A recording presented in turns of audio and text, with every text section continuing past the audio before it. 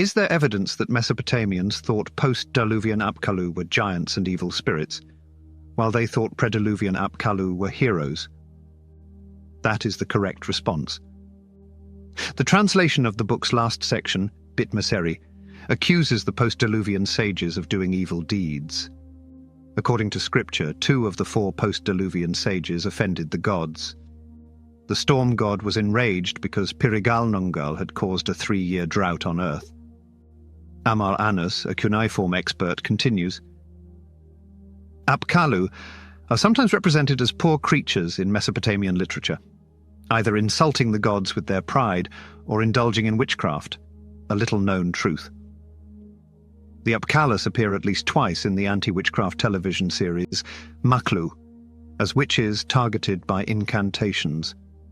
Several references in Mesopotamian literature suggest that the fish-like sages were thought to have originated and lived in Apsu, because demons were also thought to be born in the depths of the sacred river.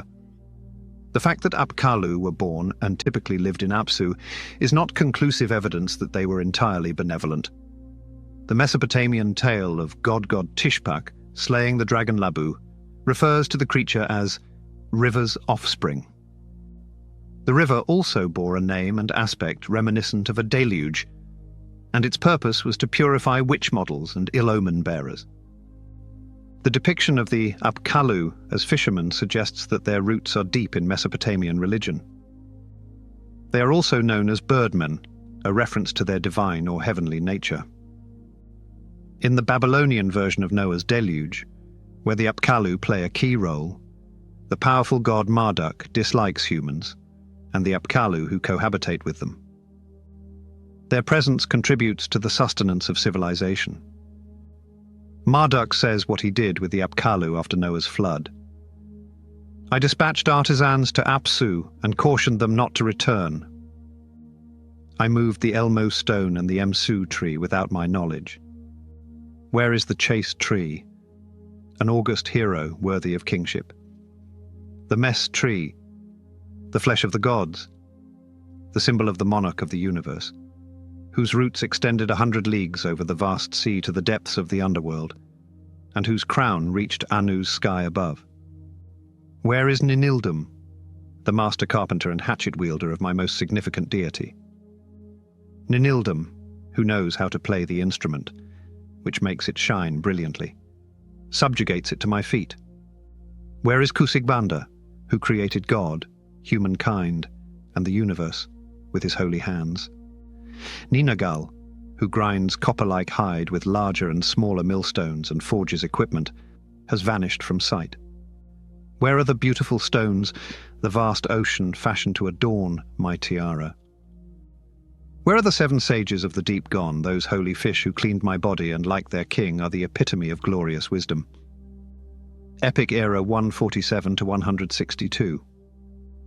Amar Anus, a cuneiform expert, continues, It is said that Marduk destroyed the artisans during the flood, much as God punished the watchers with the flood. Therefore, a flood punished the Apkallus of Mesopotamia, just as it did the watchers. Marduk shifted the Emsu tree and Elmo stone from their intended positions due to Apkallu's intrusion. Amar Anus, an expert on cuneiform, says, The movement of a tree and a stone is another recurring theme in the Era epic. Marduk tells the story when he sends the wise men to Apsu after the flood. Like the garden after the hero's journey in the Gilgamesh epic, the second dream park has trees that produce gems and valuable stones. The MSU tree was a holy tree that spanned from the Earth's center to the skies, while the Elmu stone was a beautiful diamond with almost magical abilities. Scholars recognize both objects as cosmic geographical indicators of the god's abode's location. Marduk banishes the Apkallu from his house and presence because of their transgression. This is how Ezekiel portrays Eden as the first paradise on earth, where heaven and earth unite. Ezekiel's educational environment is Babylon, Ezekiel 1:13. Thus, in Ezekiel 28:11-14, the description of Eden, the site of the tree of life, mixes the imagery of a garden, a cosmic mountain, and beautiful stones associated with the brilliance of divine presence. Furthermore, Ezekiel 31:8 is renowned for its cryptic description of God's garden, which includes tall trees. Again, the similarities to 1 Enoch are apparent. The imagery from Marduk's remarks about what he did to the Apkallu correlates to the Apkallu's expulsion from his presence, his council chamber, where cosmic order was maintained. The treatment of the observers was precisely that. God set them aside and abandoned them. No longer may they participate in the divine council or in God's dealings with creation. Amar Anus, who studies cuneiform, says, according to 1 Enoch 10:13, the watchers and their sons shall be taken away to the fiery abyss, to the agony, and to the prison, where they will be locked up forever. While the Apkallus are brought down to Apsu. According to the Greek translation of 1 Enoch 18:10, or the Ethiopic, the prison for the souls of fallen angels is a chasm like Apsu, an abyss with fire pillars, and it is beyond the giant earth. Even though the phrase giant earth is uncommon in both languages, it makes perfect sense in Mesopotamian mythology. In Mesopotamian texts, the underworld is called the vast earth. This phrase is Kai-Gal in Sumerian, from which the Akkadian term Kai-Galu is derived. The phrase appears in the name of Eresh Kai-Gal, Mesopotamia's underworld queen. The fractured context of the Aramaic fragment 4Q530 from Qumran, which is from the Book of Giants, refers to gardeners caring for and protecting trees, a reference to the watchers before their defection. This allusion to gardeners contrasts with Jubilees 5:6, in which God sent angels to the planet, and Jubilees 4:15, which adds, to train humans and to behave justly and righteously on the earth. Jubilees claims that the Watchers did not fall prey to the seductive beauty of mortal women until after they had arrived and settled among people. Comparatively, the Watchers' educational mission and the analogy to gardeners make excellent sense. Neo-Assyrian palace seals and reliefs often depict the fabled Apkallus as fish-clad men or eagle-headed winged creatures. Several iconographic precursors to the watering of trees by the Watchers may be found on Assyrian palace reliefs in the Book of Giants. The Holy Assyrian tree represented the monarch, who served as its earthly administrator, and the cosmic order of the universe. The sages imparted their purity by showering the tree with holy water, preserving the cosmic equilibrium, and ensuring the proper working of the designs of heaven and earth. Therefore, people judged the Apkallu after Noah's flood. However, through the hybrid offspring they created, their wisdom continued to exist among humans. On the other side, Marduk may have been happy. Given that the hybrid post-diluvian Apkallu was gigantic, it is important to note the similarity to the Watchers in Genesis 6:1-4. Remember how the size of the fourth post-diluvian Apkallu was just 2/3 of an Apkallu. The cuneiform B.T. Mseri writings, which describe incantations for repelling evil spirits' entrance, are the source of this term. Following this, Amar Anus, a cuneiform researcher, says, Gilgamesh's place in the post-diluvian world is appropriate, given that he was 2/3 god, 1/3 human. Perhaps because he brought back a message from the antediluvian era. Gilgamesh was associated with the antediluvian Apkallus. As the Book of Giants said, he was a monstrous Nephilim by Jewish standards. New cuneiform evidence confirms that Gilgamesh measured 11 cubits in height, showing that he was considered extraordinarily tall. The most recent evidence from Ugarit supports the interpretation of the passage in the standard Babylonian epic, where it is said that Gilgamesh's gigantic physique was 11 cubits tall. Gilgamesh is described in the chapter as a giant of stature, with 11 cubits for height, 4 cubits for chest breadth, a triple cubit for his foot, half a rod for his leg, and 6 cubits for stride length. What is the outcome of these Mesopotamian artifacts? First, there is direct proof from antiquity. All of Genesis 6:1-4 may be explained using Mesopotamian literature about Noah's deluge. The writings of the Second Temple, like 1 Enoch, have kept these similarities. The sinful components of the Watcher's tale from 1 Enoch are consistent with Genesis 6:1-4. Genesis 6:1-4 emphasizes the big picture. Peter and Jude, who wrote parts of the New Testament, put a lot of emphasis on 1 Enoch from a religious perspective. Fifth, the Apkallu narrative. The Mesopotamian Apkallu story proves and explains what is written in Genesis 6:1-4. This demonstrates the need to challenge Mesopotamia's genuine religious convictions, particularly the notion of Babylonia's superiority. This is how a heated argument operates. Amar Anus, an expert on cuneiform, says, "The different views of the ancient past that can be found in Second Temple Jewish and ancient Mesopotamian records should be seen as the result of arguments that came before.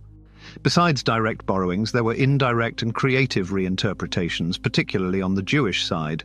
Some of these creative reinterpretations must have been the product of intentional inversions of the Mesopotamian source material. Jewish writers sometimes misuse Mesopotamian intellectual traditions to show the superiority of their own cultural roots. For example, Jewish authors of Enochian literature reversed every aspect of the Apkallu legend, and this inversion was connected to the Nephilim and God's sons in Genesis 6:1-4. Jewish readers had to invert the Mesopotamian paradigm to realize that what transpired between the sons of God and human females did not benefit humanity. Deuteronomy 32:8-9. The opposite was a split between heaven and earth that would corrupt people and give rise to a lineage that would endanger Israel, God's chosen nation, and a portion. Amar Anus, an expert on cuneiform, says, "The Mesopotamian Apkallus were vilified as sons of God, and their children, the Nephilim, who later appear as watchers and giants in Enochic literature, were seen as humanity's teachers before the flood. In the same way that many Mesopotamian sciences and technologies were thought to have come from ancient Apkallus, Enoch and the Watchers were ancient teaching entities. The first group of banned abilities for humanity, according to the Book of Watchers 8:1, consists mostly of practical trades and technology. This unauthorized information dissemination was deemed illegal because it fostered violence and promiscuity. The Apkallu's knowledge was sought in more than one way. The biblical authors also contemplated relationships with human women. Amar Anus, an expert on cuneiform, says, "The Watchers of Enochic literature, the sons of God of Genesis, and the ancient Apkallus of Mesopotamian mythology are all completely divine. Because of their human ancestry, the 4 Apkallus that emerged after the deluge could reproduce similarly to the Watchers." Jewish writers gave the Mesopotamian notion of the monarch as a seed preserved from before the flood, a polemical twist by identifying certain traditional opponents as descended from Watchers. The sexual offenses attributed to Watchers may also reflect this shift in perspective. In Mesopotamian culture, the royal ceremony of holy marriage contained an explicit reference to human and divine sexual relations. Still, in 1 Enoch, such a crossing of the border between the sacred and the human is depicted as sacrilegious and a source of a permanent decline in the human world. The word Watchers was made or used on purpose by Second Temple Jewish authors to make a theological connection between Genesis 6:1-4 and the Apkallu legends. However, the Apkallu might be helpful or detrimental to Mesopotamians.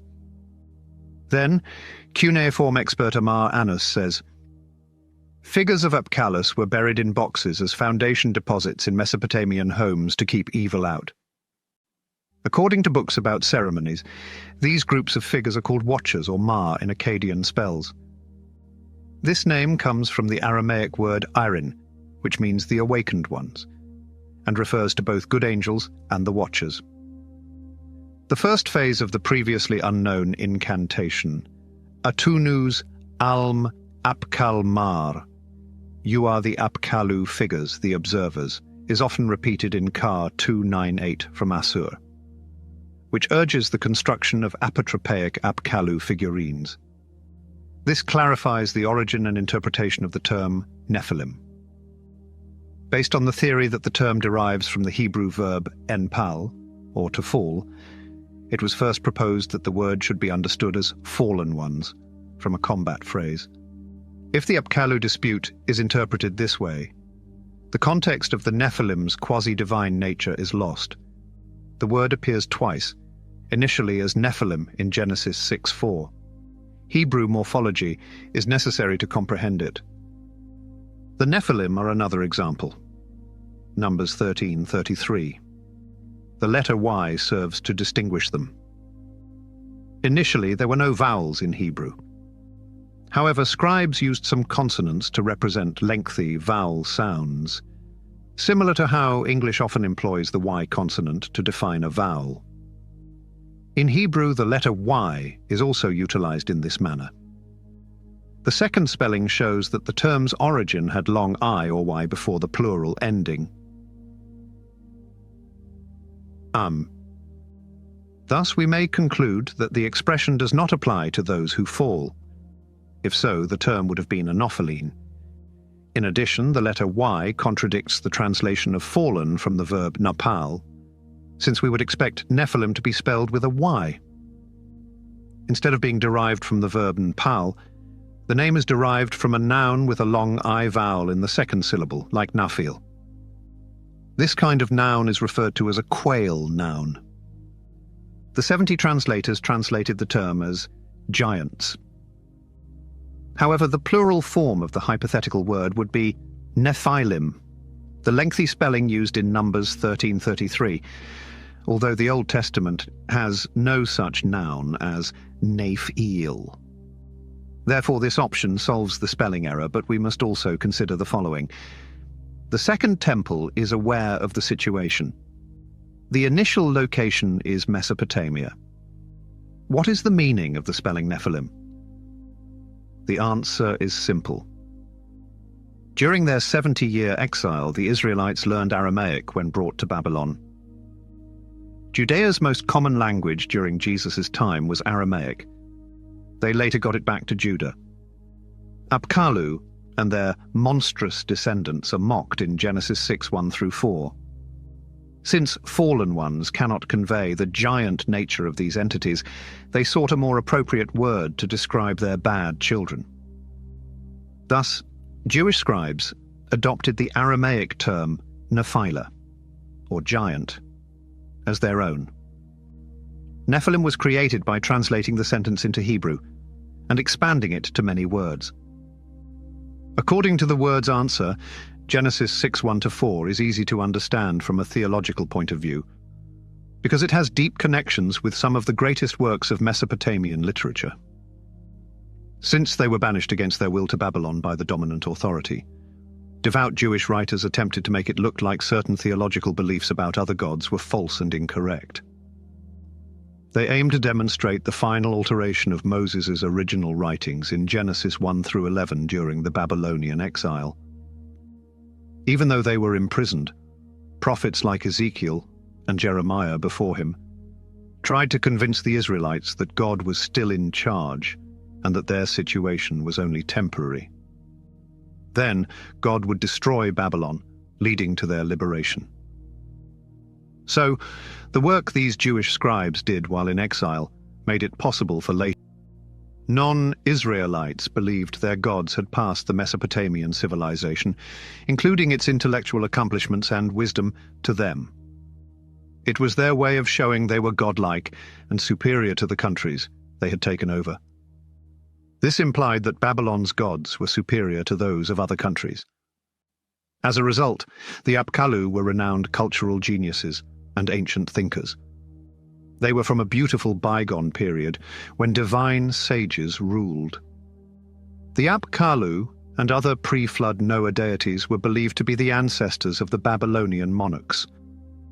People believed the gods had blessed the empire's authority, and only Babylon possessed divine wisdom. The Bible's authors were diverse. The Apkallu's connection to Mesopotamian demonology led them to believe that Babylonian knowledge had demonic origins. The elite of Babylonia thought that the divine wisdom of the Apkallu had survived the flood because of a post-Diluvian generation of Apkallu.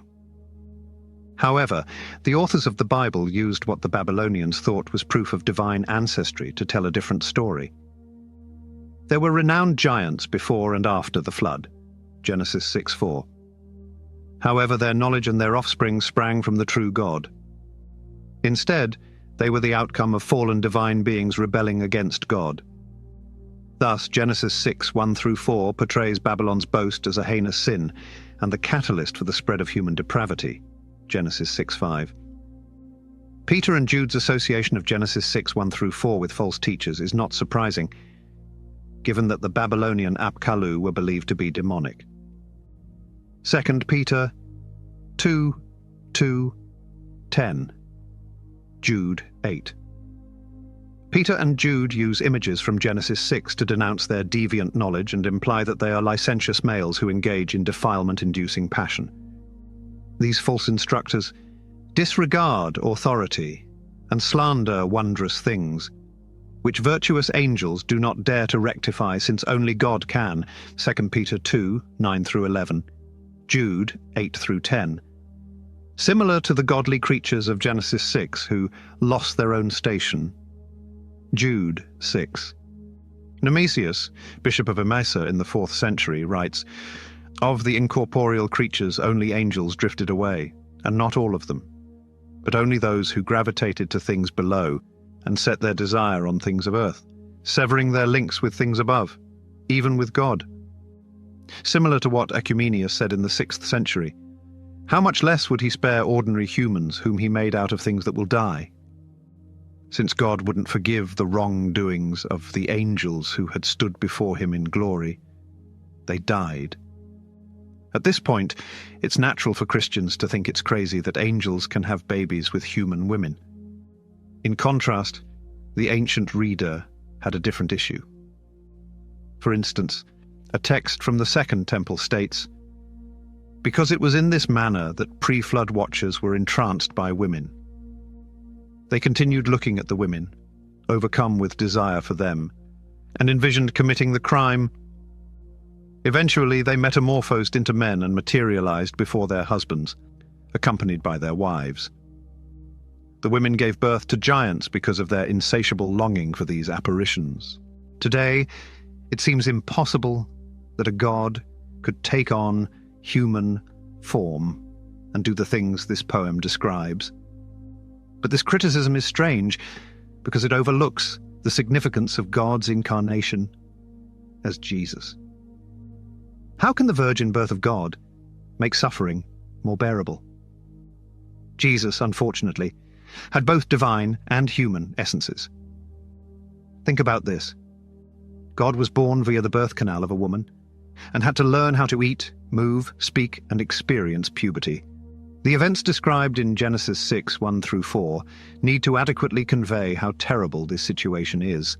The notion that fallen angels descended to earth in human form should be more attractive than the concept of incarnation, since it is less supernaturally impressive. The supernatural interpretation of Genesis 6:1-4 derives from other passages where divine entities are depicted as humans. Genesis 18 and 19 show that he and two other supernatural beings met Abraham in person. First, they ate together. Genesis 18:1-8. Then, according to Genesis 19:10, the two angels had to physically seize Lot and bring him back inside his home to protect him from the violence in Sodom, which would have been impossible if they were not corporeal. Jacob fought a man, Genesis 32:24, whom the Bible also identifies as God, Genesis 32:30-31 in Genesis 32:22-32. Hosea 12:3-4 refers to the entities battled against Jacob as God, and an angel, respectively. Jacob received wounds because of this violent encounter, Viva 31-32, while angels often appear in human form in the New Testament, Matthew 2:19, Acts 10:3, 11:13. There are other instances in which they are better understood as corporeal beings. When the devil tempted Jesus, according to Matthew 4:11, angels arrived and began ministering to him. In Matthew 28:5 and Luke 1:12-31 and 30-38, angels are seen and heard speaking, signifying the production of appropriate sound waves. Acts 10:3. If a purely oral experience was intended, one could expect the message to be described as a dream vision. In Acts 5:19 and 12:7, angels smote the disciples to rouse them and unlock doors. The Bible instructs Peter to assume that the angel was merely a vision. The Nephilim were present on earth before and after the flood, according to Genesis 6:4. This verse foreshadows the statement in Numbers 13:33 that the Nephilim are Anak's offspring. The sons of Anak, also known as the Anakim, were among the powerful tribes described in the Conquering Chronicles. Deuteronomy 2:10-11:21. Joshua 11:21-22, 14:12-15. There are two possibilities regarding the post-flood life of the descendants of the Nephilim. 13,000 years ago, a localized flood occurred in the Persian Gulf. After the flood, events described in Genesis 6:1-4 occurred again, leading to the birth of new Nephilim, from whom all the different clans came. Biblical and scientific evidence supports the hypothesis of a minor flood. About 70,000 years ago, a region home to ancient people experienced Noah's flood around 13,000 years ago, after the last ice age. The natural history of Earth is described chronologically in Genesis 1 from a concordist viewpoint, and recent geological research has compiled a detailed tectonic profile, showing that the oceans will never again cover the entire planet, as they did in the early stages of the planet's formation from 4.5662 billion years ago to about 3.8 billion years ago. The examination of osmium isotopes indicates the Earth will never again be covered by water, to the extent it was when it had a 1-kilometer deep worldwide ocean, Genesis 1:2, Psalm 1:046-9. Given the location of the events in Genesis 6-9, what are the patterns of human migration? If Noah's flood was a global calamity, Genesis 2's designation of the Persian Gulf as a specific site for these people would be meaningless. Thus, Genesis 1 describes pre-Adamic beings who proliferate beyond 10,000 and flood the earth. The fact that a river comes from Eden to irrigate the garden and then separates into 4 streams offers topographical information about the area. As shown in Genesis 2, these people moved northeast from Africa and eventually settled on the Arabian Peninsula. According to the most recent anthropological and archaeological study, Eden is believed to be situated around the head of the Persian Gulf. In addition, Noah's reed boat reaches the vicinity of Mount Judy, or Urartu, in Genesis 8:4.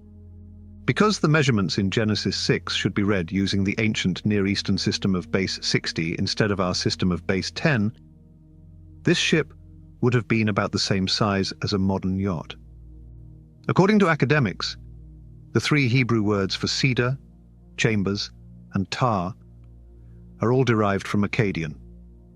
Make yourself an ark out of cedar, Pia. Set chambers, kinim in it, and cover its inside and exterior with tar, kaper. The pronunciation of chinim is kane e kaper. The Bible advises in verse 14 how to construct a vessel out of reed stalks from a reed dwelling and to tar it inside and out with bitumen. The text from the following Second Temple illustrates this. He handled the global inundation. Once again, prudence saved the day. She guided a man who had done the proper thing directly onto a boat made of inexpensive wood. Ultimately, this explains why humans may safely reach land on a raft-like ship by riding the breaking waves. Consequently, the Mudif Reed home of the Madan people is an excellent example. Job 38 to 41 highlights the species that experienced this flood approximately 13,000 years ago, because they correspond directly with the list of species mentioned in Genesis. Job was in Uz, on the Arabian Peninsula, and would have interacted with Noah. No polar bears, emperor penguins, or dinosaurs. The reed boat may have included the following animals: lion, raven, goat, deer, donkey, wild ox, ostrich, horse, hawk, and eagle. Since people and animals don't move away from places where they can get food, like the wealthy Persian Gulf, and don't move over mountainous areas like the Arabian Peninsula, which is surrounded by mountains and water, it's essential to know that these species would mostly be farm animals, and possibly some local wild animals. Therefore, moving Noah before the flood would be absurd. Surviving the flood was the only option available. Had their isolation in the area 13,000 years ago prevented them from surviving the flood? Since many migrated well before the flood, it probably happened. Even if there were scattered human colonies elsewhere, the population of the Persian Gulf was heavily concentrated. This is consistent with the local flora, olive trees and wine production, ever since Noah's Ark landed south of the Armenian highlands on Mount Judy. In reality, work on ancient DNA fingerprinting has allowed us to link the genes of wild wheat to those of cultivated wheat, demonstrating that large-scale agriculture started just 10,000 years ago or so. The proximity of the Tigris and Euphrates rivers in southern Turkey mirrors the position of Mount Judy and Noah's reed boat. The same DNA research also showed how organized agriculture extended from the Fertile Crescent of Mesopotamia, 9,000 to 8,000 BC, to Persia, 8,000 to 6,000 BC. The Nile Delta, 8,000 to 6,000 BC. India, 6,000 to 6,000 BC. And Greece, 6,000 to 6,000 BC. In Genesis 6:4, the Hebrew word translated as when can also be translated as whenever. This means the bad things that happened before the flood will happen again. Since the first Nephilim would perish, a subsequent generation of Nephilim would emerge. Giants lived in these areas before Moses, Joshua, and the Israelites, Deuteronomy 2:10 through 11, 19 through 20. This is an intriguing fact. These giants were known as Emim and Zamzummim by the Moabites and Ammonites. Additionally, the Horites, Avim, and Caphtorim were expelled. According to Deuteronomy 2:23, the Caphtorim lived in villages as far as Gaza, a Philistine metropolis. Despite co-occurring with renowned tribes in various regions, these tribal groupings are never described as tall. Crete's Aegean island is Caphtor. There needs to be a comprehensive discussion of the workings of the bloodlines, although we are informed there was a connection. Goliath would have been a Philistine during the time of David. Thus, the descendants of Esau and Lot, who, like Israel, were also sprung from Abraham, had already expelled these giants from the territory allocated to Abraham's descendants, Deuteronomy 2:12 through 21. These giants were related to the Anakim, Deuteronomy 2:10 through 11, who descended from the Nephilim, Numbers 13:33. These individuals are called Rephaim, Deuteronomy 2:11 through 20. So, God told Moses to ask Lot's and Esau's descendants for permission before the Israelites left the Transjordan area and started their journey north. They could go, which they did, Deuteronomy 2:26 through 29. They were traveling toward God, the last sphere of influence for the Nephilim lineage in the Transjordan region. Moses is ignorant of God's plan for this leg of the voyage until a crucial plot twist occurs. But Sihon, king of Heshbon, would not let us pass through. because the Lord your God had hardened his heart and made him arrogant in order to deliver him into your hands today. 2:30 in Deuteronomy. God's decision to harden Sihon's heart reminds us of his earlier conflict with Pharaoh, the god of Egypt. Given the historical background of Abraham's experience, Genesis 15:13-16, it was time for Sihon to go. God forewarned Abraham that his descendants, Edom, Ammon, Moab, and Israel, would be kept in slavery, but would ultimately return to the Promised Land. This would occur when God was ready to punish the Amorites for their misdeeds. Why then? Sihon. He was king of the Amorites. Deuteronomy 3:2. So why did they exist? The Amorites inhabited Mesopotamia. The name Amorite in Hebrew comes from the Sumerian word Martu, which strangely meant the land and people who lived west of Sumer and Babylon. Sumerian and Akkadian texts, written thousands of years before Moses and the Israelites, discuss the word and the people. Consequently, Amorite is used broadly throughout the Old Testament. For example, in Genesis 14:13, an Amorite is identified as Abraham's ally. This is not surprising given the term's association with Mesopotamian ethnicity. The Amorites are adversaries whose historical context links them to the Nephilim. Occasionally it portrays the whole Canaanite population, Joshua 7:7. Consequently, the names Amorites and Canaanites are synonymous and refer to non-Israelites who live in Canaan. The term's application to specific ethnic groups in Canaan is further detailed in subsequent chapters, Genesis 15:19-21. Consequently, Israel coined the terms Canaanites and Amorites to describe its enemies. The tone of Amorites, the more foreboding of the two, is defined by the Babylonian polemic that precedes it in Israel's story. It would have a vast theological effect to tar and feather the Canaanites with a label that would remind an Israelite reader of the supernatural disasters described in Genesis 6:1-4. However, the connection is more than merely rhetorical. According to one scripture, the Amorites were giants descended from the Nephilim. Yet it was I who slaughtered the Amorites in front of them, although their height was like a cedar, and their power resembled an oak, whose fruit I destroyed from above and the roots from underneath, he continues. Furthermore, I led you for 40 years across the desert, as I led you out of Egypt, so that you might conquer the Amorite country. Amos 2:9-10. Remember that the Exodus and conquest are the context for this comment. It signified to an Israelite that the Canaanite Aboriginal people's origins were supernaturally wicked. Some would have been exceptionally tall if the Amorites were connected to the Israelites. This would entail more than just a property issue. It was a battle between God and the newly emerged gods, fighting for human bloodlines and acting against God's plan. As a result, Sihon gets involved in this scenario in various ways. He was friends with Og, another Amorite king who ruled over Bashan.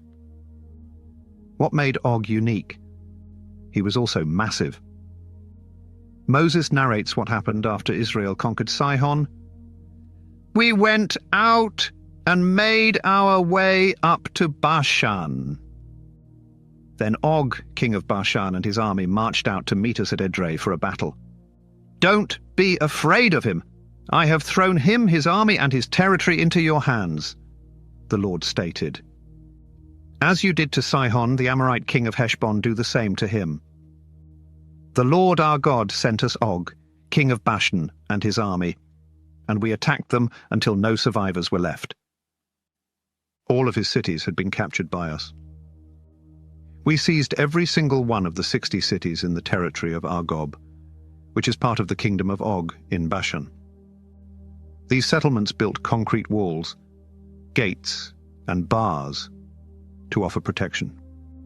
Several sites required the construction of walls. We assaulted every city and slaughtered the inhabitants, men, women, and children, just as we killed Sion, king of Heshbon. We spared the animals and took the valuables from the towns. So from the 2 Amorite kings we took ownership of the land east of the Jordan, from Wadi Arnon to Mount Hermon. Hermon Senir was named by the Amorites, whereas Sirion was named by the Sidonians. We took control of all the cities on the plain, including Gilead and Bashan, as far as Salika and Edrei, villages of the kingdom of Og in Bashan. Of the remaining Rephaim, only Og, king of Bashan, remained. He truly made his bed out of iron. It's probably in Rabbah of the Ammonites. It is approximately 6 feet wide and 13.5 feet long. Deuteronomy 3:1-. The gods used these places as temples and residences. You'll notice a few things if you're an old Israelite reader. The most apparent connection to the Babylonian argument is Og's bed. Its dimensions match the cultic bed of the Etemenanki ziggurat, which historians think was modeled after the Tower of Babel in Genesis 11. Every year the god Marduk and his heavenly bride Zarpanitu gathered on Etemenanki's gigantic bed for ceremonial lovemaking, to bless the earth with the god's favor. Sacred marriage ceremonies included fertility benefits for the country and its inhabitants. Another aim of the event was to preserve the god's established cosmic order. Consequently, the bond between Og and Marduk meant that besides the giant component, Og was the heir to and custodian of Babylonian knowledge and cosmic order from before the flood. The size of the bed expressed this. This would fully align with the Apkallu polemic found in Genesis 6:1-4. Deuteronomy 3 shows that Jewish scribes, who were finishing the Old Testament during the Babylonian exile, associated Marduk and Og with these patterns. The sizable monument designates the most direct route.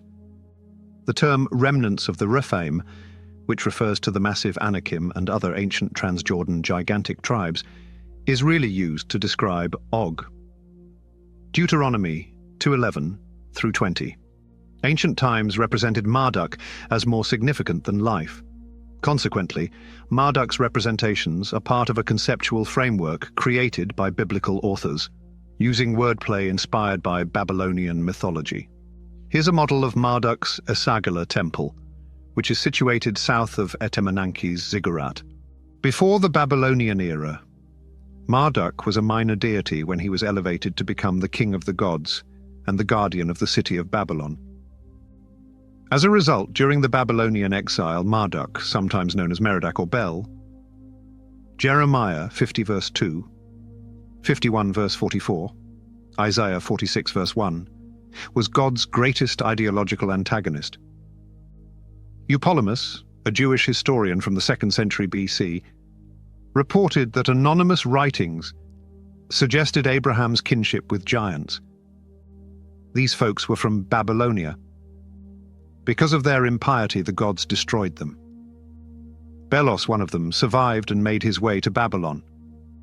He built a tower and lived within it. The tower is named Belos, after him.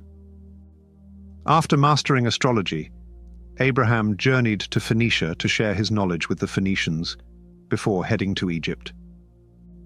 Consequently, Eupolemus depicts a giant called Belos, who survived Noah's flood, and is credited with building the Tower of Babel in Babylon, where he stayed.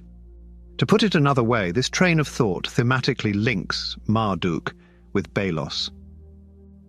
Consequently, biblical editors during the exile saw the wordplay between Bel and Belos, and used Og's bed size to connect him to Marduk. On the left is a 10-centimeter high cylinder seal made of lapis lazuli from the 9th century BC. Lapis lazuli is a deep blue metamorphic gemstone prized since antiquity for its distinctive color. Marduk is shown riding a horned demon dragon. Marduk's name is also close to the Sumerian term for Amorite in Sumerian. A-M-A-R-U-T-U,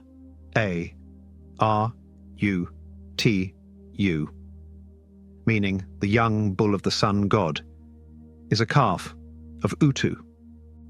Amorite Ma-T-U The picture of Og, the massive Amorite ruler, and the name Marduk are puns the biblical authors use in this text. Og governs over Edrei, according to Deuteronomy 3:10.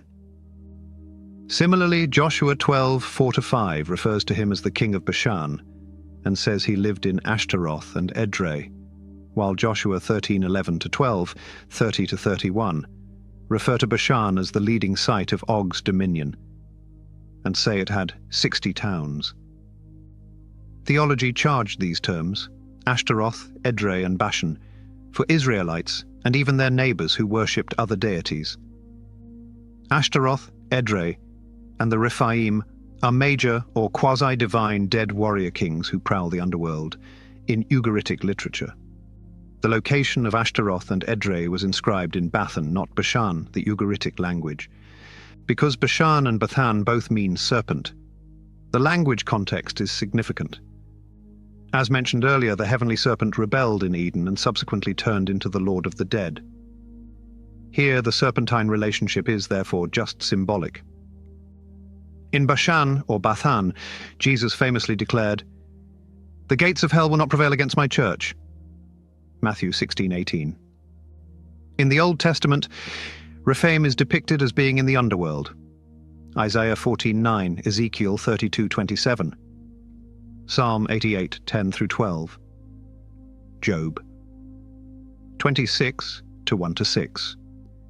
Because of the Babylonian setting of Genesis 6:1-4, a polemic against the divine Apkallu and their quasi-divine gigantic progeny, the biblical writer's later identification of the Nephilim with the Rephaim differs from the tradition of Ugaritic literature, which did not have the Rephaim as giants.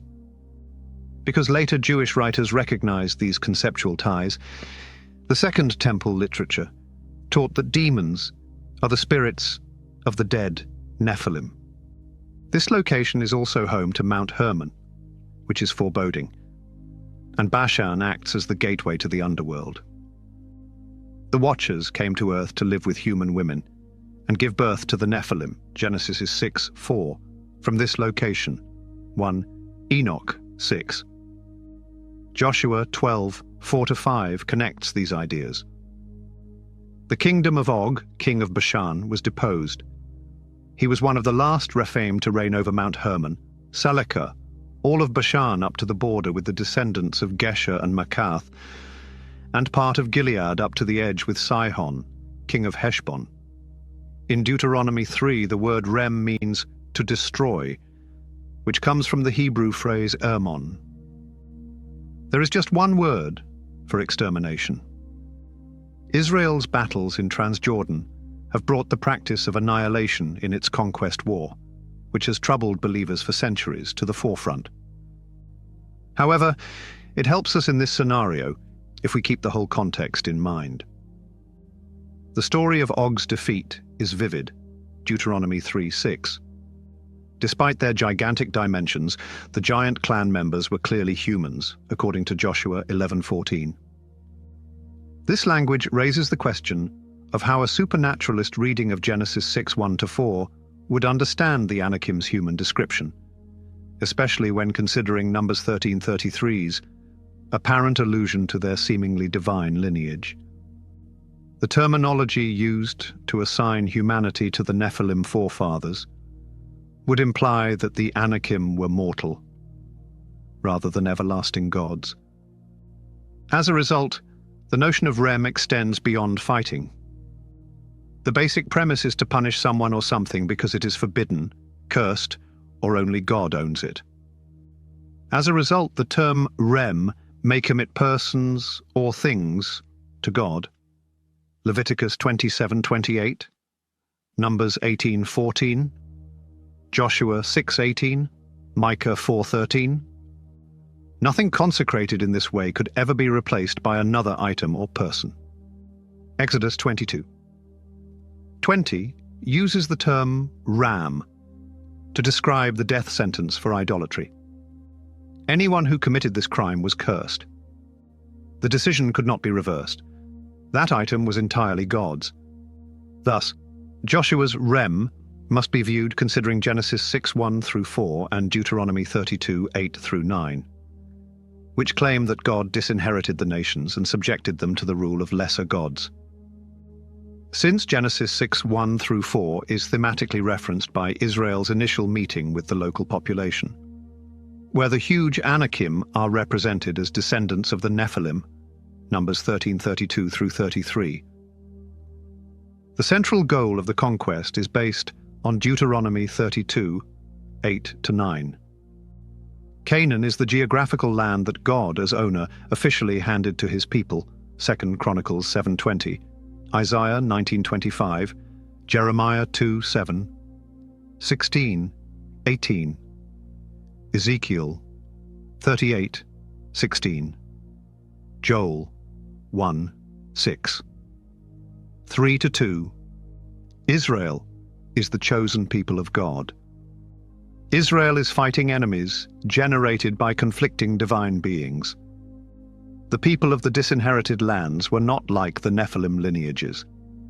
Finally, Genesis 6, Psalm 82, the Mesopotamian Apkallu, and the Second Temple Watchers are all connected writings that educate us about the same group that marries human women and ushers in a time of corruption and injustice by them and their Nephilim descendants.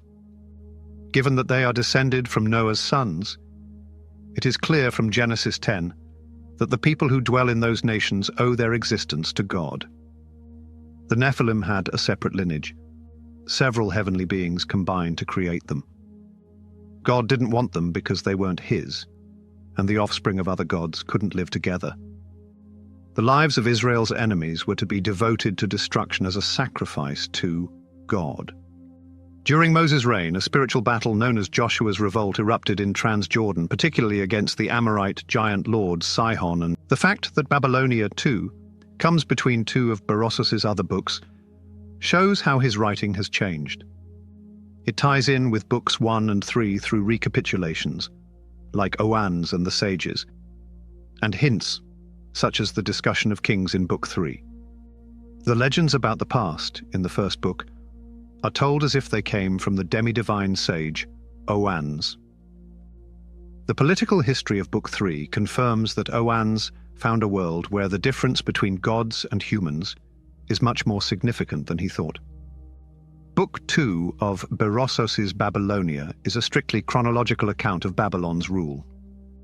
It includes a brief history of monarchs up to Nabonassar, the 10 kings who reigned before the flood, and the performance of the flood. The most complete example of the Sumerian king list is the Weld Blundell prism in the cuneiform collection at the Ashmolean Museum. It starts with the first dynasties and goes up to Suen-Magir, the 14th king of the Esan dynasty, around 1763 to 1753 BC. Each of the 4 sides of the prism contains 2 columns. We must insert a wooden spindle through the prism's center before rotating it and reading from all 4 sides. The Sumerian king list, a list of kings with passages from before and after the flood, forms the book's foundation. The narrative diptych centers on the flood, as it simultaneously retells the reigns of post-diluvian monarchs in the era following the flood. Eusebius describes the outcome. In his first book, Berosus detailed this, and in his second book he declared the rulers were to be followed one by one. He collects the names of the rulers, but provides little specific information about their actions. He thought they needed more significance to bring up. Previously, they combined the list and the story of the flood with evidence from the Neo-Assyrian and late Babylonian eras. Berosus ties the Oannes concept from the first book to the origins of humankind. He refers to the ancient sages in cuneiform texts from the Hellenistic period. The subject appeared twice inside the Babyloniaca. At the poem's beginning, Berosus depicts Oannes as a paragon of Mesopotamian intellectual mysticism and wisdom. In the first year, a terrifying creature known as Oannes emerges from the Red Sea and teaches humans civilized behavior. According to the second book, he is the first of many such beings. This ghost, known as Apkallu or Abkallu, protected the entrance to the Ninurta temple at Nimrud. Apkallu wears a fish's head, while its skin drapes over its back. Enki/E. The god of knowledge, Enki/Ea, derived inspiration from these 7 mysterious sages to express his emotions. The most significant figure is Oannes, who is more than a cultural symbol.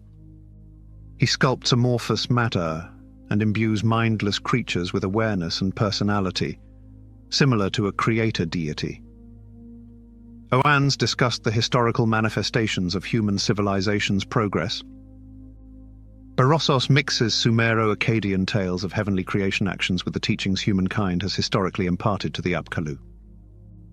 Berossos may have given Oannes the characteristics of the Platonic O, Demiurgos, who acts like a versatile artist or artisan and develops his creations from materials according to a predetermined plan, to make him more plausible to a Greek audience. The goal is to show how old Babylonian culture is. It started around the same time as all other human cultures. So, when Berossos finally starts talking about human history in Babylonia 2, he goes back to the story of Oannes. We can interpret the terms Apkallu, Akkadian, and Abgal, Sumerian, found in cuneiform inscriptions as wise or sage. The Apkallu are 7 demigods who are half human and half fish, and are associated with human knowledge. These beings are commonly called the 7 sages in academic literature. Various scriptures differentiated the human sages after the flood, by referring to them as Umanu instead of Apkallu. The Epic of Gilgamesh mentions several philosophers and kings after the flood, sometimes identifying the sages with a specific ancient ruler. Apkallu and Abgal are often used as epithets for kings and deities to signify knowledge or wisdom. The word Apkallu is also used in sculptures employed in apotropaic rites, including fishman hybrids representing the 7 sages and other figures with bird heads. The Apkallu reappeared in a later account of Babylonia by Berossos. We too portrayed them as God-sent fishermen destined to enlighten humankind. Oannes, a variant spelling of Uana, is credited with transmitting the Enuma Elish creation narrative to the Berossos people. Names, meanings and derivation, Apkallu is used in various contexts, although it often denotes knowledge. The phrase has been translated as the wise, sage, and expert. It may be used as an adjective, prefix, or epithet to refer to the wise. We've used it as an epithet for Ea and Marduk, interpreting it as wise god, or something like that. We have also used this technique on Enlil, Ninurta, and Adad. The term also refers to apotropaic statues, often sculptures of the 7 sages, including the sage Adapa. The names and titles of these 7 sages include Uana, in addition to Uanaduga, who completed the plans for heaven and earth; Enmeduga, who was destined to have a good fate; Enmegalama, born in a house; Enmebaluga, grown up on pasture land; and Enlilda, the conjurer of Eridu, also exorcists and diviners. It is believed that the Sumerian term Abgal influenced the Akkadian phrase Apkallu. However, Mesopotamian sages use the word Ummanu. The name of the earliest of these renowned fishman sages is Oannes, Sumerian, or Uanna, Uan, Akkadian. On a few cuneiform inscriptions, the suffix Adapa follows the name of this first teacher. Borger says, however, that I cannot believe that the half-human, half-fish Adapa is the same as the fisherman in the Adapa legend, the son of the deity Ea. Lambert presented evidence indicating using Adapa as an adjective, implying that intelligent could be a plausible alternative. Kvanvig, 2011, analyzes the possibility that Adapa is one of the Apkallu, or that Adapa is their name.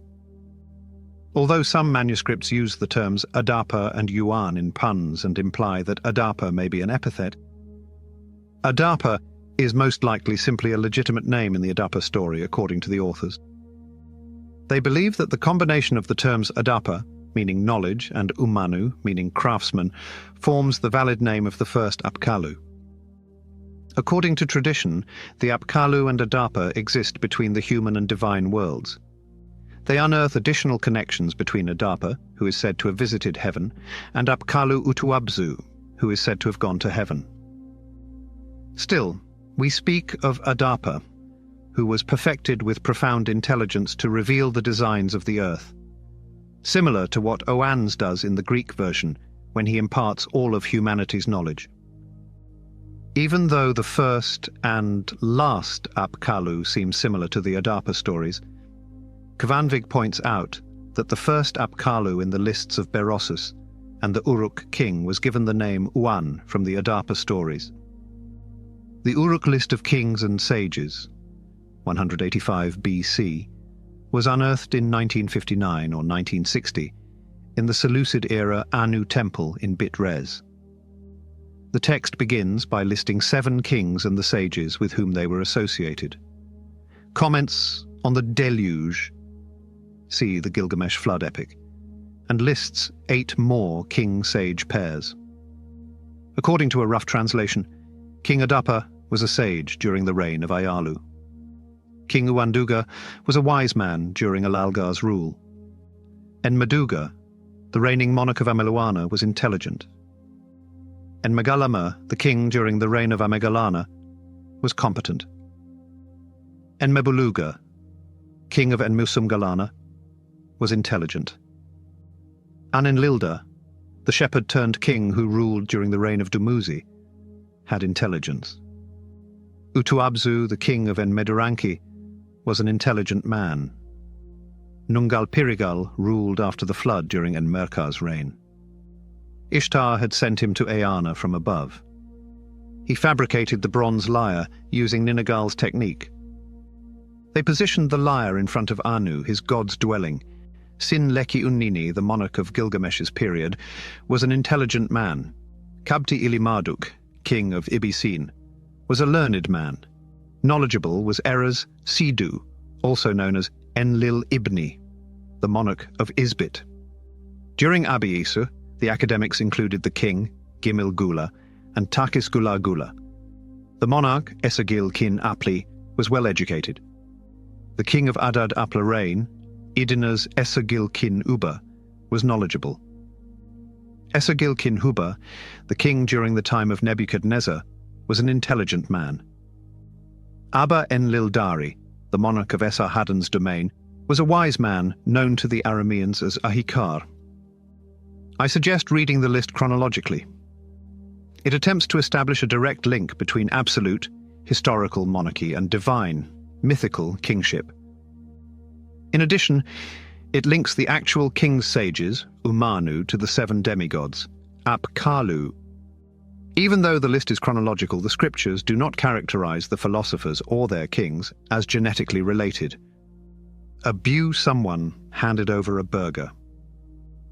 This is a translation of the following cuneiform text. Uanna, who executes the plans of heaven and earth. Uanduga, who possesses comprehensive understanding. Enmeduga, for whom we have decreed a favorable destiny. Enmegalama, who was conceived in a house. Enmebuluga, who grew up on pasture land. Anenlilda, the sorcerer of Eridu, and Utuabzu, who ascended to heaven. However, more information is required to make an informed judgment. Like the Uruk list, the Bit Messeri tablet series has an apotropaic incantation that lists 7 gods before listing 4 human sages. The ceremony involves placing or hanging sage sculptures on the walls of a home. The Nungal-Pirigaldim in wrath, Nudimud summoned the 7 Eridu sages, instructing them to bring the document of my anuship so that it may be read before me, so that I may pronounce the destiny for Mu-Ait, the son who makes me happy, and grant him his request. Pirigalabzu, born in Adab Utab, draped his seal on a goatfish. enraging the Perigal Nungal, a resident of Kish, and angering the heaven-dwelling divinity Ishkur, Adad, who stopped rain and growth in the region for 3 years. I told them that they wouldn't be able to go up if Amanus didn't go down to the Apsu. So they brought a tablet, inscribed with the fate of the mighty gods, and read it. Tablet 1, line 147 of the poetry of Erra. He determined his fate and handed him over. A manuscript narrates the story of 7 sages, referring to Anunlildam as the 21 poultices. Reiner examined the replicated Bitmaser text in 1961. Later, researchers discovered a manuscript from Uruk that reproduced and enlarged Reiner's work. Nenlilde created the 21 poultices, which I delivered to Nudimud for him to gain virtue in the higher realm. The 7 Eridu sages decipher the tablets of fate in the 21 poultices text. The Epic of Erra also mentions the 7 sages known as the Song of Erra or Erra and Ishum. Again, the Epic of Erra refers to them once more as paradise fish. According to this narrative, Marduk again exiled them to Abzu after the flood. Marduk asks, "Where are the 7 Apkallu of the Apsu, the holy carp, who are pure in lofty knowledge like Ea their lord, and who may cleanse my body?" As the Apkallu were exiled, left. In Tablet 2, line 162 of his poem, Erra convinces Marduk to leave his temple and return the Apkallu from exile by promising to maintain order while Marduk is abroad. Even if parts of the sentences are missing, worldly Umanus cleans the altar of Marduk. According to Kvanvig's version of this tale, the Apkallu supported the deity, Marduk, in preserving the stability of creation by maintaining his idol. According to Scott B. Nogle, this epic also contains subtle phonetic and textual etymological wordplay based on the name A. In this text, the function of the Apkallu differs from what the lists of sages and rulers describe. Rulers. Kvanvig suggests or proposes that the Sumerian king list retrospectively incorporates the pre-flood king-sage list to connect historical records with flood mythology. The Sumerian rulers had a pre-flood origin story, lines 1 through 4. The poem states, "The 7 great Anunnaki were forcing the Igigu to carry the burden," lines 5 to 6.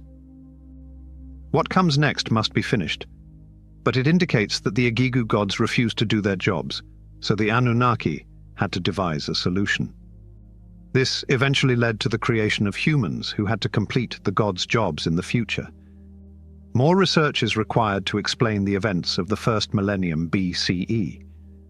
However, several gods seem to belong to the Anunnaki. Researchers are also investigating the possibility of as few as 7, 8, or 10 gods, instigated. Other gods that may be included in this category are Ita, Asarluhi, Naramit, Ninurta, Nuska, and Amma. Von Soden's Num. Only a small number of theophoric personal names, TT, reference the Igigu, indicating their worshippers from a piece of writing that is said to have been written by Princess Enheduanna, daughter of King Sargon, and founder of the old Akkadian dynasty. However, the only proof for this work comes from old Babylonian texts, and it is unknown if an earlier date can be supported. Archaeologists found out about the Anunnaki in the 20th century. The Anunnaki were a group of winged monsters worshipped by the Sumerians. The Anunnaki told stories about the Sumerian and Mesopotamian creation stories and other significant events, such as religious wars and well-known legends. They were the first of their kind in the history of religion, created by Ahura Mazda, the Zoroastrian god of creation. Amesha Spentas, or archangels. Ariaman, the Yazata of kindness and healing, was one of the revered spiritual beings who lived in the Yazatas. They often had supernatural or other extraordinary powers. Although intriguing, Zoroastrian angelology was limited. Angelology emerged in Judaism as early as vertebrates did in the natural world. Judaism, a theological branch of Zoroastrianism, arose concurrently with Zoroastrianism, maybe as a new denomination or retelling of Zoroastrian mythology. Yahweh, the creator of the cosmos, earth and humanity, was the supreme deity of Yahweh, or Adonai, who in Judaism had a role comparable to that of Ahura Mazda. A unique hierarchy of celestial planes subordinate to Yahweh developed among Jewish mystics. These mystics who studied and practiced Kabbalah, the mystic interpretation of the Old Testament, laid the foundation for the angels of the Bible as we know them today. There are three classes, or orders, of angels in the biblical angelic hierarchy, arranged from first to third. In the stories of the Bible, the seraphim, cherubim, and thrones were the most potent angels closest to Yahweh. They were at the top of the first or highest order. As guardians of Yahweh's throne in heaven, the seraphim stand guard around God's throne, which can move. 2 of their 6 wings look. The cherubim are next in line. They look like a mix of different animals, especially birds and mammals. During the fall of the Byzantine Empire and the spread of Christianity in Eurasia, the cherubim, who guard the entrances to Eden and heaven, depending on the biblical chapter and interpretation, were shown as fat. Occasionally, depictions of cherubs with terrifying claws and large wings resemble warriors or guardsmen. On a darker note, the thrones, or the Ophanim, inspire many angel-related memes due to their unique and historical depictions. These Ophanim are among the most peculiar angels, since their wings emanate from a central light source and resemble concentric rings lined with eyeballs or golden plates. The Ophanim are the closest members of the highest order to Yahweh and serve as the throne's wheels. Last are the humanoid dominions, virtues, and powers of the second order. As the dominions communicate religious instructions to the virtues, who operate as conduits for earthly miracles, these angels are comparable to the middle-class inhabitants of the Judeo-Christian cosmos.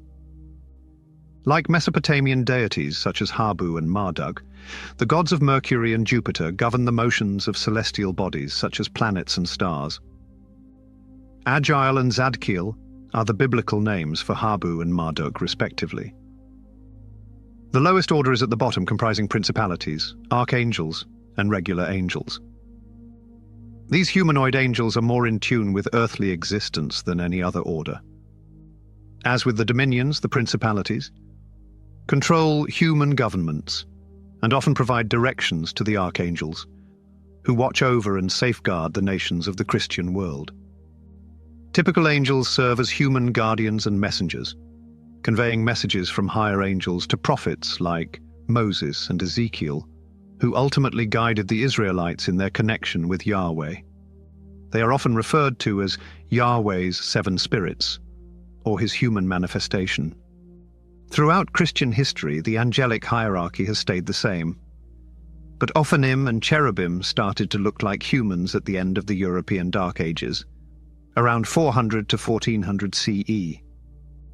At the dawn of the 20th century, Judeo-Christian angels sent by the Creator God were either human-like or had no shape. Islam has a similar hierarchy. All angels are messengers for Allah and the people. Usually, angels deliver either good or bad news, such as a plague, to people.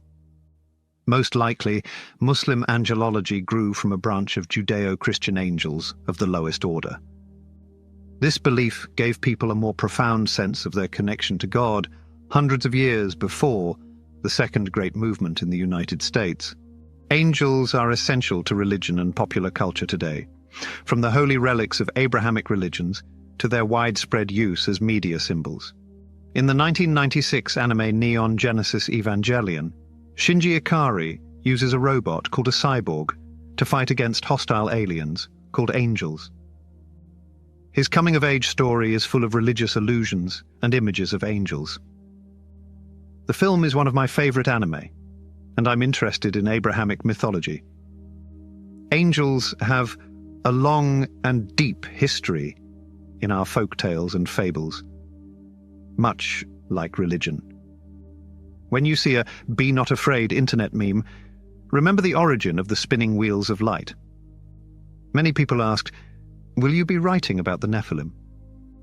When I accepted a contract to write The Characters of Creation, a book about the first few chapters of the Bible, many people questioned my decision. Yet I couldn't resist writing about them since they appear in Genesis 6, one of the most peculiar chapters in the Bible. I was afraid because I felt the Bible was authoritative and infallible. I read hundreds of comments, sermons, and research papers to grasp this work. Notwithstanding, the core message of Genesis 6, the existence of wickedness, God's wrath, and the possibility of repentance and redemption, inspired me to go further. Every day, injustice is a fresh reminder that Genesis' cruel, terrible, and unfair world is not that far from our own. The Nephilim manifest themselves. They may be the most peculiar animals mentioned in the Bible, but we do not know. They have appeared in literature and attained cultural importance for countless centuries. You may find them in books like House of Night, Fallen, and Atlas Shrugged, as well as in video games like El Shaddai, Tomb Raider, and Payday 2. Noah, the X-Files, and Shadowhunters have all included the Nephilim. From Babylonian Gilgamesh to the Greek demigods, a half-human, half-god character has appeared in human legends and myths from the beginning of time. But who are these weird creatures who appear in the Bible amid an era of escalating human depravity, when, as Moses phrased it, Genesis 6:5 CSB throughout, every thought of man's heart was only evil continually? The retort may be more straightforward. God's children. The Nephilim are described in Genesis 6. When humans populated the planet and girls were born to them, the sons of God noted how lovely the daughters of humans were, and picked mates from among them. Because they are impoverished, the Lord said, my spirit will not always dwell among men. They will continue to live for 120 years. The Nephilim existed on earth when God's sons married human women and bore offspring. They were the sons of powerful ancestors, free newsletters. You might be wondering what's happening. It is not just you. Since the Church's inception, Christians have questioned the story, and sincere theologians and Bible professors find themselves on opposing sides with varying degrees of confidence. The prominent church leaders are Ambrose, Tertullian, Cyprian, Clement of Alexandria, and numerous Jewish thinkers. In this sense, sons of God refers to fallen angels who commit adultery with human women. One of the most extensive grounds for this idea is that the phrase is used elsewhere in the Bible to refer to angels. Job 1:6, 38:7, Psalms 29:1, Dan 3:25. Moreover, the New Testament authors seem to share this perspective. Consider the second letter of Peter. If God had not spared Noah, a preacher of righteousness, and 7 other people when he unleashed the flood on the world of the wicked, he would not have spared the angels who sinned. Instead, he would have flung them into a pit, shackled them in total darkness, and held them for judgment. He has imprisoned the angels at night until the dreadful day of judgment. He has spared the angels who have abandoned their homes and dwellings. The idea of fallen angels and the punishment of Noah's flood come from Genesis 6 and the relationship between God's sons and humanity's daughters. These assertions remain susceptible to interpretation. According to this perspective, humans and angels were so wicked that God felt compelled to cleanse the earth with the flood and imprison these fallen angels until judgment. This is consistent. This viewpoint is one of the major themes of Genesis, which contrasts God's compassionate giving with humanity's tendency to misuse it by desiring authority and godlike characteristics. In Genesis 11, A similar dilemma develops when society seeks to approach God by constructing the Tower of Babel. This theme is also in Genesis 3, where the serpent deceives Eve into believing she can become like God. It is difficult to conceive of fallen angels living among humans and spawning cruel, corrupt, and scary beasts. Many times in the Bible, angels assume human and physical traits. Christians have followed Augustine, John Calvin, and Martin Luther's diverse interpretations of Genesis 6. According to this interpretation, the sons of God are authentic humans, not fallen angels. Jesus' unambiguous statement that angels never marry nor are given in marriage is used as proof that they cannot procreate. Furthermore, sons of God may allude to biblical figures among us. Sibano san dismetor mir. 73:15 Hos 1:10. However, in a secular setting, it's possible to teach our brains to discount the supernatural and undervalue the threat that demonic forces pose to God's people. When Seth and Cain are considered the sons of God, their two sets of ancestors are the serpent's seed and Eve's descendants. In Genesis 6, we find that the wickedness of the wicked surpasses even the line of righteousness. In this case, the sons of God may see a connection between Seth's righteous line and the Cainites' pagan daughters getting married. Some see Genesis 6 as an allusion to Lamech's promiscuity, given that he was an ancestor of Cain with several wives. People who think of the sons of God as descendants of Seth understand an essential part of the Old Testament's history. Even the most righteous people become wicked and evil and must be punished in this instance. The present day fits within a more prominent pattern throughout the history of Israel. When this temptation arises, God's chosen people succumb, destroying their testimony and abandoning God in favor of other gods. In Genesis 4, Seth and his offspring invoked the Lord's name. Verse 26. Their increasing evil is a striking reminder to God's people throughout history that we are all susceptible to straying from the path of righteousness. They are both magical and malevolent. Who are the Nephilim?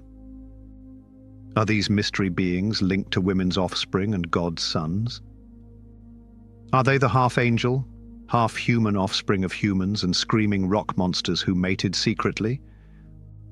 Multiple hypotheses are at play here. The Nephilim are the offspring of those who interpret the sons of God of Genesis 6 as angels. Nephilim has a mysterious meaning. The ancient Greek Septuagint renders Nephilim as giants, but it could also mean fallen ones. Adding to the confusion, the Genesis flood did not seem to kill them. Genesis 6:4 states that the Nephilim were on the world both in those days and after that. They also appear elsewhere in Israel's history, such as when the spies sent to inspect Canaan returned with a grim report for Moses. Even the Nephilim were there. Anak's ancestry is descended from them. Because we saw ourselves, we must have seemed to them like grasshoppers. Number 13:33. Moses verified these giant animals in Deuteronomy 1:28, 2:10. According to a 2019 article in the online publication Knowing Scripture, some have linked the Nephilim to the giants Joshua expelled from the land, or even to Goliath. Combing through everything might be challenging. It is difficult to see fallen angels having relationships with human women and producing half-human, half-angel supervillains. Angels can. Despite not explicitly mentioning it, the Bible suggests that God forbids the existence of such things in his creation. Creation. Can godlike beings give birth to anything but godlike beings? The pattern of sons of God, representing the Seth line, and daughters of humanity, representing the Cain line, is consistent with Genesis' central claims. However, I must disregard the fact that a fundamental interpretation of Genesis 6 refers to a dreadful and supernatural catastrophe that is now occurring. Jude and 2 Peter assert that God will punish humanity and the fallen angel host for their escalating wickedness. Additionally, in a society where current scientific ideas predominate, it is challenging to understand this unusual blending of the natural and supernatural worlds. However, these tales have survived since the beginning of recorded history. In his Genesis commentary, researcher Gordon Wenham writes, "Stories of superhuman demigods like Gilgamesh were common, and the supernatural was widely sought in Canaanite fertility cults and Mesopotamian sacred marriage ceremonies. These stories have echoed throughout history, from the demigods of Greek mythology to our popular culture and literary imagination of the divine and supernatural. To fully appreciate the passage of Genesis 6, we need additional confidence. Whether the Nephilim are enormous, hairy warriors or superhuman demons, or if the sons of God are angels or Seth's offspring, we can all agree that God aims to convey two essential truths via this book. First, we need a savior, a good seed to save us from ourselves. Sources that can be manipulated. Lessons can be gleaned from the two most common interpretations of the Nephilim and God's sons. According to Genesis, two types of people have always existed: those who worship God and those who oppose him. Those who adhere to Seth's way and those who adhere to Cain's path may be both good and unfair. In Genesis 3:15, God foretells enmity between Eve and the serpent. NIV. Regardless of how Genesis 6 is interpreted, even the good seed, the righteous remnant, is becoming more corrupt. Only Noah's family believed in the judgment of God during the flood. According to the Old Testament, even the most extraordinary seed is susceptible to contamination. Unlike Seth, who among its caste has the moral fortitude to save humanity? Not Enoch. During the flood, no one, not even Noah, sinned. Abraham, who lied about the identity of his wife and fathered a child with an enslaved person, is included.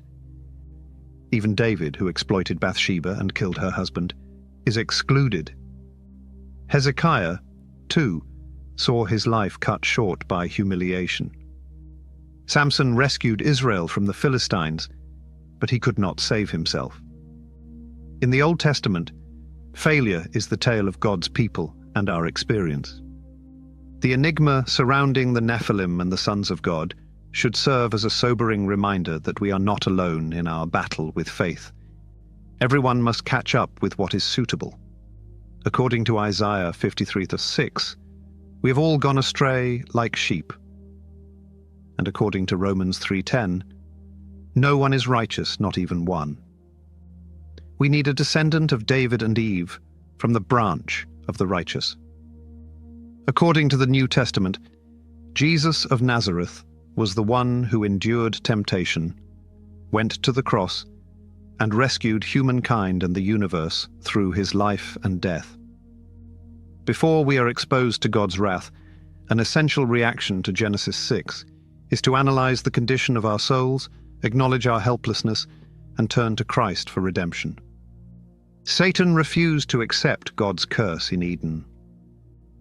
Satan and his army of demons will continue to attack Israel throughout its history and the life of Christ. Even though Satan has been defeated, we may be confident that he will continue to work against God's purposes.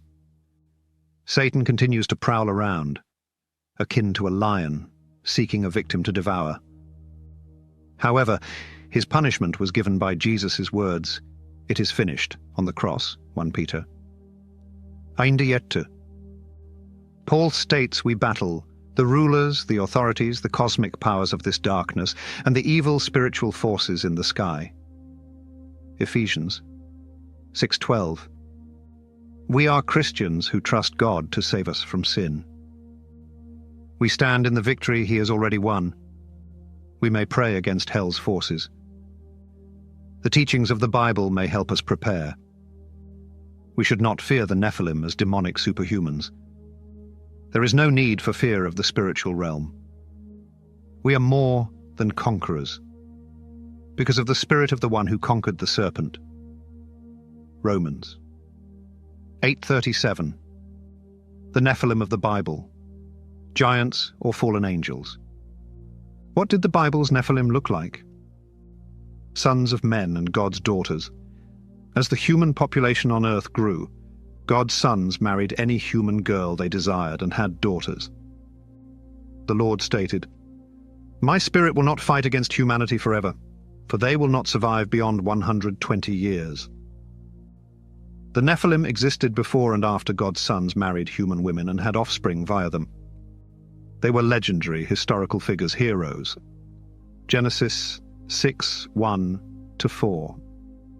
Some of the Nephilim were possibly both giants and fallen angels. Genesis 6 says the Nephilim were the offspring of the sons of God and the daughters of men. The Nephilim were considered distinguished men of ancient times, the men of fame, because they were half divine. According to Christian theology, the sons of God were fallen angels, demons, who either fathered children with human females or gained control of humans who fathered offspring. Why would fallen angels choose to procreate with humans? According to one interpretation, fallen angels or devils attempted to destroy the human bloodline to postpone the coming of the Messiah. God foretold the Messiah would one day destroy the head of Satan, Genesis 3:15. In Genesis 6, the fallen sons of God meant to prevent the birth of an innocent seed of the woman. According to Christian doctrine, the Hebrew faith believed that the Nephilim, as mentioned in the book of Enoch, were a race of evil-doing giants and superhumans. They most likely gained their enormous size and strength via a mix of human eugenics and fallen, heavenly DNA. There are just two direct allusions to the Nephilim in the Bible. First, Genesis 6:4 states, "When the sons of God married human women and had children through them, the Nephilim existed then and afterwards. They were notable historical figures and heroes." Second, Numbers 13:33 states, "We saw the Nephilim there. The lineage of Anak comes from the Nephilim. We perceived ourselves as grasshoppers, and they did as well."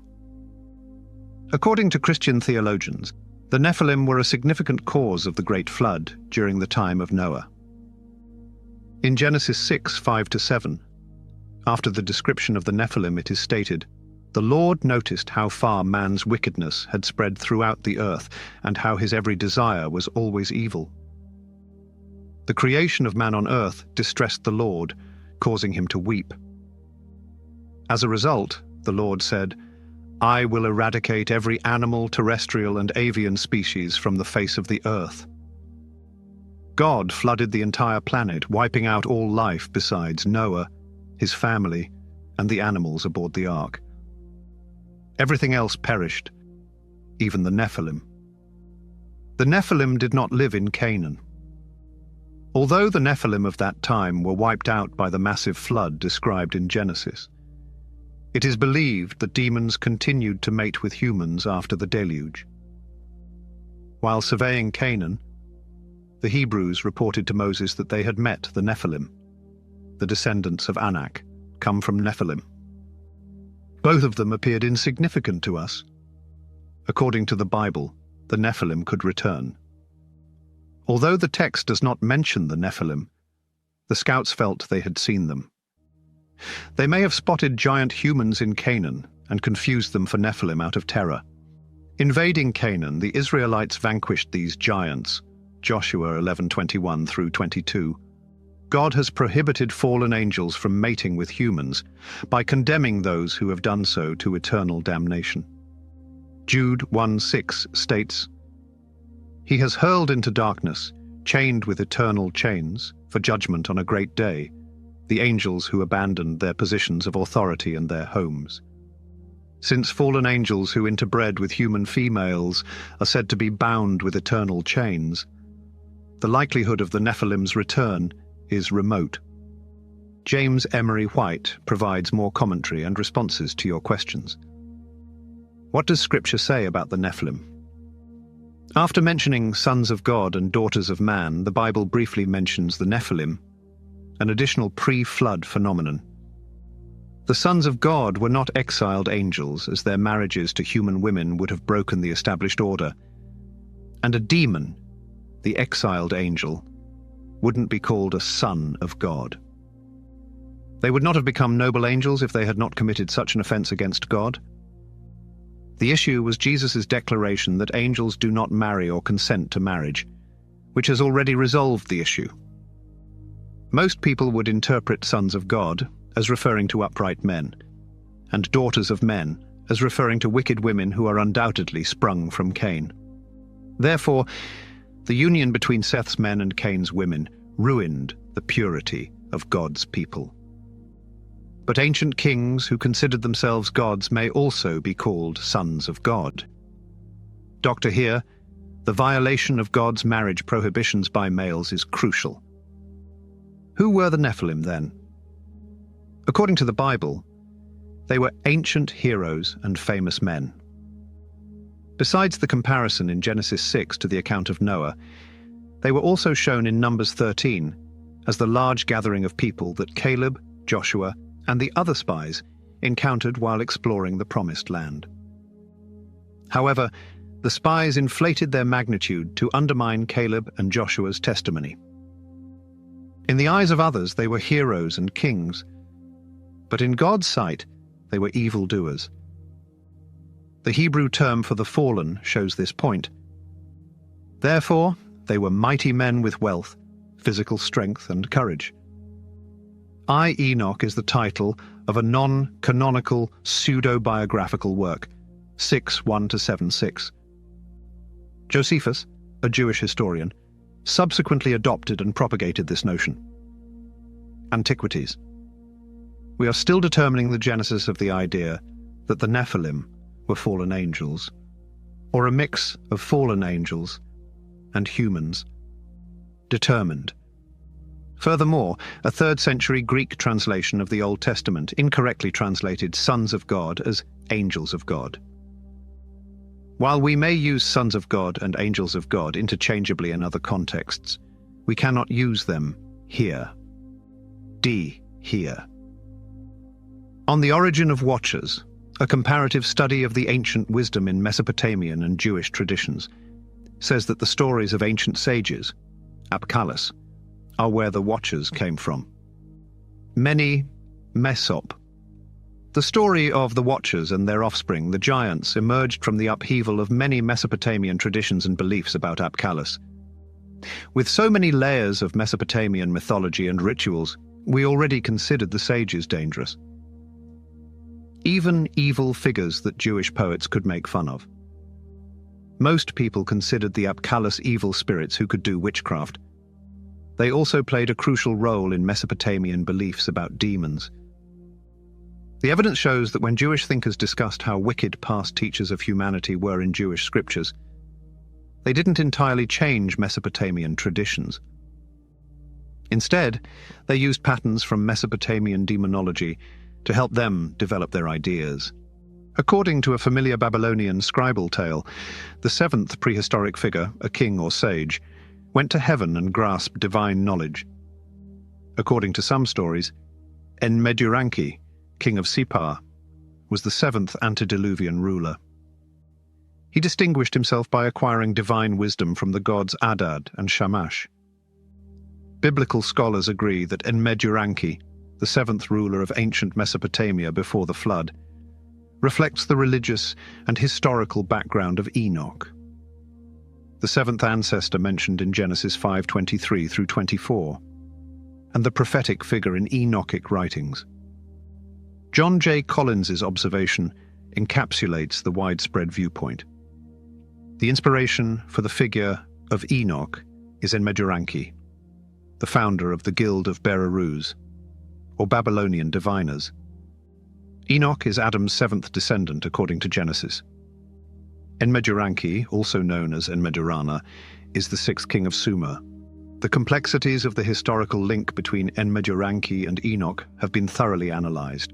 Enoch is tied to the solar calendar since the astronomical book, found in 1 Enoch, proposes a calendar with 364 days, and his age is given as 365 years in Genesis. Furthermore, Anunnaki cultivated a psychic circle and received profound insights. The seventh man in the Bible correlates to the seventh monarch of Mesopotamia. During this monarch's reign, Shamash's religion, that of the sun god, was prevalent in the capital city of Sippar. Scholars have often identified Enoch's Mesopotamian ancestry in subsequent Enochic texts, such as the Second Old Slavic Book of Enoch and the Third Hebrew Book of Enoch. This link's validity is not an issue. According to an Assyriologist, biblical scholars should explore and evaluate Mesopotamian and Jewish evidence more methodically than in the past.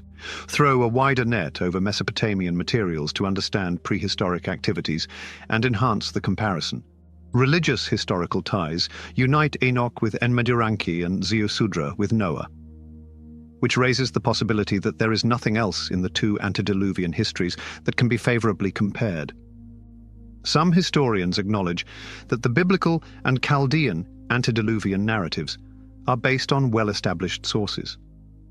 Cosmas Indicopleustes, a wandering Nestorian monk of the 6th century CE, shows that the Mesopotamian rulers of the same period correspond to the 12 patriarchs in the Hebrew Bible, based on their positions in the respective historiographies.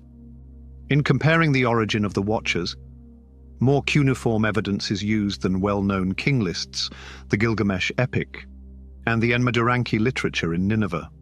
Cosmas draws parallels between Mesopotamian kings and biblical patriarchs in Topographia Christiana 12.3.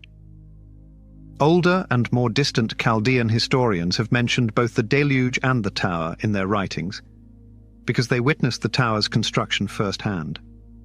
We're likely well aware that the men of the time constructed it for themselves as a haven and refuge, out of fear of another flood.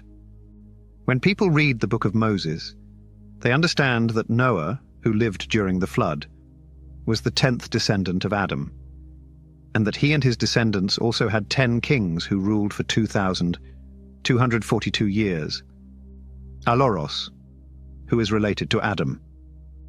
The word Alapros corresponds to Seth, Almadon, which corresponded to Enosh, Ammon, which corresponded to Canaan. They claim that the extraordinary good mentioned by Moses happened during his lifetime.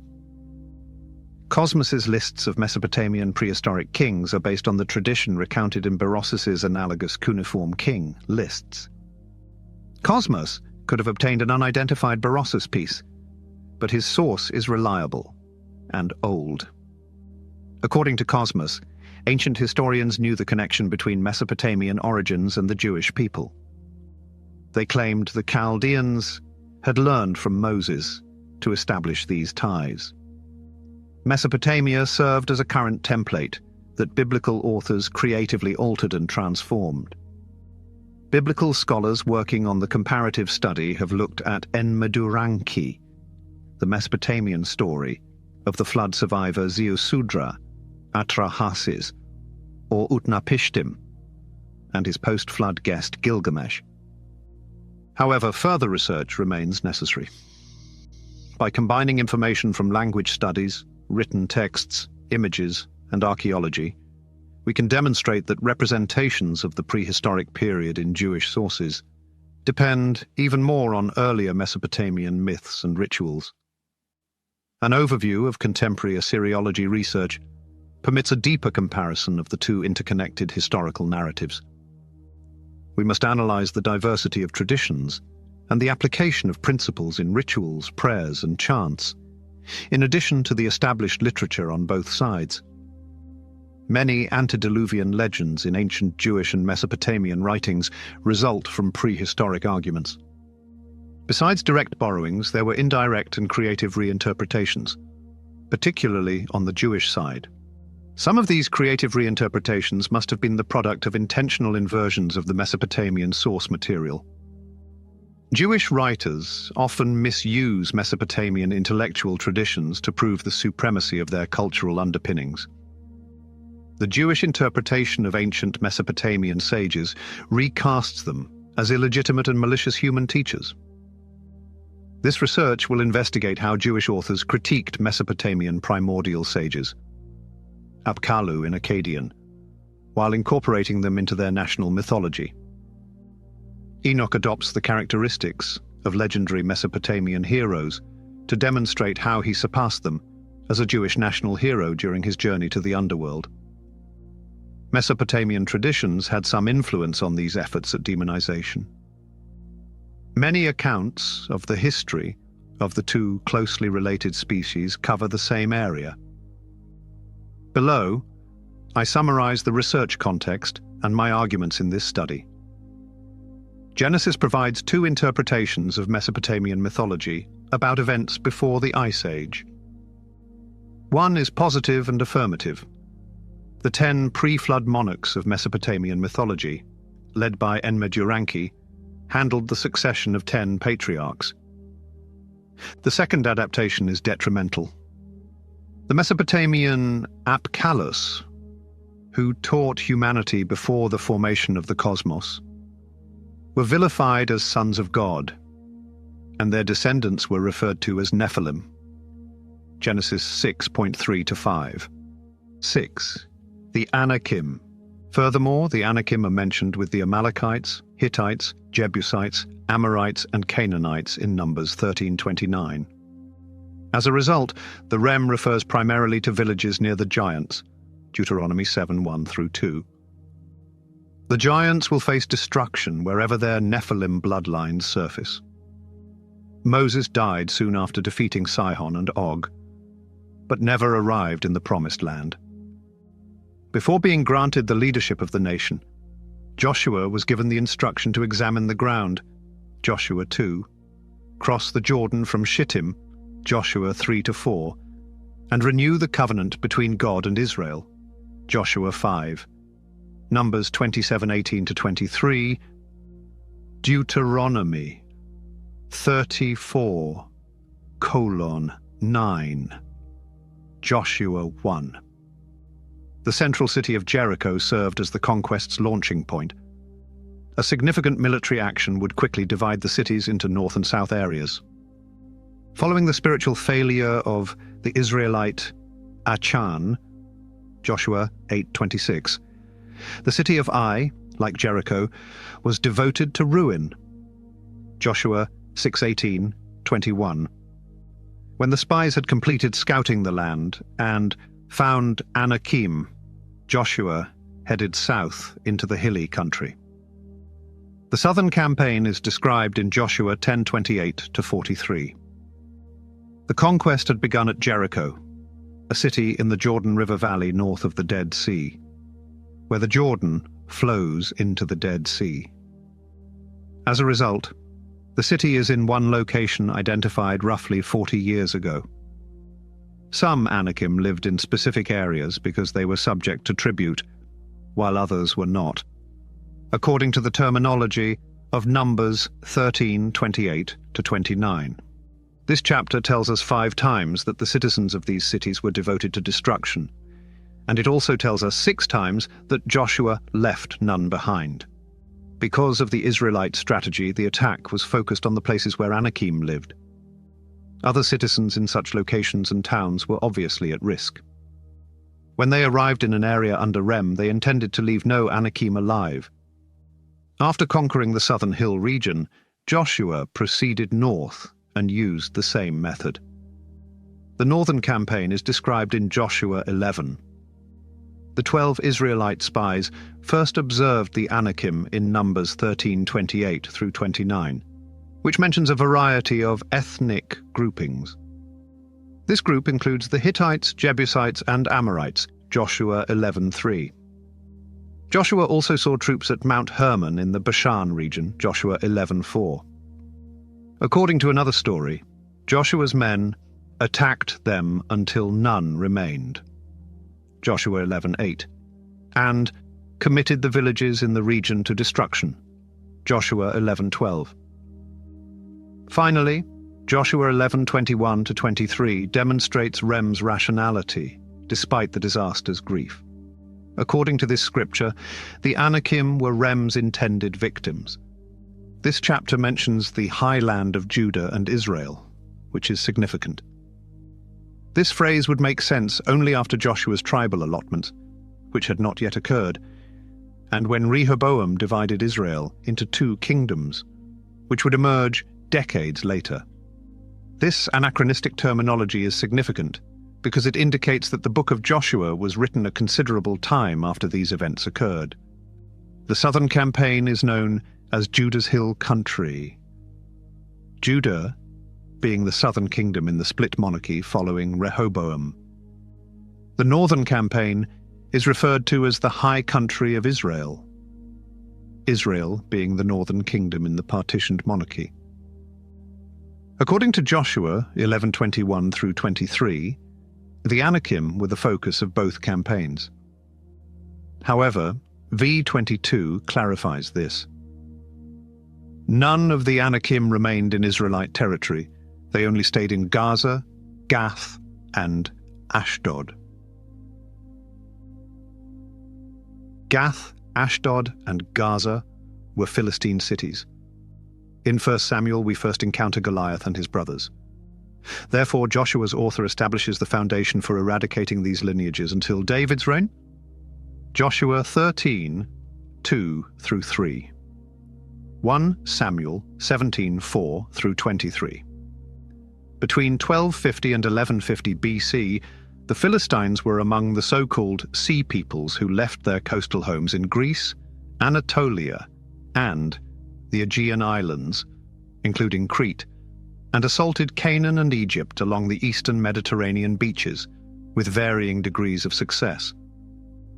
One of their birthplaces was the Aegean island of Kaftor. Kaftor is mainly linked to the Philistines in Amos 9:7 and Jeremiah 47:4. A relationship between the Kaftorim and the Anakim is stated in Deuteronomy 2:20-23. The name Rapha derives from the Rephaim, 1 Chronicles 24:8. And these Gath giants are descendants of Rapha, 2 Samuel 21:15-22. Thus the term Goliath derives from one of the Aegean civilizations, Luwian or Lydian. An inscription on a potsherd from Tel Esafi, Gath, from the 9th century BC, reads the initial word LWT may be related to the Hebrew word glit, or Goliath. It is an example of the non-Semitic Philistine language written in an alphabetic script.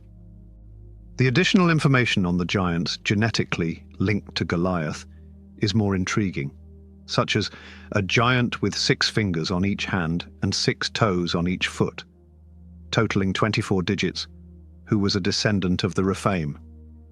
1:1, Chron 26. Polydactylism, or additional fingers or toes, attracted ancient societies. On the left, for instance, is an Egyptian mummy shroud from the 2nd century. On the image's outer bands, a prayer written in demotic script, a simplified version of hieroglyphics, identifies the lady as Tathia, the daughter of Thatres. The 12 toes and odd haircut indicate that this is a genuine Tathia. It is symbolic and exhibits polydactylism. The inner bars on either side of the picture include a repeating hieroglyphic formula. With a feather in each claw, the vulture hovers over Tathia's head as a sign of protection. A goddess, making a protective gesture, and a bird with a human head, representing the deceased spirit, stand on either side of her head. 6 panels between the shoulders and the feet depict symbolic depictions of the soul bird, holy animals, and gods and goddesses guarding the deceased. Therefore, the language of the Bible indicates that the Rephaim race had a genetic flaw that caused polydactylism. It seems reasonable that a race of giants produced by an unsuitable sexual union between the divine and human realms, Genesis 6:1 through 4, would exhibit such severe and rapid genetic defects. Consequently, Mesopotamian priests and sorcerers often argued about the meaning of polydactylism. Izbu, a collection of 7th century Assyrian Omen manuscripts, contains some of their results. In contrast, the autosomal dominant inheritance in Goliath's family tree reveals further genetic abnormalities, resulting from that long-ago illicit union. For example, he had familial acromegaly, or gigantism, characterized by an overproduction of growth hormone by the pituitary gland, and an early onset of his genetic pituitary disorder was caused by the AIP gene. Please remember that the third son of Goliath, Exadactylus, does not have a recognized name because of his polydactyly. Note how David also defeated Goliath. 1 Samuel 17:49. Official paraphrases: there was a small bump on his forehead. This evidence further shows that his pituitary gland was dysfunctional. Alternately, a pituitary tumor was pushing on his optic chiasm, causing visual disturbances due to strain on his optic nerve, and preventing him from seeing the stone in his lateral vision. While it is challenging to estimate Goliath's actual age, the early start of pituitary tumors is characteristic of genetic gigantism, as is the early onset of lateral vision impairment. Although pituitary giants are massive, their lack of speed and dexterity belies their strength. David evaded the massive armor thrown at him because of his agility, and he used his slingshot prowess to shoot Goliath from the edge of the battlefield. Goliath sent a shield-bearer in advance to locate the enemies. Giving all to God is Rem's concept. The ultimate cause of Rem's destruction is the annihilation of the descendants of the Nephilim. The purpose was to eliminate their forefathers from the country. Destroying these targeted lineages, believed to be the offspring of hostile gods, would be a sacrificial offering to God. Other gods exceeded their allotments, Deuteronomy 32:9, and assembled armies to prevent the descendants of God from inheriting his country. The only way to secure land possession was to wipe out the tribes of enormous warriors who had arisen to oppose it. Consequently, every lethal threat made by other gods against God's sons in his own realm was met with a horrible response. If the depiction of the Anakim being dispersed over Canaan in Numbers 13:28 through 29 is accurate, Joshua 11:21 through 23 states categorically that they were destined for extinction, but not every Canaanite. In reality, conquering tales use different verbs than Rem, which does not always mean take life. Unless such clarity is provided, it must be considered that when the Bible states no one remained in a city or area under certain circumstances, it implies that everyone perished or was a victim of Rem. They may have been expelled or fled because the phrases employed by the conquering armies were different. To banish, as in Deuteronomy 33:27 and Joshua 24:12 through 18. Exodus 34:24, Numbers 21:32, 33:52 to 55, Joshua 3:10, 12:1, 13, 6, 17, 12, 13, 23, 5:9, Joshua 24:12 to 18. This means that just a fraction of contexts prioritize relationship building. When these descriptions are combined, the overall impression is that Israelite soldiers are in danger if they encounter a giant or someone claiming to be one of their ancestors. Others may die in conflict, but their deaths are useless according to the theological perspective. In Numbers 13:26 to 33, Deuteronomy 2 to 3, and Joshua 11:21 to 23. The Bible only mentions Goliath's height. He was 6.5 feet tall. 1 Samuel 17:4. These giants' unusual heights were ascribed to divine causes. The ancient Near East had an average height of 5 feet. According to this criterion, Goliath was divinely created. There is no proof of very tall people in Canaan, which is unsurprising given that the ancient Israelites, like other Canaanites, did not embalm their dead. Few remnants of the millions who once inhabited ancient Canaan remained after over 2,000 years. Therefore, the likelihood of unearthing skeletal remains from the first 2,000 years BC is high. In ancient Egypt, embalming substantially improved the condition. Moreover, embalmed individuals often belonged to the elite class, meaning their diets were superior and had excellent health and development. According to mummy research, the average height of an Egyptian guy was 5.5 feet. Therefore, there is no scriptural support for unusually tall individuals in Canaan throughout biblical times. A 13th century Egyptian papyrus near Megiddo recalls exceptionally tall Canaanites. Bedouins hide in the undergrowth of the perilously confined valley. Some are 4 or 5 cubits, 8 to 12 feet, tall from the tip of their snout to the bottom of their foot. They do not react well to pleading, and their hearts are not soft. The biblical text and archaeology provide a picture of Canaan, where many groups coexisted with remnants of the Nephilim bloodline. Although strange, it was part of the biblical author's conception of the supernatural. The kingdom Moses and Joshua envisioned would only last for a few decades. The aim of conquest was to remove all residents and eradicate their lineages. Israel's efforts were unsuccessful. The situation was chaotic and disorganized. Bishop of Milan in the 4th century, Ambrose, is correct.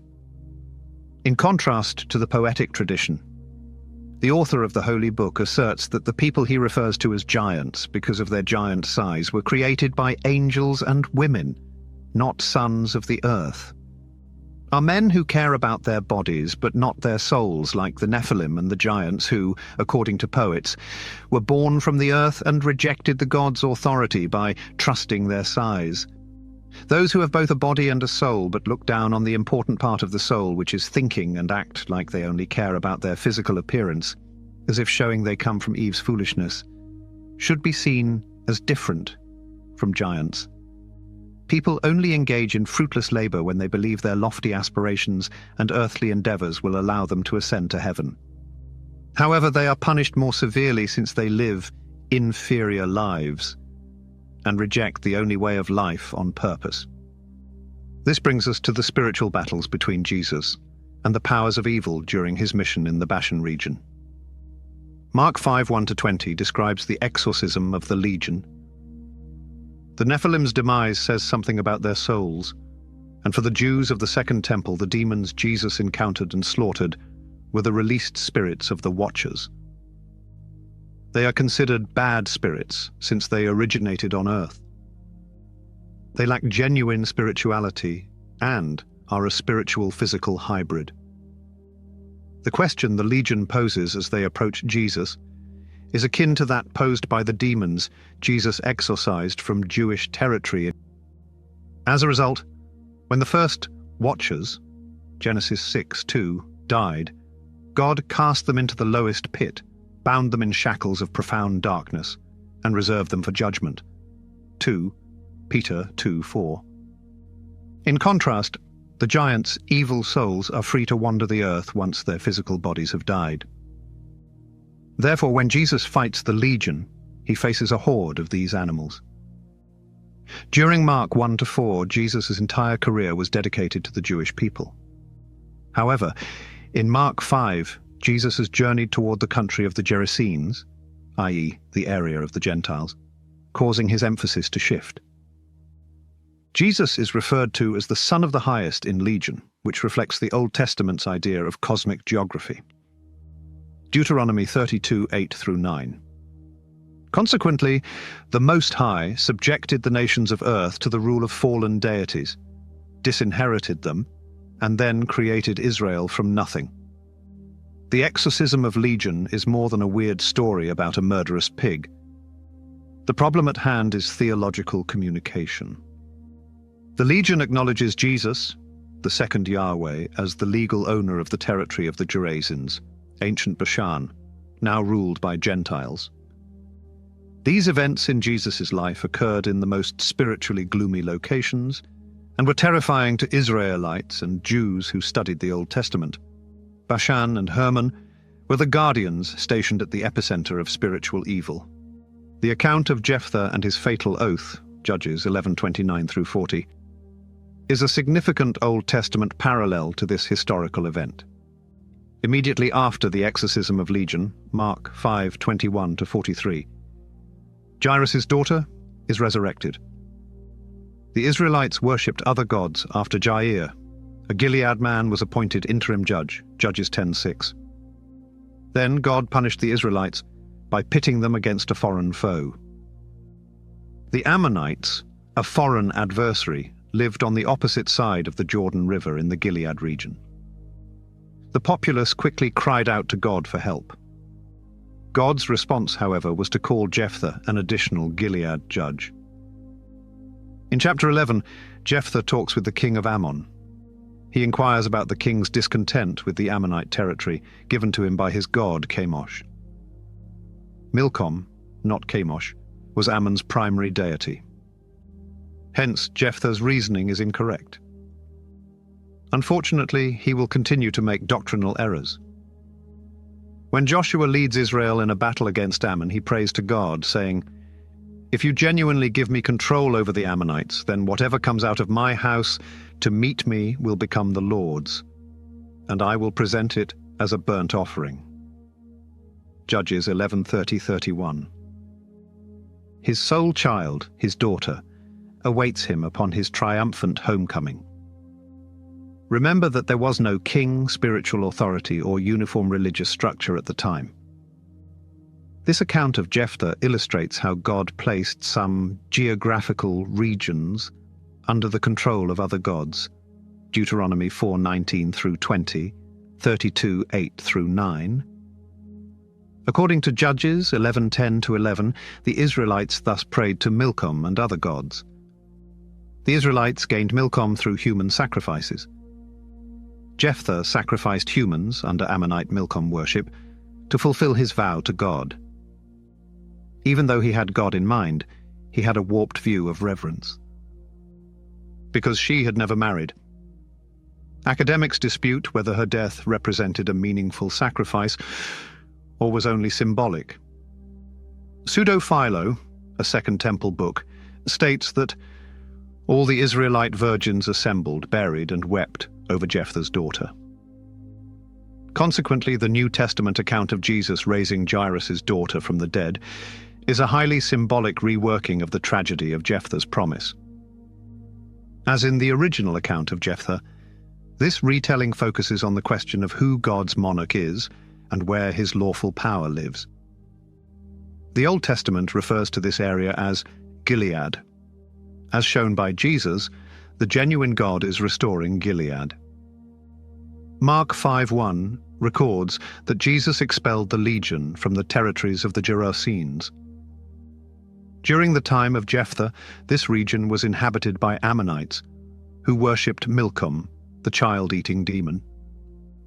According to Matthew 12:28, casting out demons signaled the beginning of God's rule. Jesus asserts his kingly power over the country once known as Gilead by driving out these demons. Jesus encounters Jairus, whose daughter has passed away, upon his return from a trip. After seeing his faith, Jesus provides for his daughter. Jesus undoes the second crime of Gilead, the Milcom sacrifice of Jephthah's daughter. These spiritual conflicts culminate in Matthew 16:13-20, when Jesus and his followers go to the region of Caesarea Philippi. This site provides the background for the referenced rock, since it refers to the gates of hell. Caesarea Philippi is close to the Pharpar River.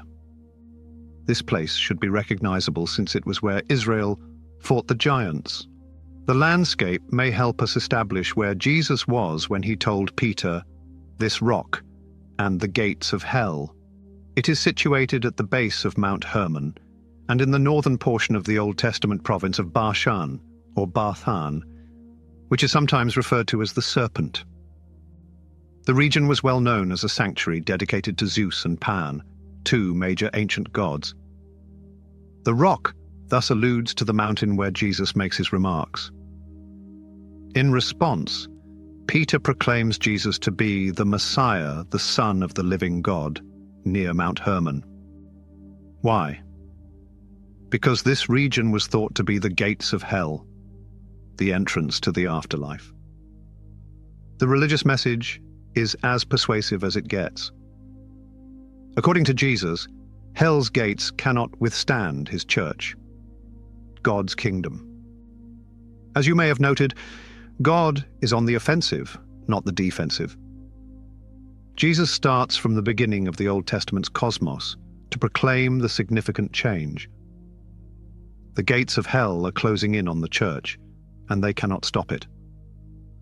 In other words, this will be Satan's burial, which seems contradictory to the New Testament's depiction of demonic power being eliminated. Because the fallen watchers chose Mount Hermon as the site of their rebellion against God, Jesus needed an additional opportunity to denounce his invisible opponents.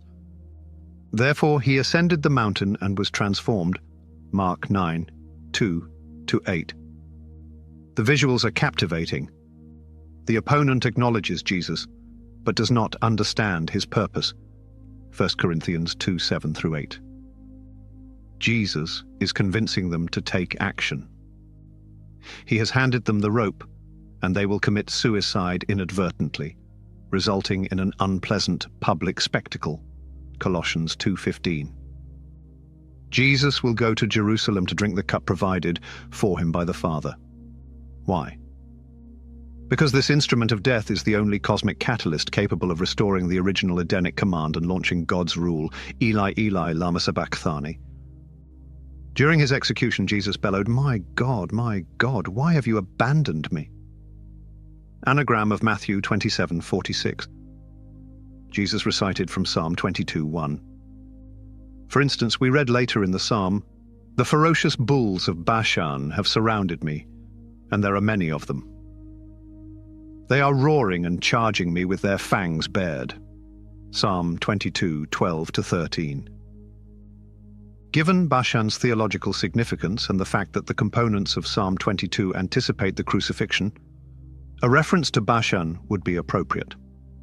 A Dan-named cult site existed in the northern region of Bashan. Samaria, the rebellious northern kingdom of Israel's 10 tribes, abandoned David's kingdom and became famed for its pagan worship after the death of Solomon. Jeroboam built this alliance and the fighting empire. 1 Kings 12:25-33. Bashan's identity includes his worship of other gods, Dim. Attention, Samaritan mountain dwellers of Bashan. You fat cows that oppress the poor, plunder the weak, and continuously pester your husbands to drink more. The Lord has sworn an oath of honor. Fishhooks will soon drive you all out of the area. Amos 4:1-3. According to the Lord, you will all exit through the wall openings and go straight to Mount Hermon. Amos refers to upper-class women in northern Israel who worshipped the golden calves of Bashan because the fat cows of Bashan are said to converse with their husbands. Amos attacks male and female temple priests who worship the gods. They oppress the poor and rob the needy, to name a few offenses. Thus, the fat cows of Bashan are revered as deities.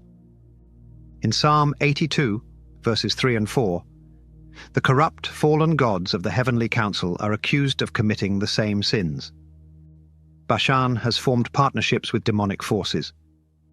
Psalm 22 was not originally intended to be a messianic scripture, but Matthew's usage changes this. The implication suggests that ferocious bulls of Bashan, demon gods who opposed God and his people for centuries, surrounded Jesus. Another critical passage is Psalm 68:15-23, which describes the moment God takes possession of Bashan.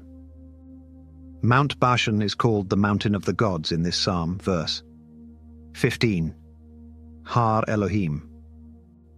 The designation makes sense considering that Sinai and Bashan compete in the opening verses of the psalm, verses Odin Cheternatsit. Verse 17. This mountain of the gods is jealous of God's mountain.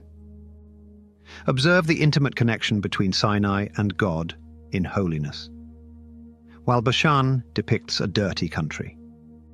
God is the heavenly warrior who will destroy the fortresses of Bashan. He will take prisoners down the mountain, verse 18. Paul quotes this passage in Ephesians 4:8. Why? This is because Jesus ascended and liberated the prisoners. Paul considered Jesus to be the fulfillment of Psalm 68. Note the slight difference in language as Paul paraphrases the psalm. Consequently, Paul's expression has 3 variations.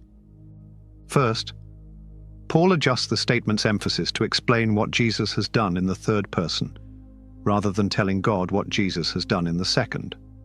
Paul replaces the term human beings with the noun humanity. Paul changes the conclusion, so that Jesus delivers presents to people rather than God providing gifts to humanity. And he changes received to its antonym, gave. There is a description of triumph in Psalm 68. Here is an example of a tribute to Shalmaneser III, the 9th century BC monarch of Assyria. The joyful army leader leads the enemy prisoners behind him. Consequently, they are human war trophies. In Psalm 68:18, Paul associates Jesus with God, illustrating God's retreat from the terrifying stronghold. According to Paul, Jesus, the incarnate second Yahweh, encircled by demonic bulls of Bashan, fulfills the picture from Psalm 68. Psalm 22:12. When Jesus conquered them on the cross, he turned them into a public spectacle. 1 Colossians 2:15. Paul refers to the outcome of the conquest. Historically, the conqueror would display the prisoners and demand homage. A conquest resulted in the division of wealth. The circumstances inform Paul. Using Psalm 68:18, he asserts that when Jesus defeated his demonic foes, he gave the church the spoils of victory. As a result, Jesus has earned the blessings associated with Psalm 68. Consequently, received has been changed to gave. Jerome, 4th century, makes a significant contribution. Although Psalm 68 suggests that Christ received gifts among people, Paul's decision to highlight Christ's gifts to humanity in this passage was nuanced. What is the distinction's significance? The psalm used the term "he received" because the promised action had not yet occurred. In contrast, the apostle considers this a promise made in the past and then kept. Christ had already provided the gift at the time of writing, leading to the founding of churches worldwide. Consequently, some contend that humanity has already given, not received, Jesus. Before Jesus' resurrection, people offered God gifts. Because of Jesus' resurrection, God blessed everyone. Paul elaborates on this fundamental theological truth. What does "he ascended" signify beyond the fact that he also descended to the surface of the earth? To complete the image, the one who fell must also be the one who dropped from the skies. Ephesians 4-10. What does Paul mean by ascent and descent? Following Jesus' triumph, his followers receive gifts. Ephesians 4:8. The ascent was followed by a descent into the lower sections. Following his death, Jesus entered Sheol to deal with the original transgressing watchers, the incarcerated spirits. 1 Peter 3:18-22. Considering this, Philippians 2:6-11 and Romans 10:6-7 describe Jesus' descent as his incarnation, crucifixion, and resurrection. In addition, the term "the ground" here is translated appropriately from Greek. In addition, Paul's description of the Spirit's descent onto the globe after Jesus' triumphal ascension on the day of Pentecost, Acts 2, is how gifts are distributed to Christians still living in the world. Are you aware we have both an ascending victory, the resurrection, and a descending success, the Spirit at Pentecost? Paul's observation highlights two crucial considerations. 1. The crucifixion of Jesus not only resulted in the fall of Bashan, a cosmic evil force, but also ignited the church's strength via the Spirit's gifts. Pentecost also contributed to this triumph and empowerment. Similar to the gospel narratives, Acts 2 has a considerably more profound meaning than we may realize. In Ephesians 4, Paul presents a modest perspective on Pentecost. To understand what happened on the day of Pentecost, cosmic geography is required, as Deuteronomy 32 reveals. Given this context, we may return to John's perspective in Revelation 9 as we conclude. Remember version 1. I saw a star that had fallen from the sky to the ground. The star was handed the key to the shaft of the endless abyss. This star is a fallen celestial being, possibly Satan himself, since he is shown as having fallen to earth from heaven, which accords with the imagery of Isaiah 14:12-14, see Luke 10:18. He is subsequently, as we may see, given the key to the shaft of the unfathomable abyss. Same language from Jude 6 and 2 Peter 2:4. Andrew, the Bishop of Caesarea in the 6th century, thinks the star is a kind angel. Andrew is correct when he asserts that the star represents an angel from heaven.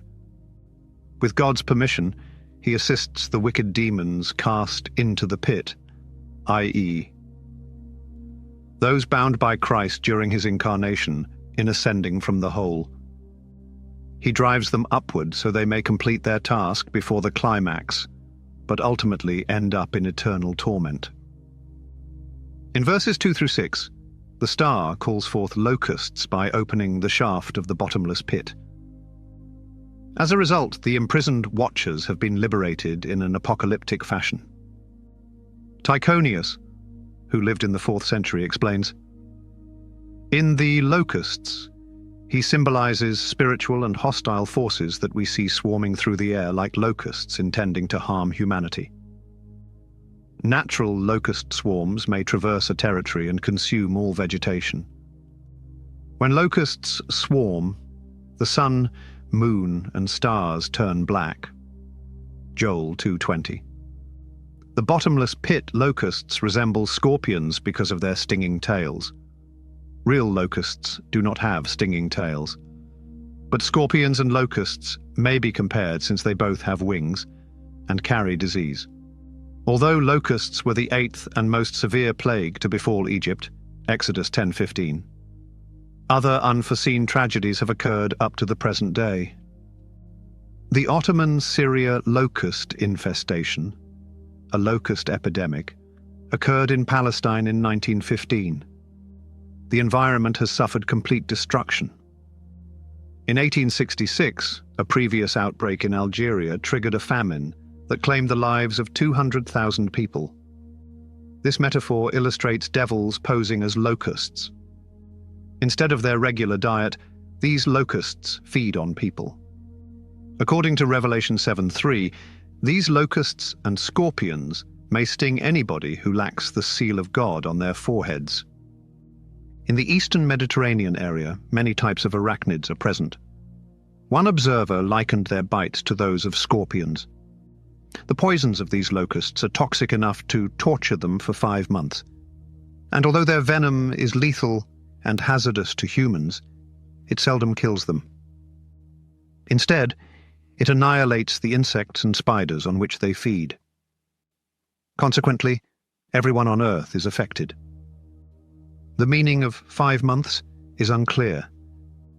Some researchers think that this was the length of a locust's life. However, it is more probable that the number 5 is just a convenient time marker. In the following passages, 5 may mean a few, for example. Although this provides some context, it does not apply to all of John's images of a potential future global conflagration. Luke 12:6-52, Acts 26-24:1, 1 Corinthians 14:19, Matthew 17:17-19, and 1 Corinthians 14:19. Gessius Florus, the Roman procurator of Judea in the 1st century, ruled in terror for 5 months during John's reign.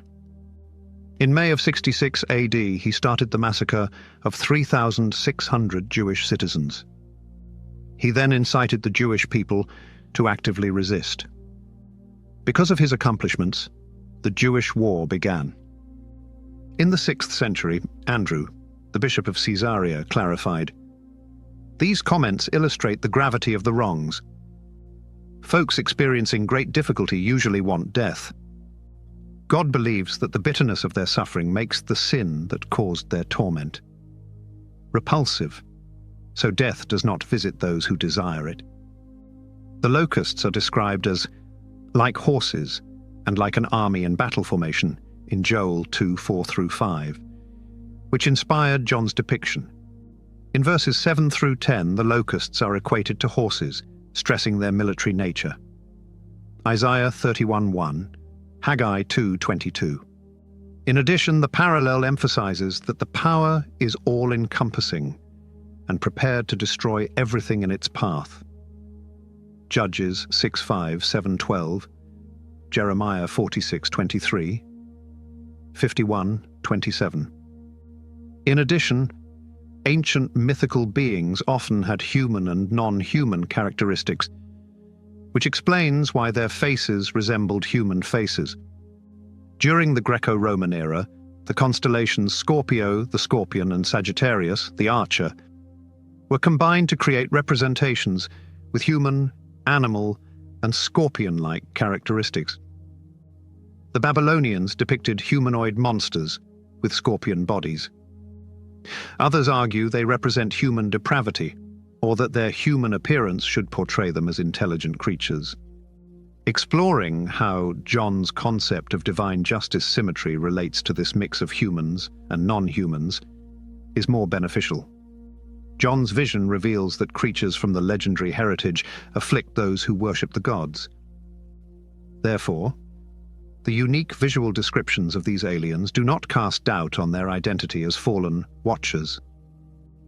In ancient Jewish and classical literature, demonic spirits are frequently described as hybrid, theriomorphic, or animal-shaped entities.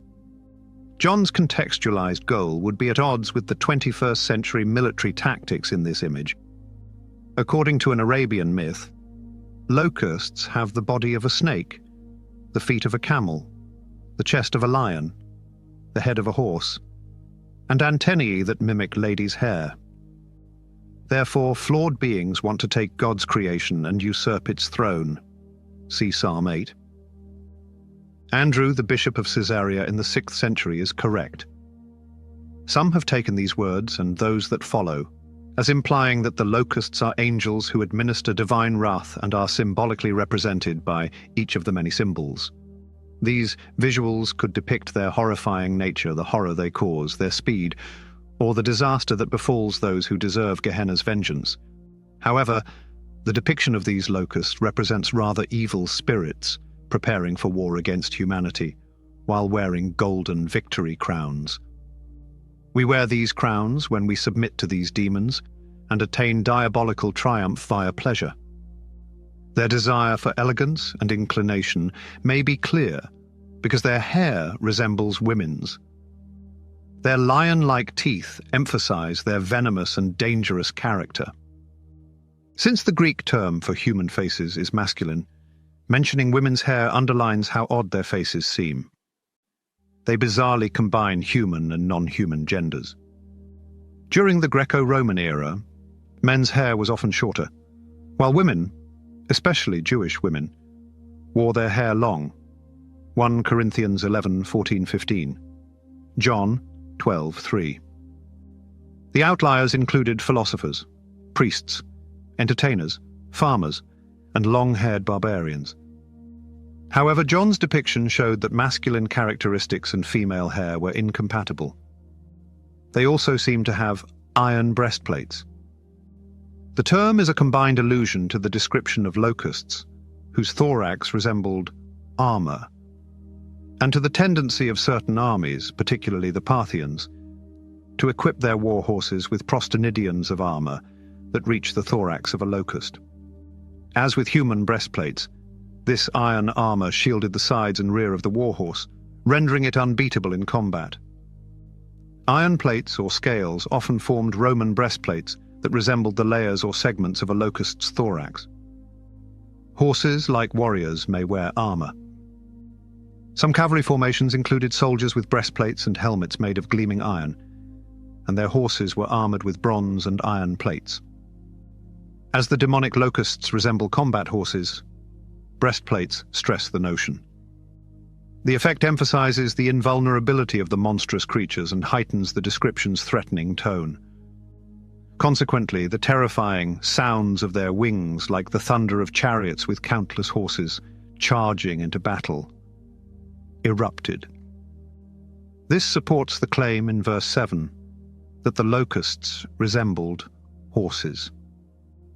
Ancient warriors exploited horses as lethal combatants, and chariots were indispensable to the Roman army. The dread was heightened by these chariots, rushing into battle, and highlighting that demonic locusts were at war with earthlings. The graphic depiction and 5 months, verse 10, are essential astrological background elements. Near the bottom of the Egyptian Dendera zodiac, you may see the constellations Scorpio, the scorpion, and Sagittarius, the archer. The scorpion's tail is a remnant of an old Babylonian artwork in which the constellations of Sagittarius and adjacent Scorpio were combined, maybe with others. The final product was a large photograph of the southern sky. Scorpio man coexisted with the centaur-like Scorpio archer, an equatorial constellation with a human torso, animal legs, lion feet, and a scorpion tail. Tradition holds that the scorpion's teeth were used to fashion its bow. Since the locust infestation is 5 months, the date corresponds to the calendar.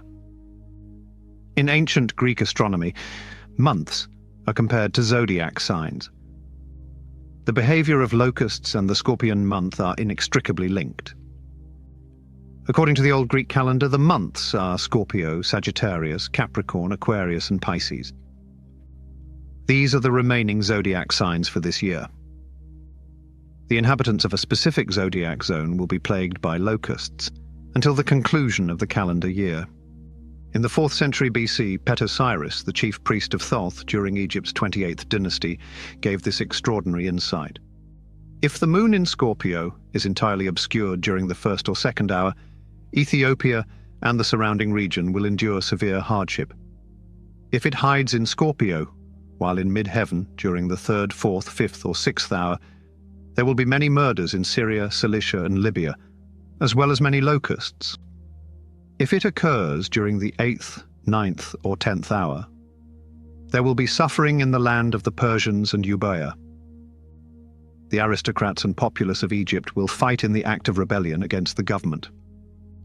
Locusts resemble conventional images of the centaur constellation because they are centaur creatures, human-headed, lion-toothed, long-haired, winged war horses with iron chests and scorpion stingers on their tails.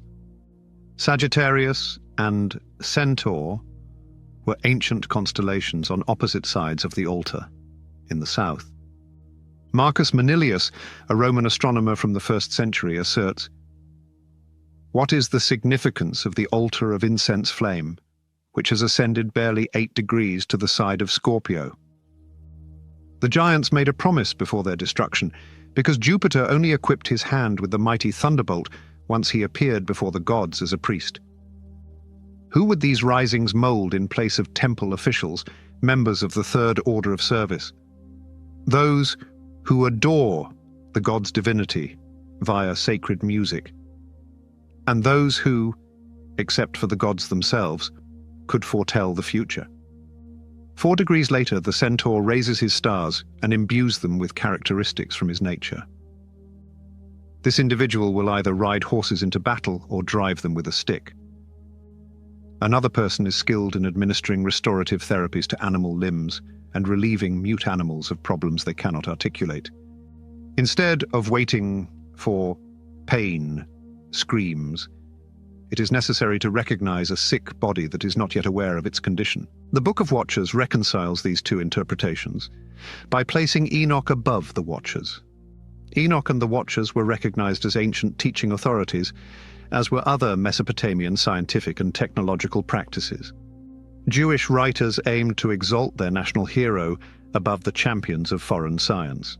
E. Kilmer attributed the biblical Nephilim's influence to Mesopotamian Apkallus, observing that the texts attribute hubris and audacity to the Mesopotamian antediluvian sage Adapa. The gods became infuriated when they accused some post-diluvian sages of committing atrocities. Genesis 6 uses the Nephilim to represent the old, evil human race. Kilmer didn't know that Genesis deliberately reversed the Mesopotamian practice of Apkallu, which peaked in 1 Enoch. J.T. Millick pointed to Mesopotamian mythology when he said in 1 Enoch 6, "The writer imagines two leaders of the fallen angels, a king, Emihaza, and a sage, each ruling over around 10 watchers, thus relying on the Babylonian paradigm of antediluvian kings and sages." In this work, comparative arguments serve as the foundation. The Mesopotamian civilization perceived Apkallu negatively as an evil being. Mesopotamian demonology linked the Apkallu to demonic, evil spirits capable of witchcraft. This similarity shows that when Jewish philosophers depicted the depravity of former instructors of humanity, they did not wholly invert Mesopotamian traditions. Instead, they borrowed certain concepts from Mesopotamian demonology. Apkallu was an Apkallu, also known as scarabed animals of Ea, that lived in the APS, the ocean of wisdom. The flood afflicted the Nephilim and Watchers. In the era-epic retelling of the Mesopotamian flood, Marduk commands the sages not to return from the Apsu, where he sent them due to the flood, I 147. In certain recensions of the Book of Giants, Gilgamesh, Humbaba, and Uta-Utnapishtim appear as the names of the Watchers' enormous offspring. J. Reeves writes, "This is a tremendous polemical effort against the cherished traditions of a competing culture." The detailed narrative of the BG Book of Giants demonstrates that understanding the Epic of Gilgamesh extended beyond simply using its names.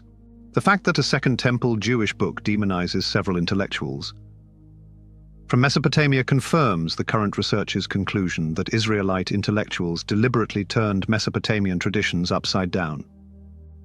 The Watchers of Enochic literature, the sons of God of Genesis, and the pre-Diluvian Apkallu of Mesopotamian mythology are divine.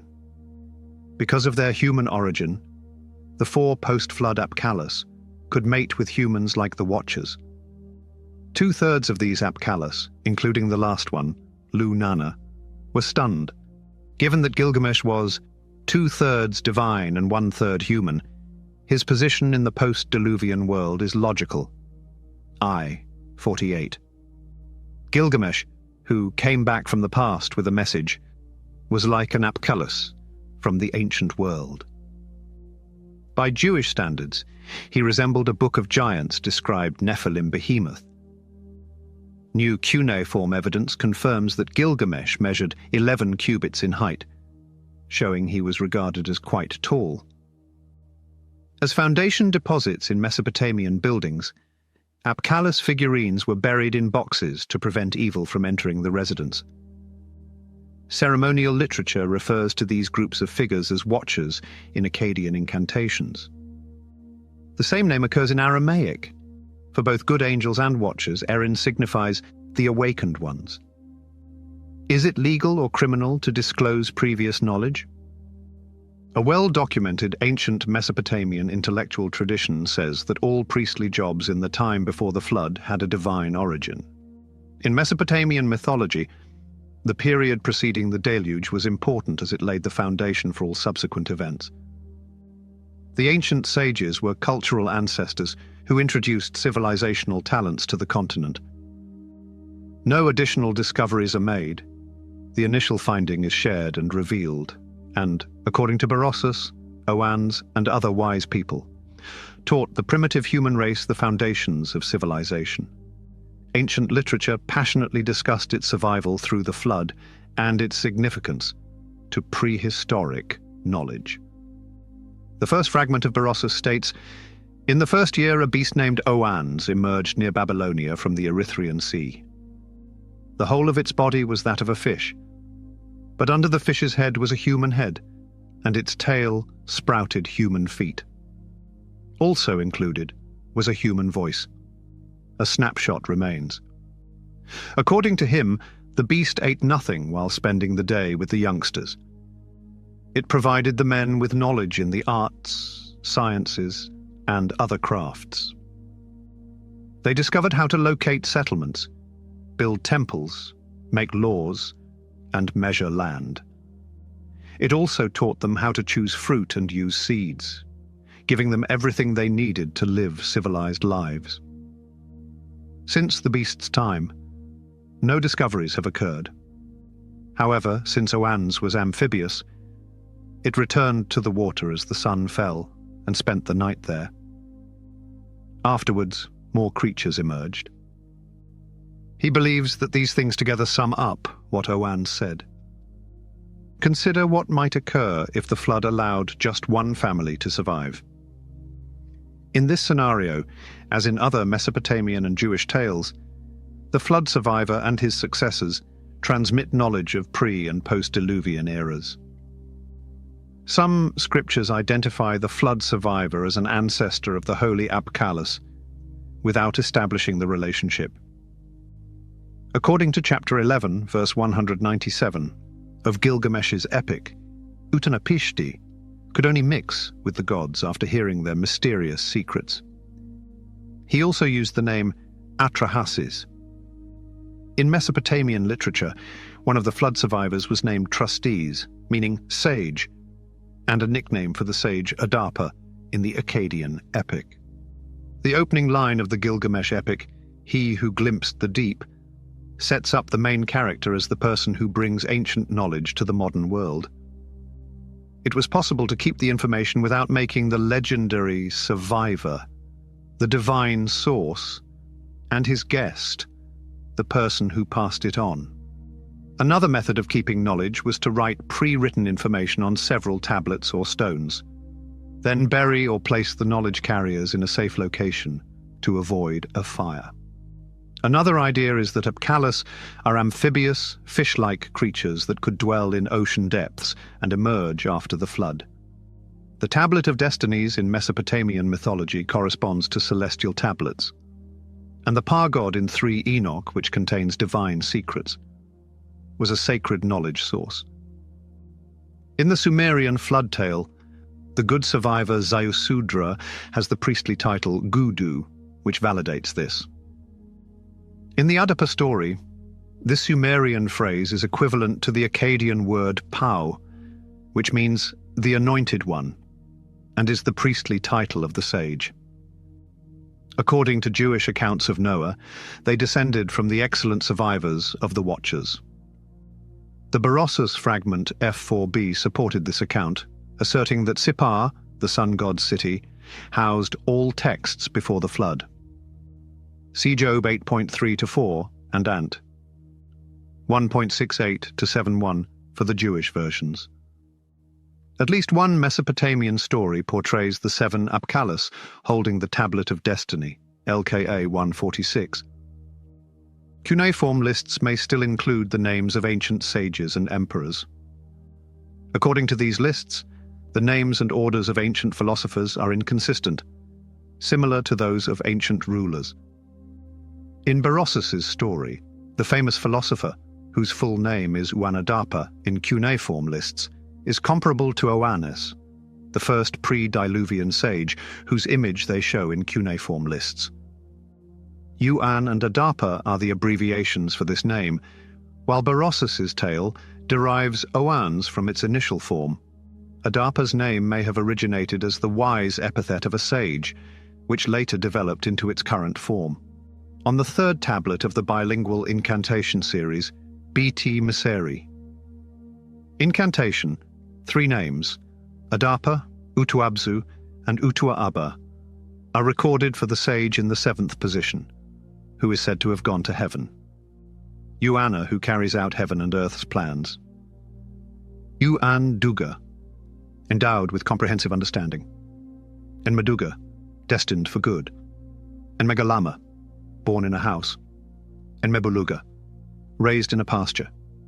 Anenlilda, the sorcerer of Eridu. Utuabzu, who ascended to heaven. The first sage, Adapa, and the 7th king, Enmeduranki, held the 7th spot on the list and were said to have had direct contact with the gods, so they must have met at some point. Both Adapa and Enmeduranki resemble Enoch's form. According to legend, Adapa cursed the south wind after it capsized his boat while fishing in the Persian Gulf, shattering the wind's wing. He was called to heaven to explain what he had done, and he refused to accept the immortality pills that Anu had given him, as his heavenly lord Ea had ordered. He ascended to heaven while still a human, and because of Ea's cunning, he returned to earth safely, attired in heavenly clothes and bathed in holy oil. They brought him food for life, which he refused to consume. They gave him the water of life, but he declined. They provided him with the attire. He placed it on. He applied the oil they provided. Finally, he offered himself a prayer. According to 2 Enra 9.17-19, Enoch undergoes a similar metamorphosis in heaven, with the robes and oil serving as essential elements in his attainment of divinity. As Enoch approached the celestial throne, the Lord commanded Michael to strip Enoch of his worldly clothing, anoint him with excellent oil, and dress him in royal apparel. Michael then stripped me to my underpants and anointed me with the proper oil. And the oil was more magnificent than a blinding light, with the richness of sweet dew and the fragrance of myrrh-like rays of sunlight. I could not tell the difference when I glanced in the mirror. I resembled one outstanding person. On rare occasions, we have used the story of Adapa to understand Genesis 1 through 2. Ancient Near Eastern mythology provides the philosophical foundation for the similarities. In contrast to the Genesis accounts, Adiya Amulti, a person with knowledge of heavenly origin, does not partake in the Adapa myth's prohibited human meals. He is a model for humanity, particularly for Mesopotamian researchers. Following Adapa, all mythical and genuine sages got their wisdom directly from the gods. The gods' secrets they received served as their source of knowledge, since Mesopotamian diviners lacked intelligence. The mythical catalogue of texts and authors discovered in the Neo-Assyrian library of Nineveh credits much priestly knowledge to the god Ea, K2248. This collection includes the Exorcist corpus, the liturgical series, the heavenly omen series Enuma Anu Enlil, physiognomic omens, omens from monstrous births, and the guidebook. These documents transmit information through his mouth. We acknowledge Ea as the source of these works, even though he does not explicitly compose or compile these books. The Akkadian proverb Api from the oral tradition of the masters, alludes to their function as mediators between gods and humans in the oral history of academics.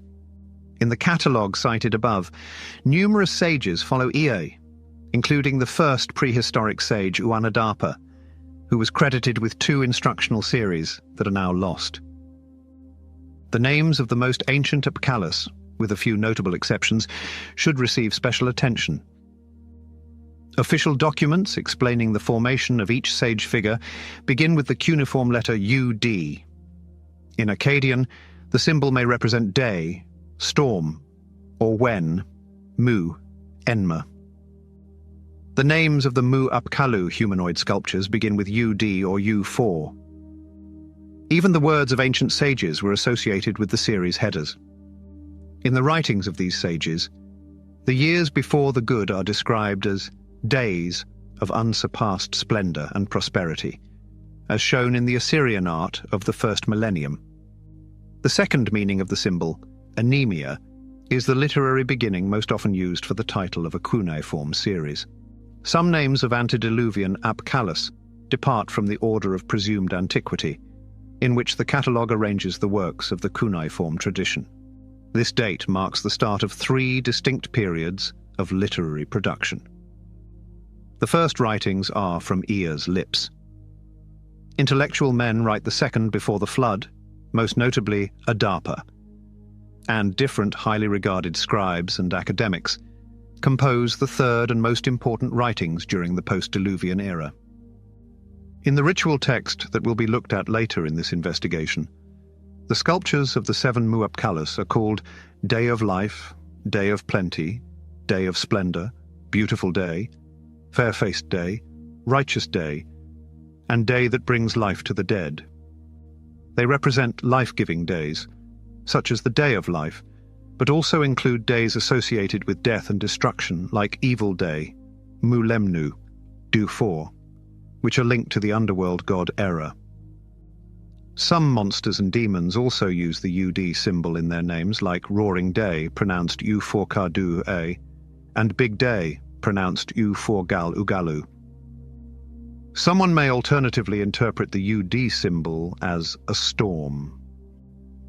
According to Utuku Lemnutu Incantations 4, these wicked spirits are like a terrible storm, Mu Lemnu, a tempest led from heaven to earth. Sumerian incipits, parent titles, and other cuneiform sequences of scholarly encyclopedias.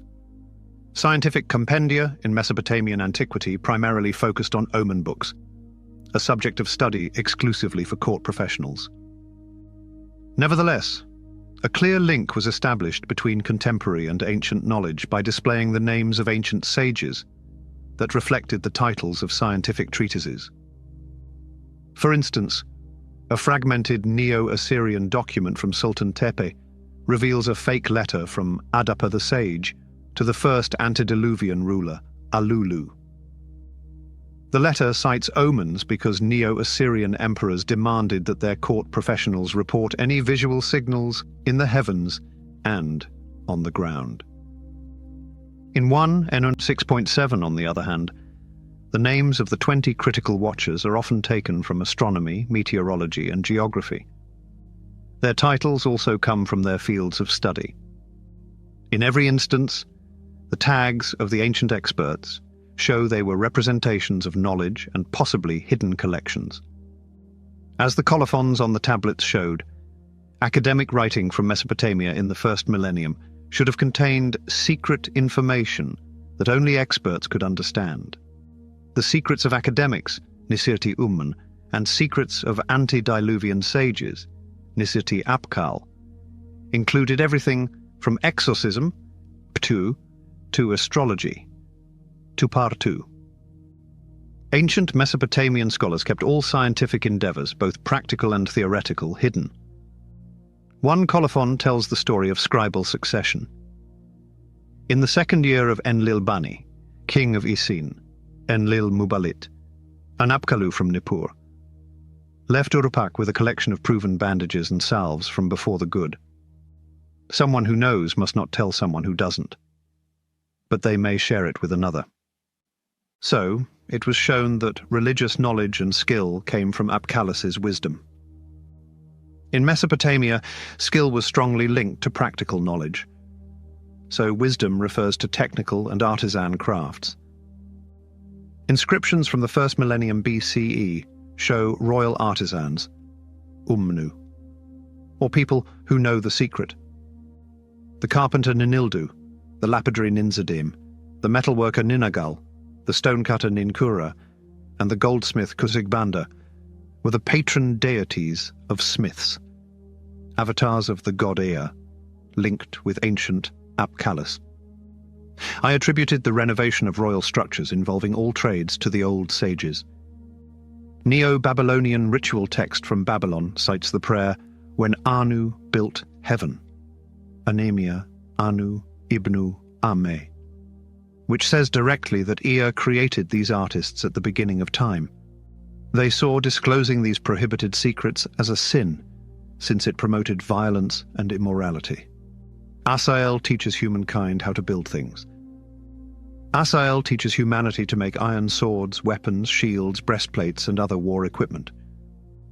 According to Nebuchadnezzar II's inscription, he taught them how to deal with earthy metals, how to form gold properly, and the techniques of Ninildu and Kusigbanda. They examined and repaired the holy barge of Nabu, Ma'ida Hedu. He decked the Musukanu canopy, the eternal wood that surpasses lordly grandeur, with 12.5 talents of red gold and the skills of Ninildu and Kusigbanda. I made it as beautiful and luminous as the sun. The prayer also appears in other biblical manuscripts. When Anu created heaven, Anudimud, Ea, created Apsu, his dwelling. Ea stole clay from Apsu and created the brick god for the renovation of the temples. He made the reed thicket and forest for the making of your shape. He created mountains and seas for whatever, and he created Gukinbanda. Silver is used to make bracelets and other female jewelry. In addition, he showed how to use antimony, eye makeup, and a range of pricey stones and colors. Legend states that Asile's sermons caused the entire planet to become barren. Throughout the Book of Watchers, the Watchers impart heavenly wisdom to humanity. In the Book of Watchers, they discovered an exhaustive list of disclosed secrets, and Shemihaza taught them how to cast spells and remove roots. Hermione taught sorcery to preserve magic, seizures, and skills. Beryl sent lightning indicators to gashes. Kokabel covered astrological signs in class. Artikov led the movements of the earth. Shamsil exhibited the sun's signals. Sariel offered instructions on lunar signs. They began sharing secrets with their families. Finally, the whale ascended to heaven as humankind perished.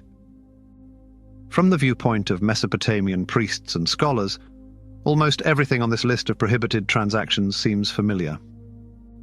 Babylonian medicine, Asutu, is required to cast spells and cut roots. Hermione instructs in exorcism-related Iptu craftsmanship. The subject of Barakel's knowledge is the signs of Adad, which are the meteorological omens found on tablets 37 to 49 of the Enuma Anu Enlil series.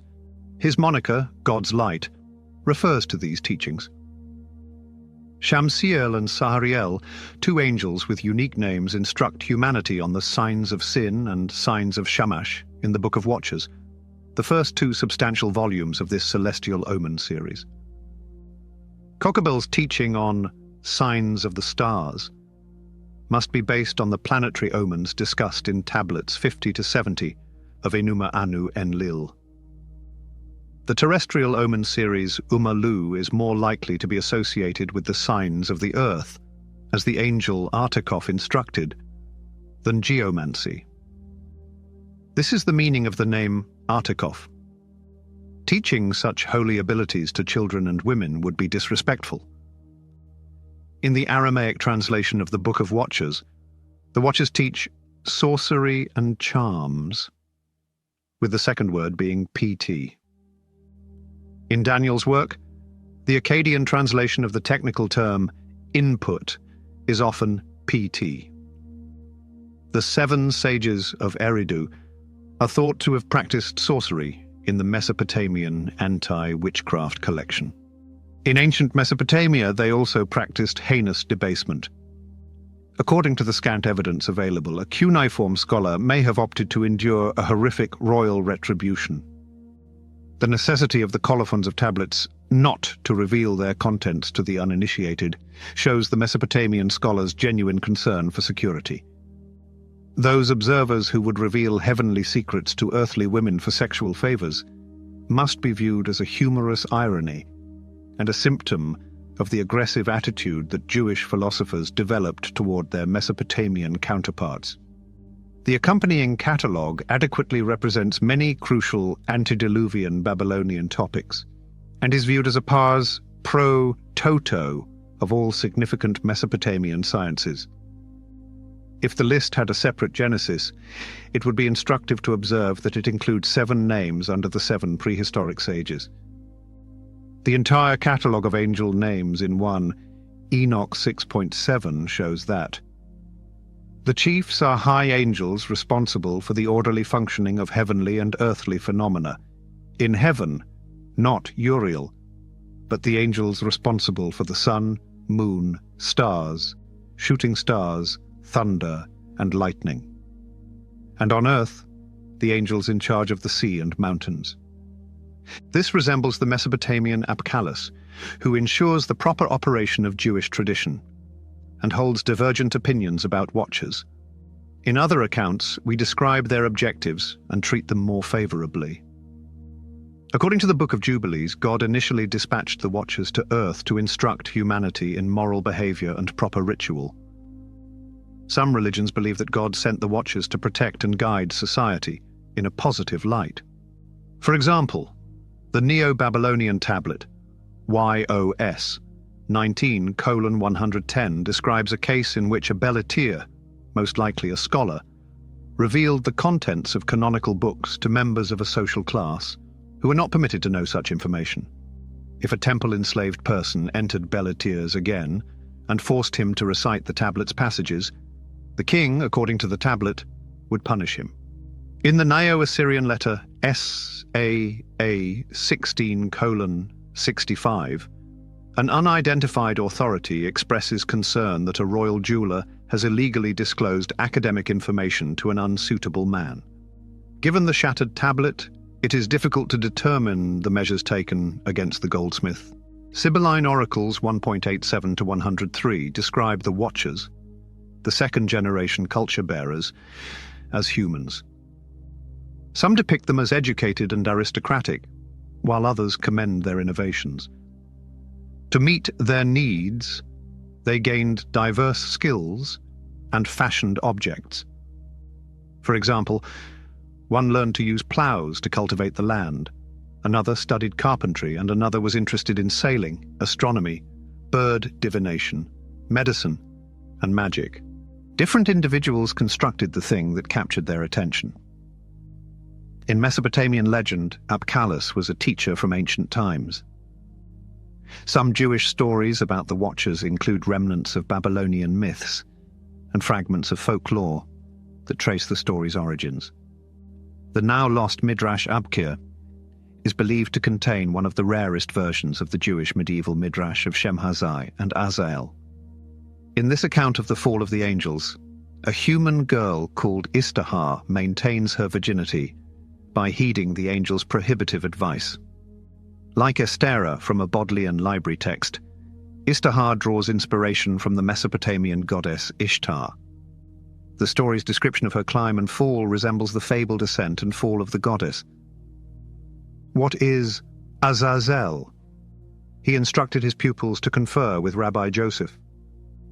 The Holy One, may he be honored, was troubled when the progeny of the deluge grew up and worshipped idols, he added. Shemhazai and Azael, two angels, sprang to their feet. They begged the Creator of the universe to let people coexist with animals, and the Creator pledged to watch over them as they sanctified his name. He promised to drop to their level and dwell among them. They immediately became corrupt by surrounding themselves with the lustful daughters of handsome men. Istahar was the name of a solitary girl that Shemhazai spotted instantly. As his eyes met hers, he said, "Give in to my want." She said, "I'll only let you do that if you teach me the Shem HaMepharash, which allows you to ascend to heaven while saying it." She arrived in heaven without blurring when he commanded her to utter that name.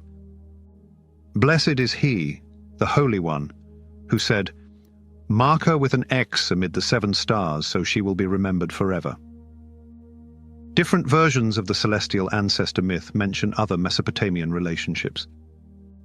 The Aramaic fragment 4Q530 from the Book of Giants of Qumran shows the Watchers arrived on Earth with a good purpose. According to Jubilees, the enticing beauty of mortal women corrupts and leads the Watchers astray after their entrance and presence among humans. The gardeners, Ganin, who protect the trees likely refer to the Watchers before they defected. This reference to gardeners contradicts a biblical passage in which God sends angels and 4.15 other species to the land to instruct humanity and to behave justly on the ground.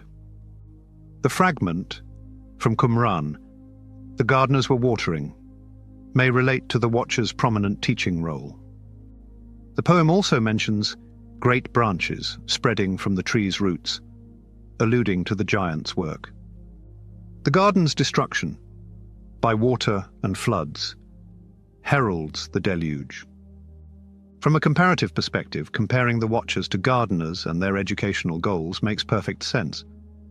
The Watcher's watering of trees in the Book of Giants has several iconographic predecessors on Assyrian palace reliefs, as sages wield buckets of holy water, bandadu, and shower the tree or king with perverse water in a cone, mulilu.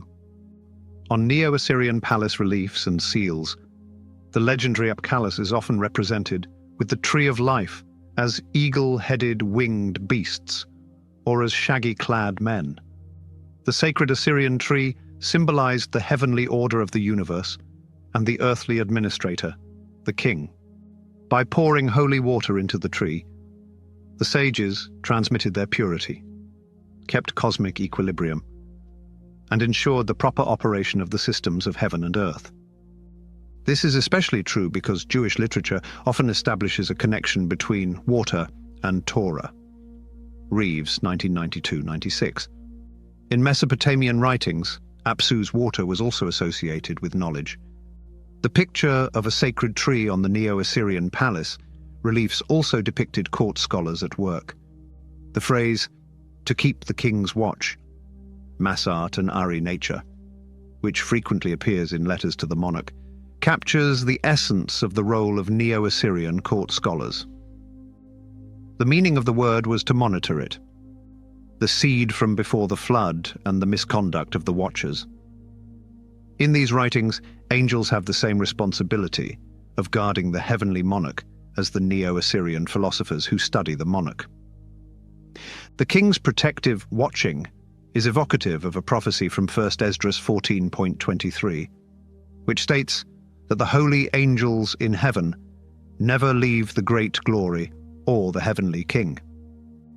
The Watchers refer to these celestial angels by the same Aramaic name, YR. A Jewish source, the Temple Scroll from Qumran, 11 QT 62.1-11, uses the wording to describe the angels working as the king's bodyguard. They will not leave him alone, and they will be with him continuously day and night. They will keep him from sinning.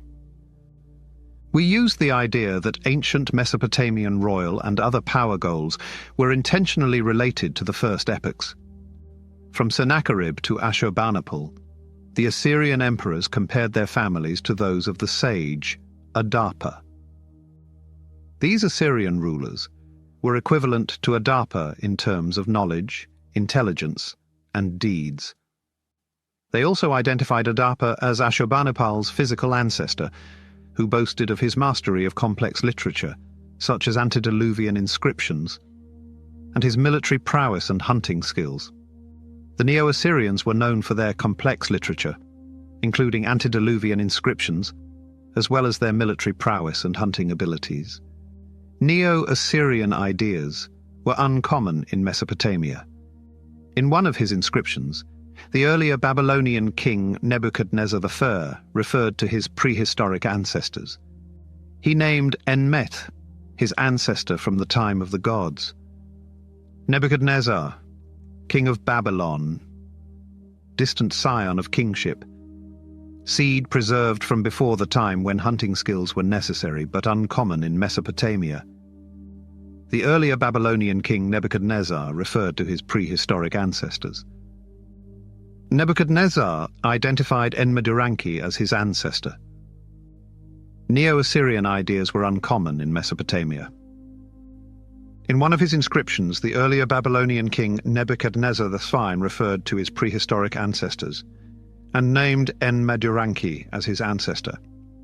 Nebuchadnezzar, king of Babylon, distant scion of kingship, seed preserved from before the good, offspring of Enmeduranki, king of Sippar, who set up the pure bowl and held the cedar wood, rod, who sat in the four Mesopotamian emperors and intellectuals.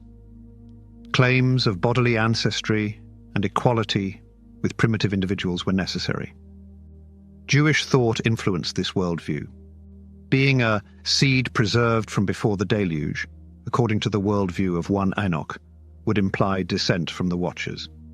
According to the Babylonian Talmud, Og and Sihon were the mythical Amorite rulers who opposed the Israelites. Numbers 13.33 refers to many Canaanites, named Rephaim in Deuteronomy 2.11, as Nephilim, sons of Anak. Numbers 21.14 records the sordid battles against Og and Sihon in a forgotten book of Yahweh's wars. Sihon and Og were the offspring of Ahiah, a son of Shemhazai, according to Niddah 61. The chief of the Watchers was Shemhazai, and Ayah is possibly a reference to Oya, a giant mentioned in the Book of Giants. Og of Bashan was a 9-cubit tall giant from the prehistoric era. Jewish authors backed Mesopotamian views of the monarch as a seed preserved from before the flood, by identifying some historical antagonists as descendants of Watchers. Sexual offences ascribed to Watchers are another example of this mental shift. The royal Talmudic and Midrashic traditions focus on human and divine sexual relationships. The stories of the Og of Bashan and the Ogigos of Boeotia are connected, suggesting a common ancestor. Og survived the flood by perching atop Noah's Ark. Og was a notable kingdom ruler who survived. Joshua 12.4 mentions Og of Bashan as the last of the Rephaim. Ogigos are often associated with giants and are called the Titans' rulers. Rephaim was likened to Goliath, 6 cubits and 1 span tall. 1 Samuel 17.4. The Semitic roots DTN and RPM, along with their derivatives, give rise to Titanes and Meropes. Among the cultural customs of Mesopotamia was the holy marriage ritual. However, in 1 Enoch, the merging of divine and human realms is considered evil and leads to the irreversible decline of humanity. In ancient Mesopotamian literature, prominent figures often engaged in sexual impropriety. The protagonist of an old Babylonian adaptation of the Epic of Gilgamesh oppresses Uruk's young men and women, laying the groundwork for the sexual depravity of the Watchers. Regarding Gilgamesh's sexual harassment, the standard version provides limited details. In the Book of Watchers, the terrestrial world beseeches God for help. Then the earth brought the indictment against the errant ones. Except for Gilgamesh and Enkidu, Mesopotamian literature has limited evidence of early human sexual behavior. The Jewish Book of Giants depicts Gilgamesh as a giant, the protagonist of the Gilgamesh epic. They unearth the most recent evidence from Ugarit, where the standard Babylonian epic describes Gilgamesh's height as 11 cubits because of his immense size. With this knowledge, Enkidu develops into a formidable behemoth on par with Gilgamesh. It is also important to note that Enkidu's professional career started with substantial sexual interaction with mortal women. Their desire to mate with human women prompts the first meeting between 2 superhuman figures in the Gilgamesh epic.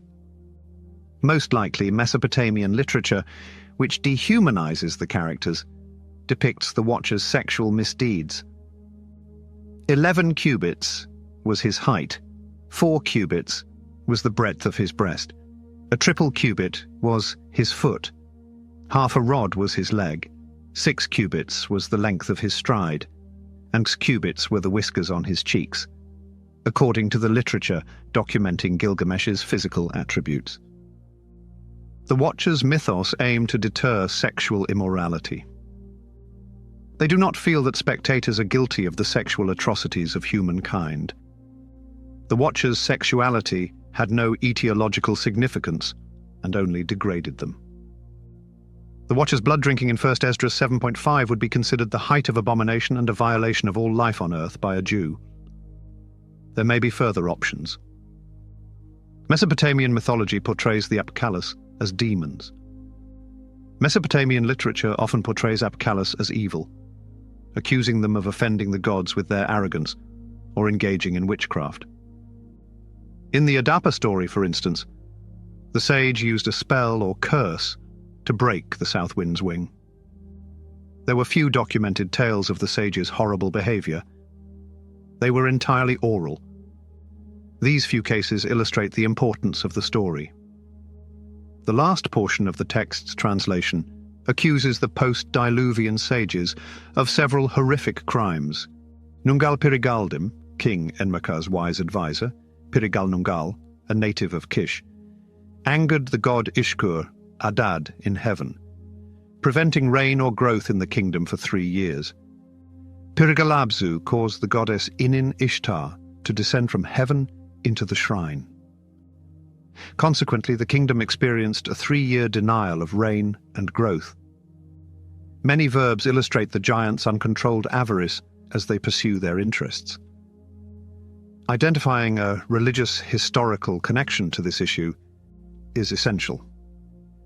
In the Ugaritic tale, The Birth of the Gracious Gods, El sexually contacted 2 maidens who became his wives, KTU 1.23. El has 2 sons, the gods Dawn and Dusk, who are renowned for their immense size and ravenous appetite. Anshakura was the name of Adapa in the old Sumerian and Akkadian logographic alphabets for the word horse. Van Toorn recommends, considering the Adapa tale, that Anshakura be translated as the Sumerian word Ane Kufora, which in this context means he who entered heaven. The statement is intentionally vague because it is unclear whether Anshakura refers to a demon or another entity. In Mesopotamian symbolism, the evil Anzu took the form of a horse. Examine Ea's evil ones in Utukku Lemnutu 5.156 and 176. Fourth, Lunana, 2/3 of a sage, drove a dragon out of King Shulgi's Inin Ishtar temple, Temple I Ninkiagnunna. As a result, Enki Ea, the Lord, gave all of his wisdom to 4 sages descended from humans. One of the sages, born in Adab, Utab, angered Enki Ea by suspending his seal in the salty sea. According to the Bible, 2 of the 4 post-Diluvian sages gave sacrifices to the gods. Pirigal Nungal offended the storm god, causing 3 years of drought on earth. They sent a catastrophe to degrade humankind, analogous to the second epidemic in Atrahasis' epic. The old Babylonian text does not specify the duration of the famine. Under late Assyrian custom, the drought lasted 7 years. Pirigalabzu, another scholar, angered the god of wisdom by affixing his seal to a carp goat or goatfish, the monster associated with Ea Enki known in Akkadian as Suhurmu. This summary is based on an existing piece of Mesopotamian literature. The topos of the cylinder seal used to murder a historical person is one of the old Babylonian historical omens. Their servants predicted the murder of Raimush and Sharkalishari, the 2 emperors of the Akkad dynasty, using cylinder seals. These historical omens are virtually worthless as historical sources. We refute the myth that cylinder seals killed a historical figure. They have a collection of myths and legends about historical figures. The Apkallus appear twice in the anti-witchcraft series Maklu as witches who are the subject of chants. Maklu, which translates to burning configuration, is a magical set comprising 8 chanting tablets and 1 ritual tablet. Its typical form developed throughout the first millennium. The Maklu has approximately 100 chants against witches and witchcraft. The series aimed to punish and render ineffective those guilty of evil, as well as combat and eradicate evil magic and its effects. Therefore, it's a vital resource for comprehending the Jewish Watcher's tale. In the story, the re-god Gira frequently burns witches and purifies witchcraft victims, suggesting the purifying and destroying elements indicated by the series' title, Burning. The battle against the witch is depicted in the first section of the Maklu as a court proceeding, with the witch being judged, executed, and exiled. The incantations of the Maklu used fire and water to slay the witch. This ritual manifestation may be found in the beginning portion of the book, when representations of the witch and accompanying things are spread out and burned in a brazier after the customary preliminaries. Burning pictures and submerging them in water are effective methods for killing a witch and stopping her life force and sour appetite. In addition to burning fumigants and severing links, we burn fumigants to eradicate witchcraft. Once we stir the contents of the brazier, we pour water over the smouldering remnants. They are safeguarding the estate while disposing of the remains. Consequently, the witch escaped the populous region and transformed into a gust of smoke or wind that swept over the steppe. The witch of Apkallu has a demonic mentality. She is the ghost of deceased witches. Therefore, we cannot eradicate her. Instead, we must send her to the steppe, where she will transform into a shapeless wind. The witch must be expelled from the recognized community. Apkallu wants to imprison the witch so she cannot harm the victim. The exorcist's repertoire mentions the witch series and Earp, which means fire, so I compared them. In contrast, the Urapi chants do not reference witches, and reused refers to the creative process. Shemazai, according to the Midrash of Shemazai and Azael, executes the penance of hanging upside down between heaven and earth after learning of the impending judgment of the deluge. According to Islamic legend, this is God's vengeance on the magicians Harut and Marut. In Arab interpretations, they are known as the Watchers, and are always associated with Babylon as described in Surah 2.96. They underline the utter helplessness of fallen angels in Jewish and Islamic writings.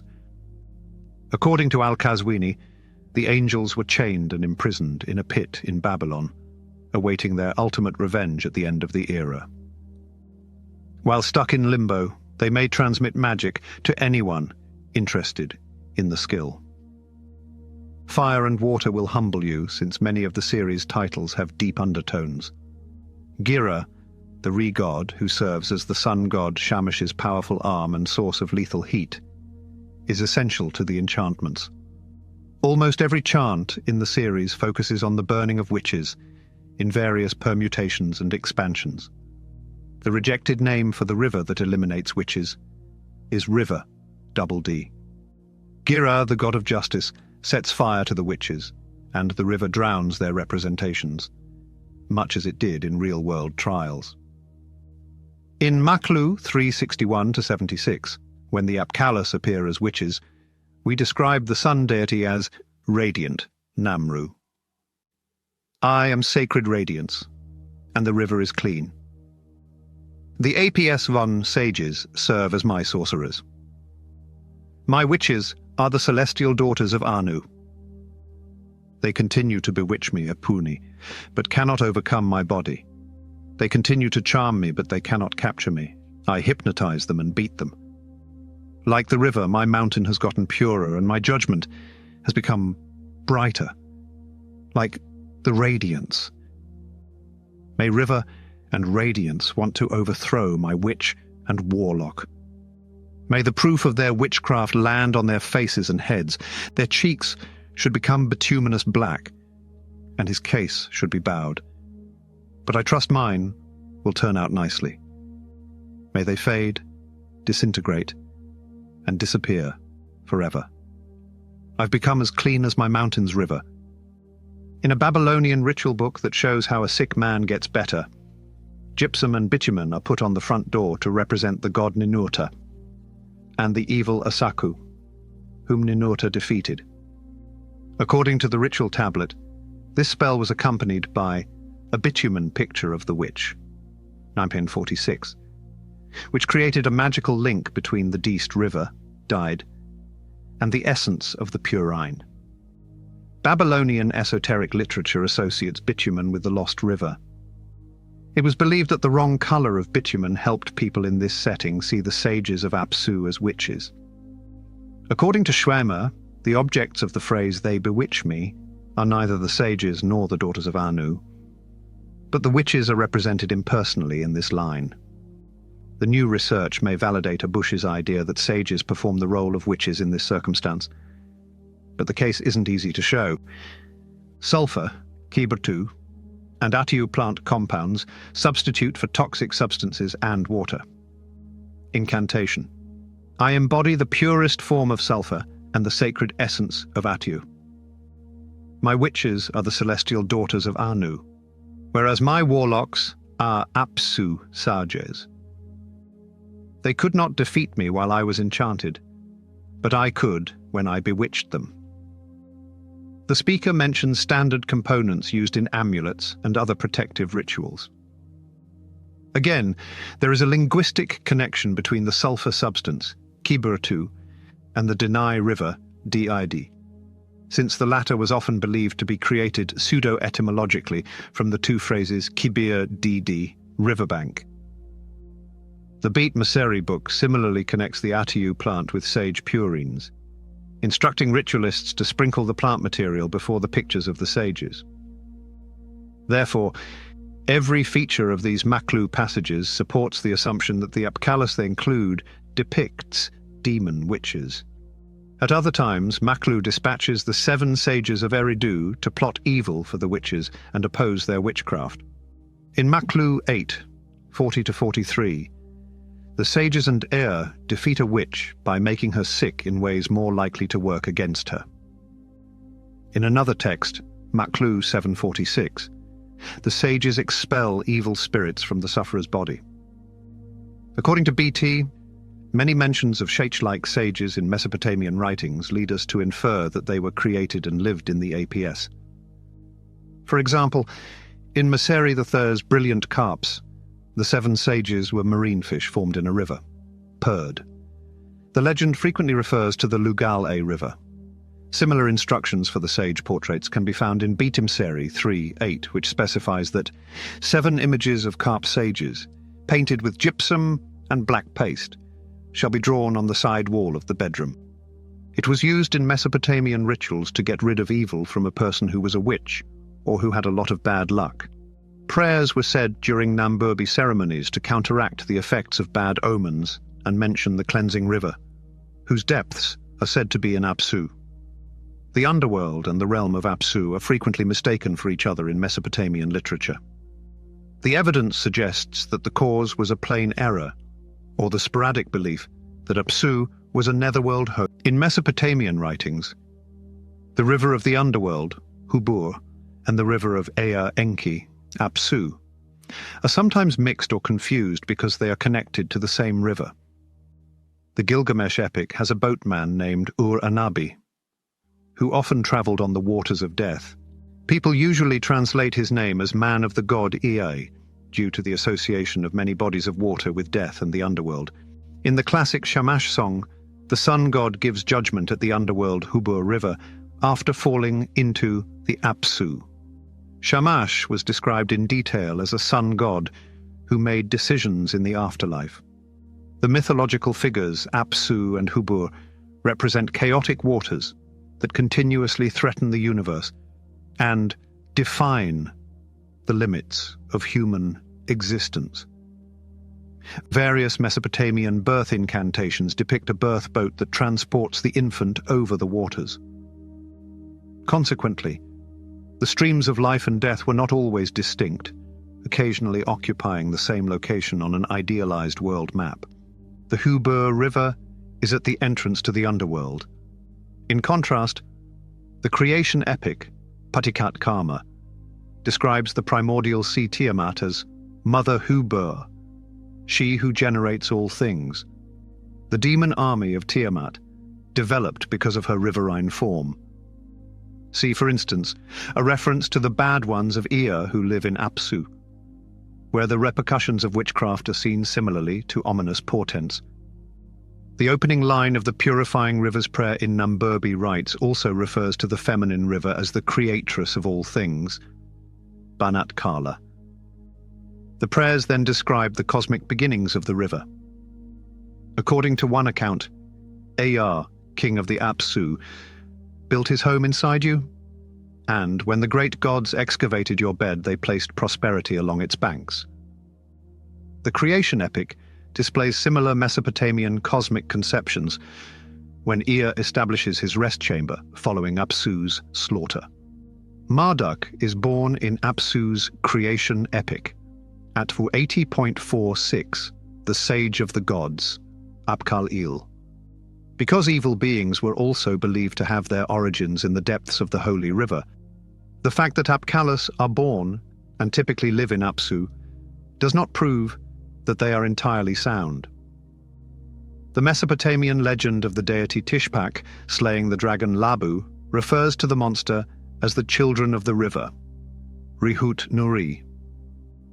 This river also had an epithet and a flood aspect, Abu, which will be discussed later in this inquiry, where witches and carriers of bad omens were thrown for cleaning. Consequently, water sources like the ocean, rivers, and Apsu can produce and harbour large and small progeny. In B.T. Maseri spells, the sage Adapa was also called born in the sea or born in the Apsu, which shows that sea and river were the same thing, Utwaba. As described in the Sumerian hymn to Nungal A, when the time comes, the jail is set up as for a public festival. The gods are there at the site of questioning, at the divine river tribulation, to separate the righteous from the wicked. A righteous man is reborn. The poetic term born in a river could also refer to proving one's innocence through the river's torture. In the Adapa myth, when the south wind blows and makes his boat capsize, it could be considered a metaphor for a water test the sage passed. The monster resulted from water, according to the same legend. According to legend, this monster and others originated in the sea and the river. In the Sumerian temple hymns, a worthy man's birth, Ziddu Utu, through the river experience, is also mentioned. Jewish and Mesopotamian traditions employ demonology to comprehend the malevolent nature of the Watchers, necessitating a thorough understanding of Mesopotamian demonology. In Mesopotamian rituals and magical acts, Apkallus are often considered guardian spirits.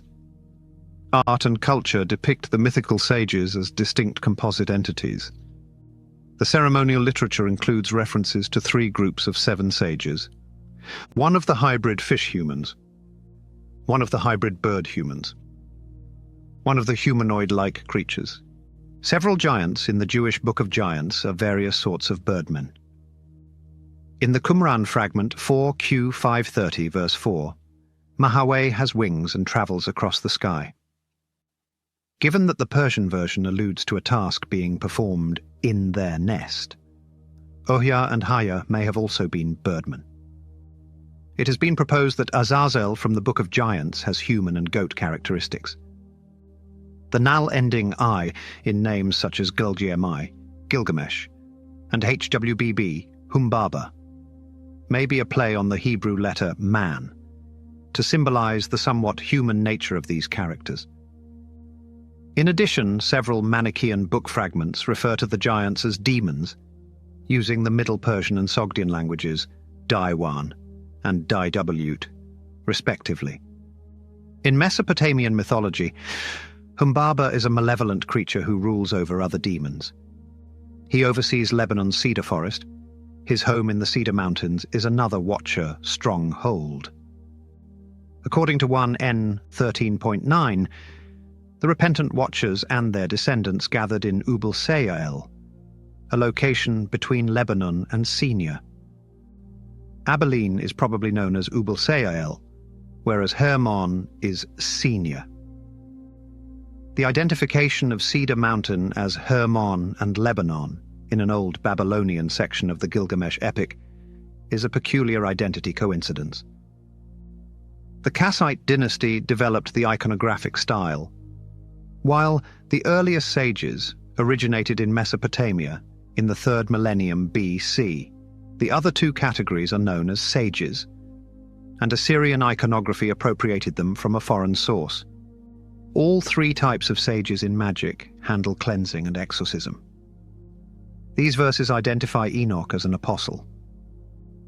The link between the Watcher's sons and a cedar forest is also seen in the Damascus document, CD 2.19, from Qumran, where they are as tall as cedar trees, 3,000 or 300 cubits, and have mountainous bodies. In addition, there is ancient Mesopotamian ritual literature about home protection. For instance, the portrayal of medicines as demonic invaders for contagious diseases is common.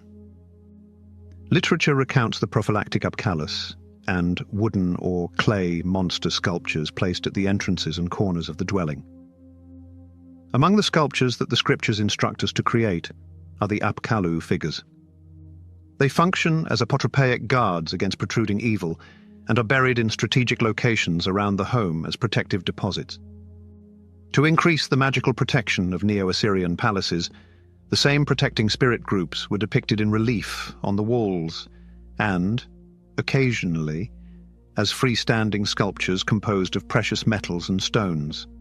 In Vigerman's book, the main Akkadian text translated into English describes the ritual necessary to prevent the adversary from entering someone's home. P. Lemuti ina bt amli parsu.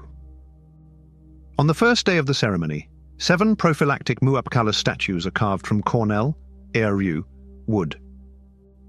6 different groups of figures are constructed and adorned on the second day. 7 of Sebetu, 4 of Lugalgira, 7 of the armed ones, Tekak, 1 cubit, and it Amatu El Nu, and 4 of 52. This text's revised form is Saria Ulab Mam. According to Deuteronomy 3.8-9, King Og of Bashan, a giant and one of the Rephaim, possessed Mount Hermon. Daniel is also called Mount Rpi, man of Rapiu, and Mount Hernmi, Harnemite man. Daniel is also the name of the 7th leader of the fallen angels who, according to 1 Endoin 6.7, landed on Mount Hermon with others. By associating the Canaanite word Hernmi with the Hebrew term ban, the Hebrew Bible may have transformed Hernmi into Hermon. His status as the 7th highest angel places him with Enmedaranki and Enoch. In Job 4.20, Enoch marries Daniel's daughter. The Book of Watchers tries to raise the Phoenician intelligent man to the level of the evil angels. Daniel may be the protagonist in the Phoenician history of the good. In the Book of Daniel, he is shown as a learned scholar in the court of the Babylonian king. This occupation is intimately connected to the Apkallu tradition. Some of these animals have deep links to the underworld, making them capable of both good and evil, even demonic. Meslamtaya, often known as the creatures of heaven, and a statue of Naruda are examples. The anti-witchcraft book Maklu 6, lines 148 to 149, says that Lugal-Ji-Ira and Meslamtaya are guard gods of the underworld who rip out the heart and wring the kidneys. They are also signs of illness. In the Era epic, the well-known Sebetu clan, pictured above as kind people, is portrayed as very evil. On the third day, we see numerous clay monster sculptures being constructed. Initially, the text mentions the 7 birds, a phallus, and the fish, a phallus. Among the Babylonian demons described are the hairy ones, Lamu, giant weather beasts, Ugalu, angry lions, Uridimu, human-headed bison, Kusariku, scorpion men, Gatablulu, fishmen, Kulu, and carp goats, Suhum. These guardian demons and angels exist to ward against harmful spirits. These sculptures undergo sanctification, cleansing and burial in their designated locations within the home on the 4th and 5th days of the ceremony. Remember, while concluding this renowned book, these remarkable creatures have the same duties as Apkalls. In their iconography, the rectangular clay plaques of Assur's foundation figures, of the Esh-cloaked human Apkallu type, most prominently display archizing characteristics in the shape of a double-stranded beard. The archazing traits were meant to bring out the Apkallus's ancient nature, making them powerful, magical defenders. The excavations uncovered several Ur figures from the 7th century BCE. The 7 are unmatched warriors. Their divine nature is unique. Their origins are dark and terrifying, and anyone who sees them is paralyzed with terror. Era the Y, 23 to 27. In the Era epic, the Enochic giants are compared to the destructive 7, with the proclamation, "Their breath is death. Humanity is afraid to approach it." The associated text of KAR 298 contains passages from this and other publications. Apkallu is on the roster of friendly spirits with devils. The archaeological setting of these sediments contains various archaized elements. The notion that the boxes were formed of plano-convex bricks precisely picked to lend an air of antiquated sanctity to the magical deposits and gathered from different portions of the mound was rather intriguing. Instead of stacked against the doors, the figurines were lined up against the walls, with each box's open side facing the center of the room. The figurine groupings served as home guards. At Kish, where one of these sculptures was found buried under a plano-convex pavement made of archaistic bricks rather than archaic bricks, the technique has a fascinating later parallel. The 10 sculptures discovered at included 3 Kala figures: the winged, appalled with bird heads and human bodies, the warriors, and the fishermen. As we've already discussed, the 11 scary creatures that the warrior god Ninurta killed are the subject of several social sculptures made during the event. Some of these monstrosities are among the evil creatures of Tiamat that Marduk faces in the Babylonian creation epic. In the ritual texts, the Mesopotamian warrior god's evil enemies are defeated and turned into good spirits. On the level of ritual and magic, there is no difference between original powers, demons, and monsters, since all figurines are linked to all daily tasks. Their evil past allows them to guard homes and castles more successfully. Literature often portrays sages in a more positive light than a negative one. After victorious combat, the monsters transform into friendly people, and their statues are placed at the entrances of palaces and temples as guardians. An etiological explanation is provided when Marduk accomplishes the following in Creation episode V 73-76. And her 11 creatures, whom Tiamat fashioned as the beasts whose weapons he broke, tying them to his feet, and then forming them into images, and stationing them in front of Apsu's gate, saying, "Let them not be forgotten. Let this be a sign." During the Assyrian celebrations, the king's accomplishments were praised, and the defeated empire's key city gates' rebellious leadership was shown to the world. The lions, human-headed flying bulls, Lamassu, and other fantastic or real monsters that guarded Mesopotamian gates and gateways were likely seen as the warrior gods' former rivals. We should refrain from classifying Mesopotamian spirits as either excellent or malevolent. The 7 gods alternate between being on the side of good and evil. In other cases, a spirit's current behavior, rather than its inherent characteristics, formed the basis for determining whether it was benevolent or malevolent. Despite his alleged animosity, Pazuzu threatens Lamashtu and is often regarded as a part of the Assyrian apotropaic series. However, even the learned and kind Babylonian sages may have had a shady side. Many demons had intimate relationships with various gods who oversaw and repressed their misbehavior. The genesis of the philosophers was comparable to that of the monsters that served the god Ea. Lahmu, hairy one, Kulu, fishman, and Suhurmu, goatfish, were most likely Eas. Perhaps the solar deity Shamash once held the Kusariku and Girtablulu, scorpion man, and crazy lion. Some of these creatures have been shown in groups as early as the Middle Babylonian period, such as Tiamat's army in the creation epic and Marduk's suite. The era epic, the Flood story, presents the Great Flood differently than other ancient Mesopotamian literature.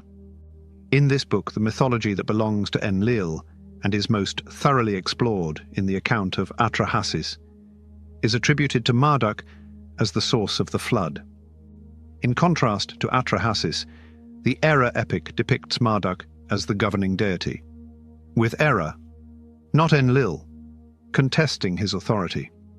According to the Era epic, the construction epic is the introductory text explaining Marduk's establishment of the world order. In actuality, I was angry in the distant past, Leaving my home caused it to rain. As soon as I left my residence, the laws of heaven and earth dissolved. Because of the shaking, the positions of the celestial planets were altered, and I did not adjust them.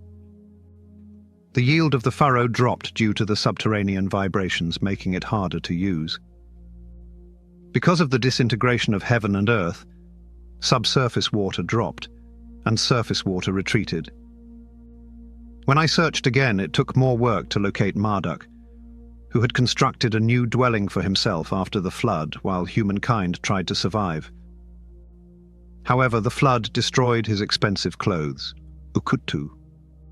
Gira donned his crown of kingship and returned to his temple after Marduk ordered him to polish his features and launder his clothing.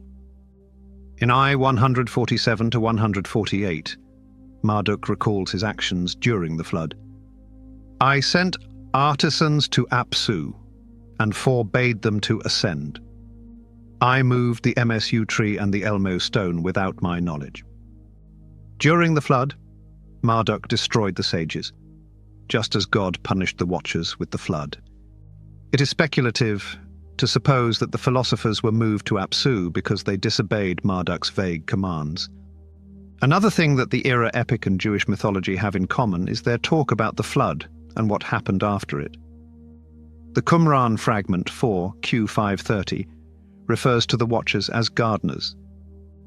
There is also mention of poisoned water and the immediate elimination of any flourishing plants under the Watchers' supervision.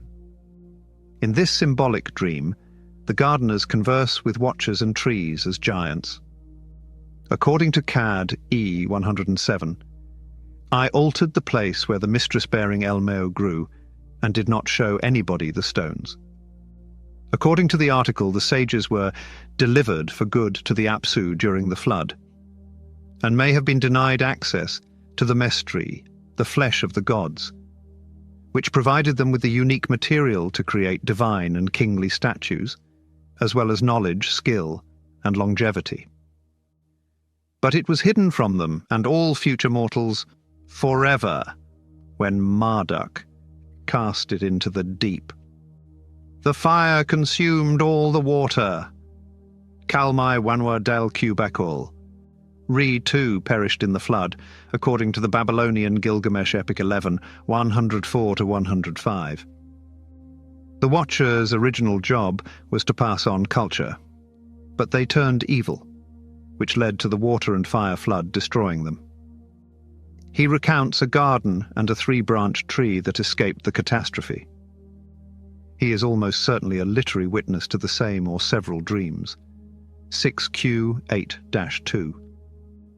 The artwork depicts the survival of Noah and his 3 children. The 2 passages of Qumran characterize the event as a warning dream for the giants. The ancient Midrash of Shemhazai and Azael describes a linked dream complex. Hay and Ahai, Emhazai's sons, both had nightmares in which they saw things one night. First, one individual saw a massive stone with lines of writing. Then, an angel emerged from the artwork, carrying a knife and erasing all the lines except one with 4 words. The other son saw a well-designed garden with several trees and lovely stones. Then, an angel, whom he saw, appeared from the sky with an axe and chopped down all the trees, leaving just one with 3 branches. The garden in the second dream with trees and beautiful stones is comparable to the park in the Gilgamesh epic, Naim 173-90, where the trees are covered with jewels and precious stones after the hero's journey. The meanings of these Qumran artifacts and medieval midrash are deeply rooted in the mythology of the ancient Near East. In the Mesopotamian spells of Utuku Lemnutu, some demons are compared to the terrible flood. In 4.1, and 4, monsters born from the seed of the sky god Anu scorch the land like daylight and weaken, or uproot, the enormous maize trees in the forest. In the Era epic, Marduk says he changed the arrangement of Mimsu tree and Elmiu stone during the flood to send the sages to Apsu, I 147 to 148. In I-150-62, Marduk talks to Error about the time after the flood. He asks rhetorical questions to find the tree and the wise people. According to Talmudic tradition, the primeval flood torrents that the great King Og endured were coupled with ore, which was very hot. He, too, would have been consumed without Og's tremendous strength. What is the location of the chaste tree, august hero, and ideal for dominance, whose roots spread 100 leagues across the vast sea to the underworld, and whose crown reaches Anu's sky? Where is Ninildum, the master carpenter and hatchet-wielder of my most significant deity? He alone can play the instrument, make it shine, and submit to my will. Where is Kusigbanda, who created God and man with his holy hands? Ninagal, wielder of the upper and lower millstones, hardens leather to the consistency of copper and forges weapons. Where have you gone? Where are the lovely stones from the great ocean that adorned my tiara? Where are the 7 sages of the deep, the holy fish that cleaned my body? Who, like their master Ea, have exceptional insight without flaw?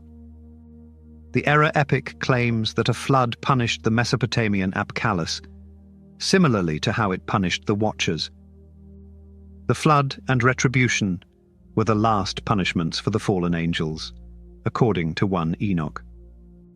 On the day of the previous judgment, some angels, including Asael, will be carried away to the burning configuration. The prison where the souls of fallen angels are held is a chasm similar to Apsu, an abyss with many pillars. According to the Greek translation of 1 Enoch 18.10, it is located beyond the end of the vast world, or beyond the great earth, according to the Ethiopic. Additionally, the Apkallu will lead the Watchers and their sons to Apsu. In Mesopotamian mythology, Big Earth makes sense, although it is uncommon in both languages. In Mesopotamian texts, the underworld is called the Vast Earth. This phrase is Kaigal in Sumerian, from which the Akkadian term Kigalu is derived. This title was given to Ereshkigal, the Mesopotamian queen of the underworld. The divine entities, the Watchers and Apkallu, altered their forms to escape the flood. Utilization of fire and water as a method of decision-making and action. It was believed that witches and watchers were just transitory. Because of their partially divine natures, witches and demons in Mesopotamian mythology were not destroyed. Regardless of the number of times they were commanded to be exterminated, they continued to do damage and spread illness. The origin of the demonic realm is described in passages such as 1 Enoch 15.8-9. According to 1 Enoch 12-16, God does not destroy the giants, but releases their souls to create a universe of wicked spirits who wander the earth and torment humans until the last judgment. Since they originated with humankind and the holy watchers, the spirits that grew from their fleshy bodies are considered evil. There will be evil spirits on earth, sometimes known as evil spirits.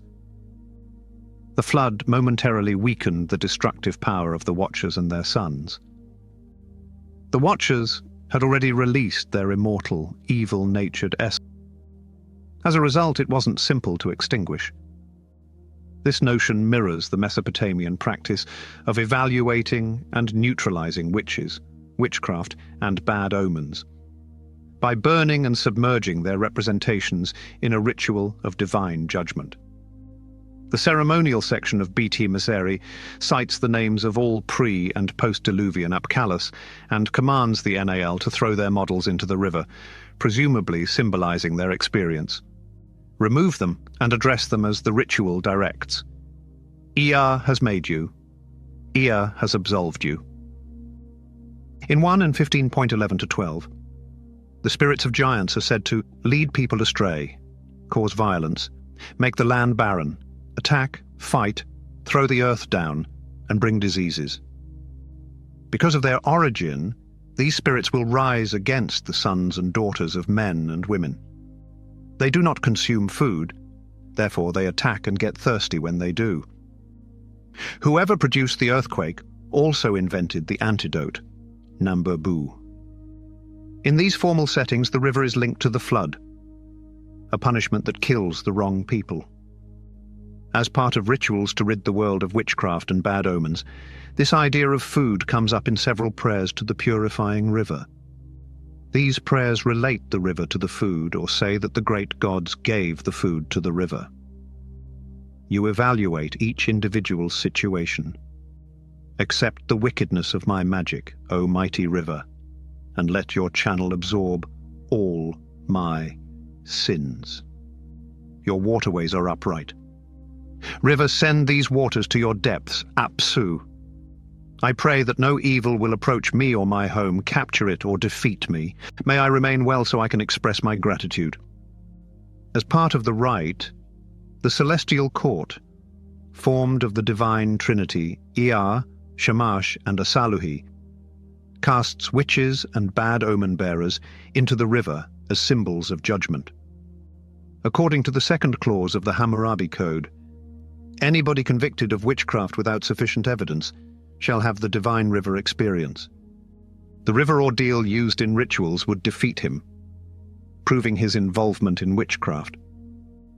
On a mythical level, this river catastrophe is comparable to the Great Flood, which occurred in ancient Mesopotamian mythology and the Hebrew Bible to purge humankind of its evil.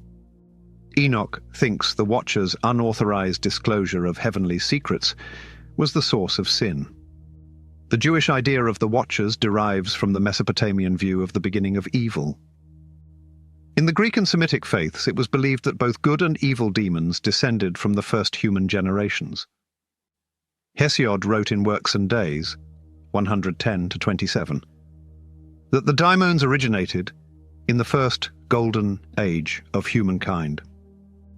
Socrates believes they may be the offspring of gods, nymphs, or other women. They were the descendants of gods, angels, divine heroes, and divine sages. This period in Mesopotamian and biblical history is known as the antediluvian era. The term observers has its origins in both Aramaic and Akkadian.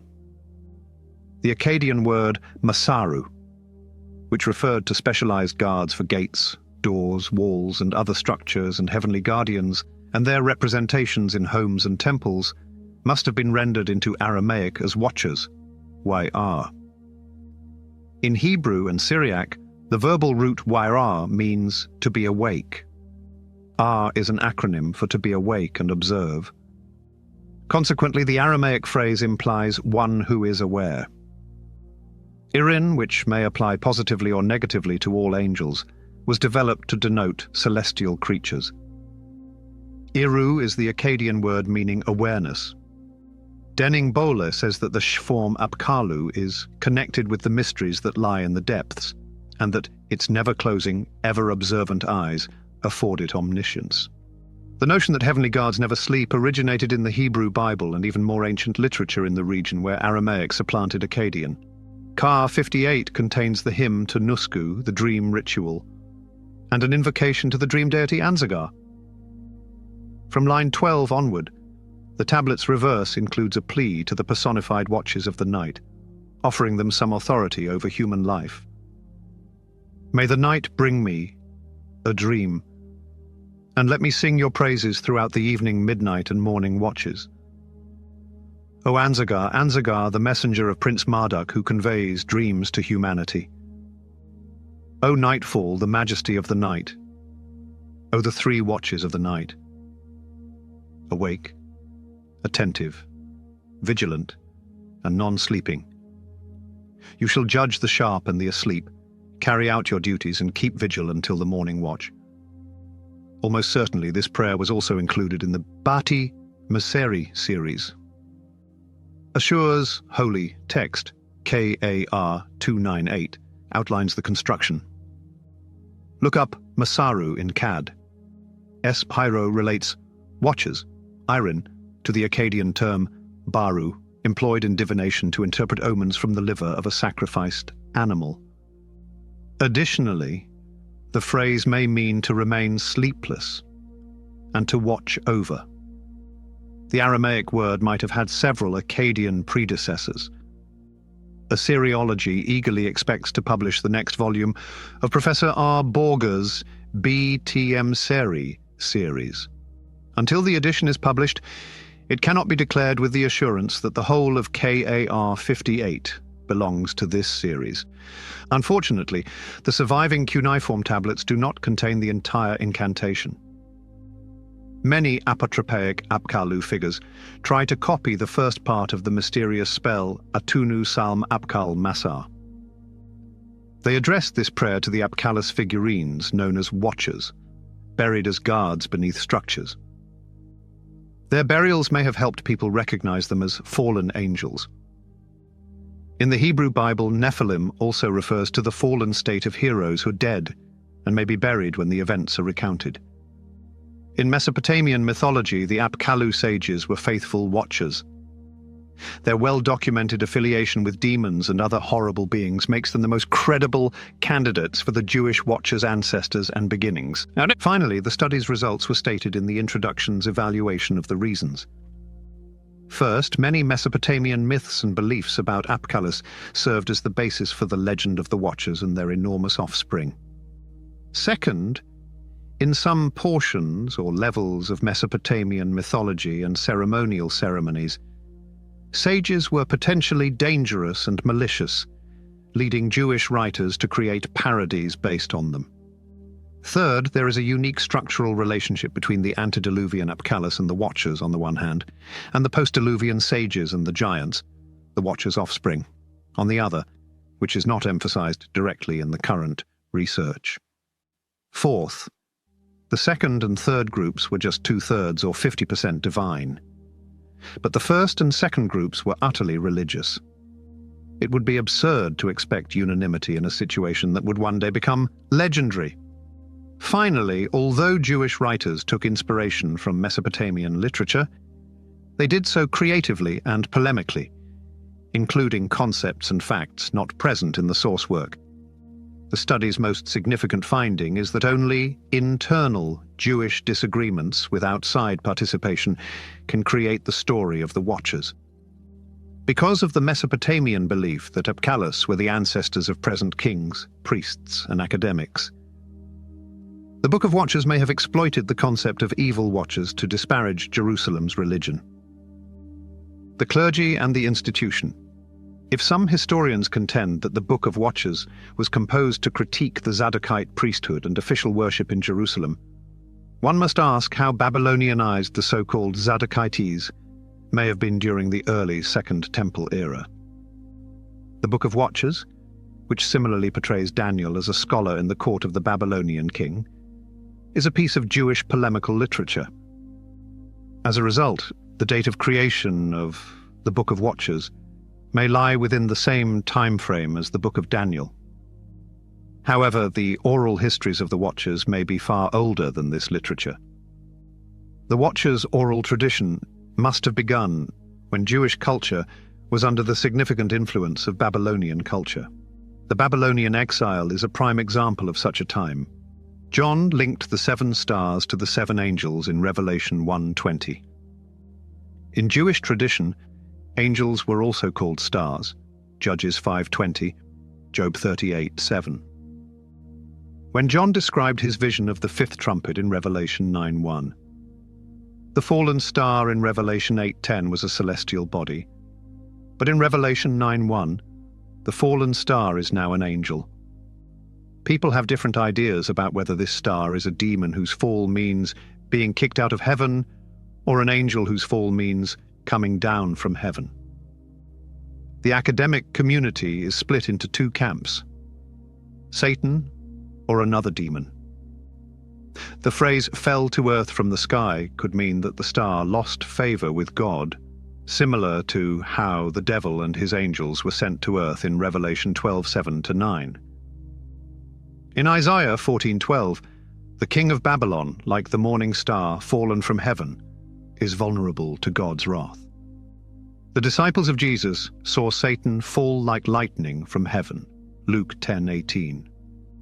Many scholars think that the fallen star in this passage is Satan or a demonic angel, possibly referring to the Apollyon angel of the abyss, mentioned later in Revelation 9:11. Even though it seems improbable that God or one of God's servants would give an evil angel the key to the abyss, other visions show that the beast from the deep is granted divine permission to rule on earth. Later in Revelation 13:7. 2. The angel of God. Another explanation of the falling star is that it represents an angel's ascent to heaven. The falling of stars does not signify God's vengeance against the stars, but against the earth.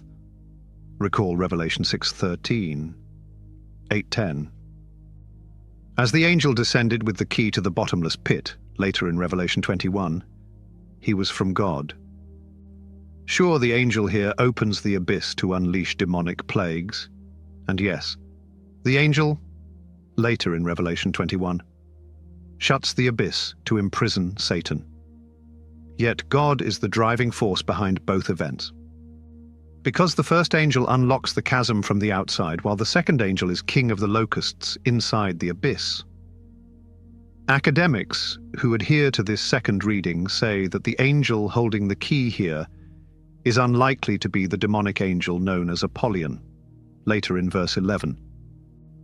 According to some academics, this angel is associated with the one who is believed to be in charge of Hades, Tartarus. This literature, however, separates the underworld into Hades and the abyss. The angel may be one of many. Concerning the first interpretation, a full investigation into who the star that fell to earth is needed, starting with the Old Testament, going through the time of the Second Temple, and ending with the New Testament. Beginning with the first rebellion in Genesis 3, the fall of humanity seems straightforward.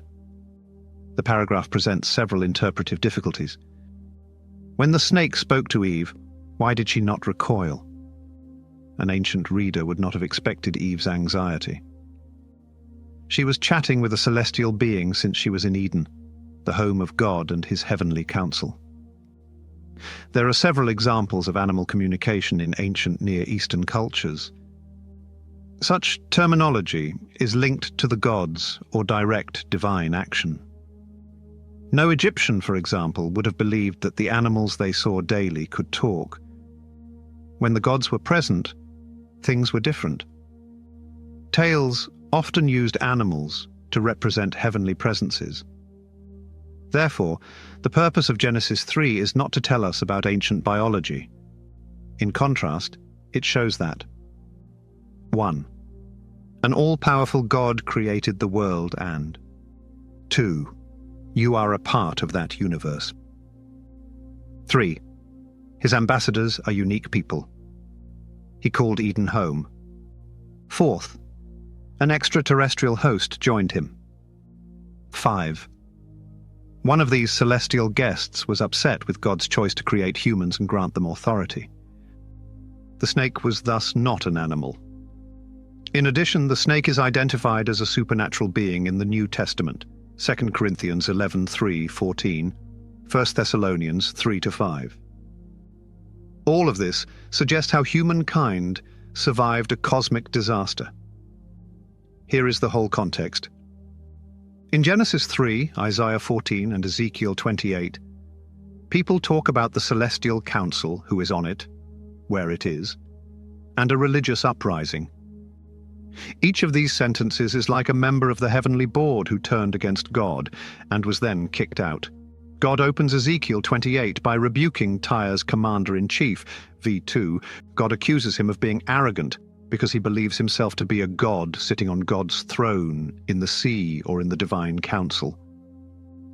In this context, the Hebrew term for God is El, similar to the Hebrew word him in verse 9. El was the name the inhabitants of Tyre and Ugarit gave to their most magnificent deity.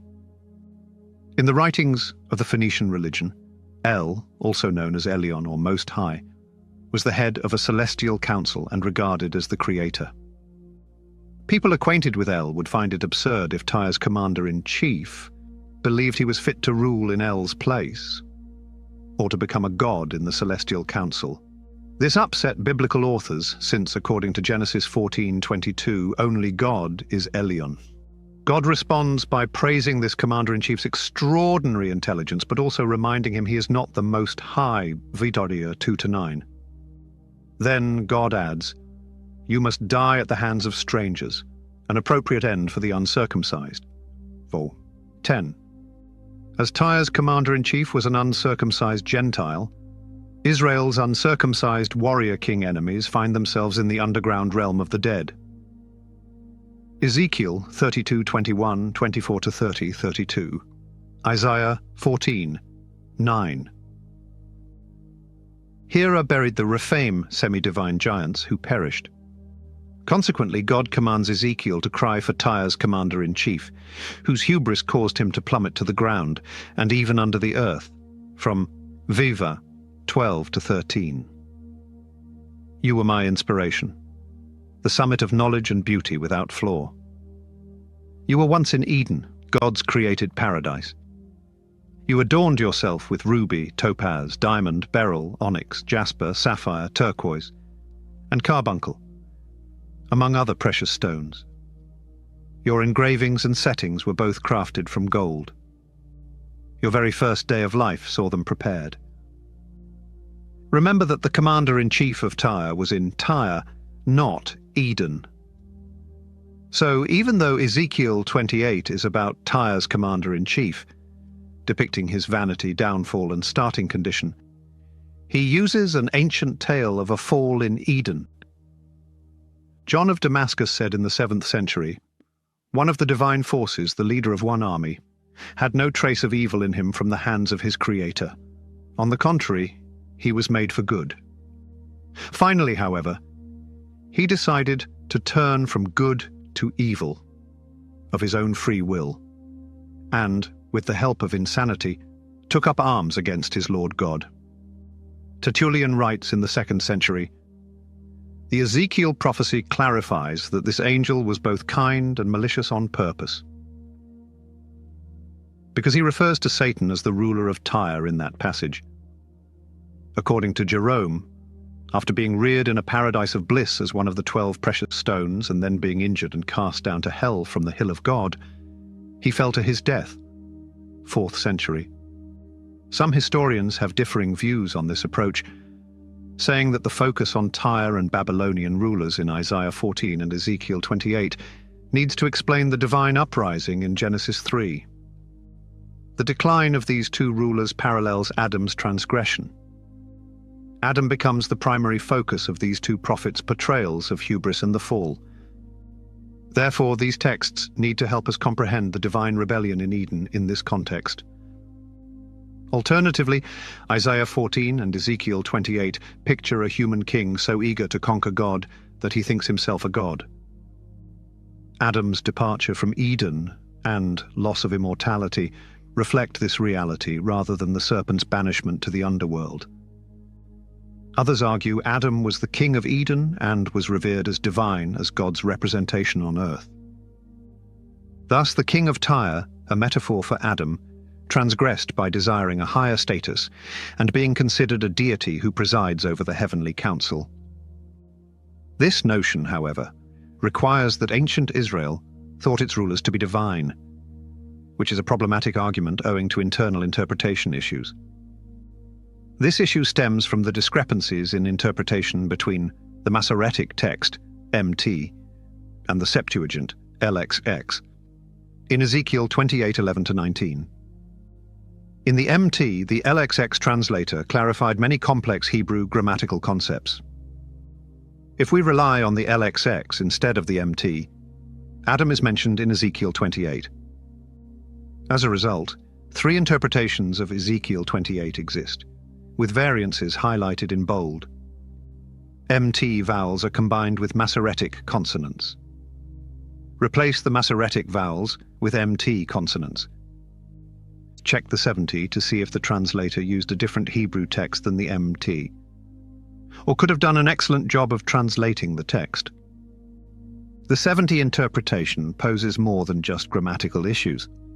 Scholars who favor the LXX interpretation quickly identify this figure as Adam and relate him to the human king of Tyre, since the LXX states God placed another individual with the cherub in the garden. Academics who favor the MT approach ensure these variations do not make up textual defects or scribal oddities. The morphological structures and grammatical problems that prompted the LXX translator to enhance the MT have received much attention. Therefore, giving up on the MT is voluntary. The following are the three primary concerns. A methodological problem. One can question how Isaiah 14 and Ezekiel 28 may make remarks about Adam if they are not considered to contribute to our knowledge of the divine rebel. It is based on the assertion that these verses shed light on Adam rather than the snake.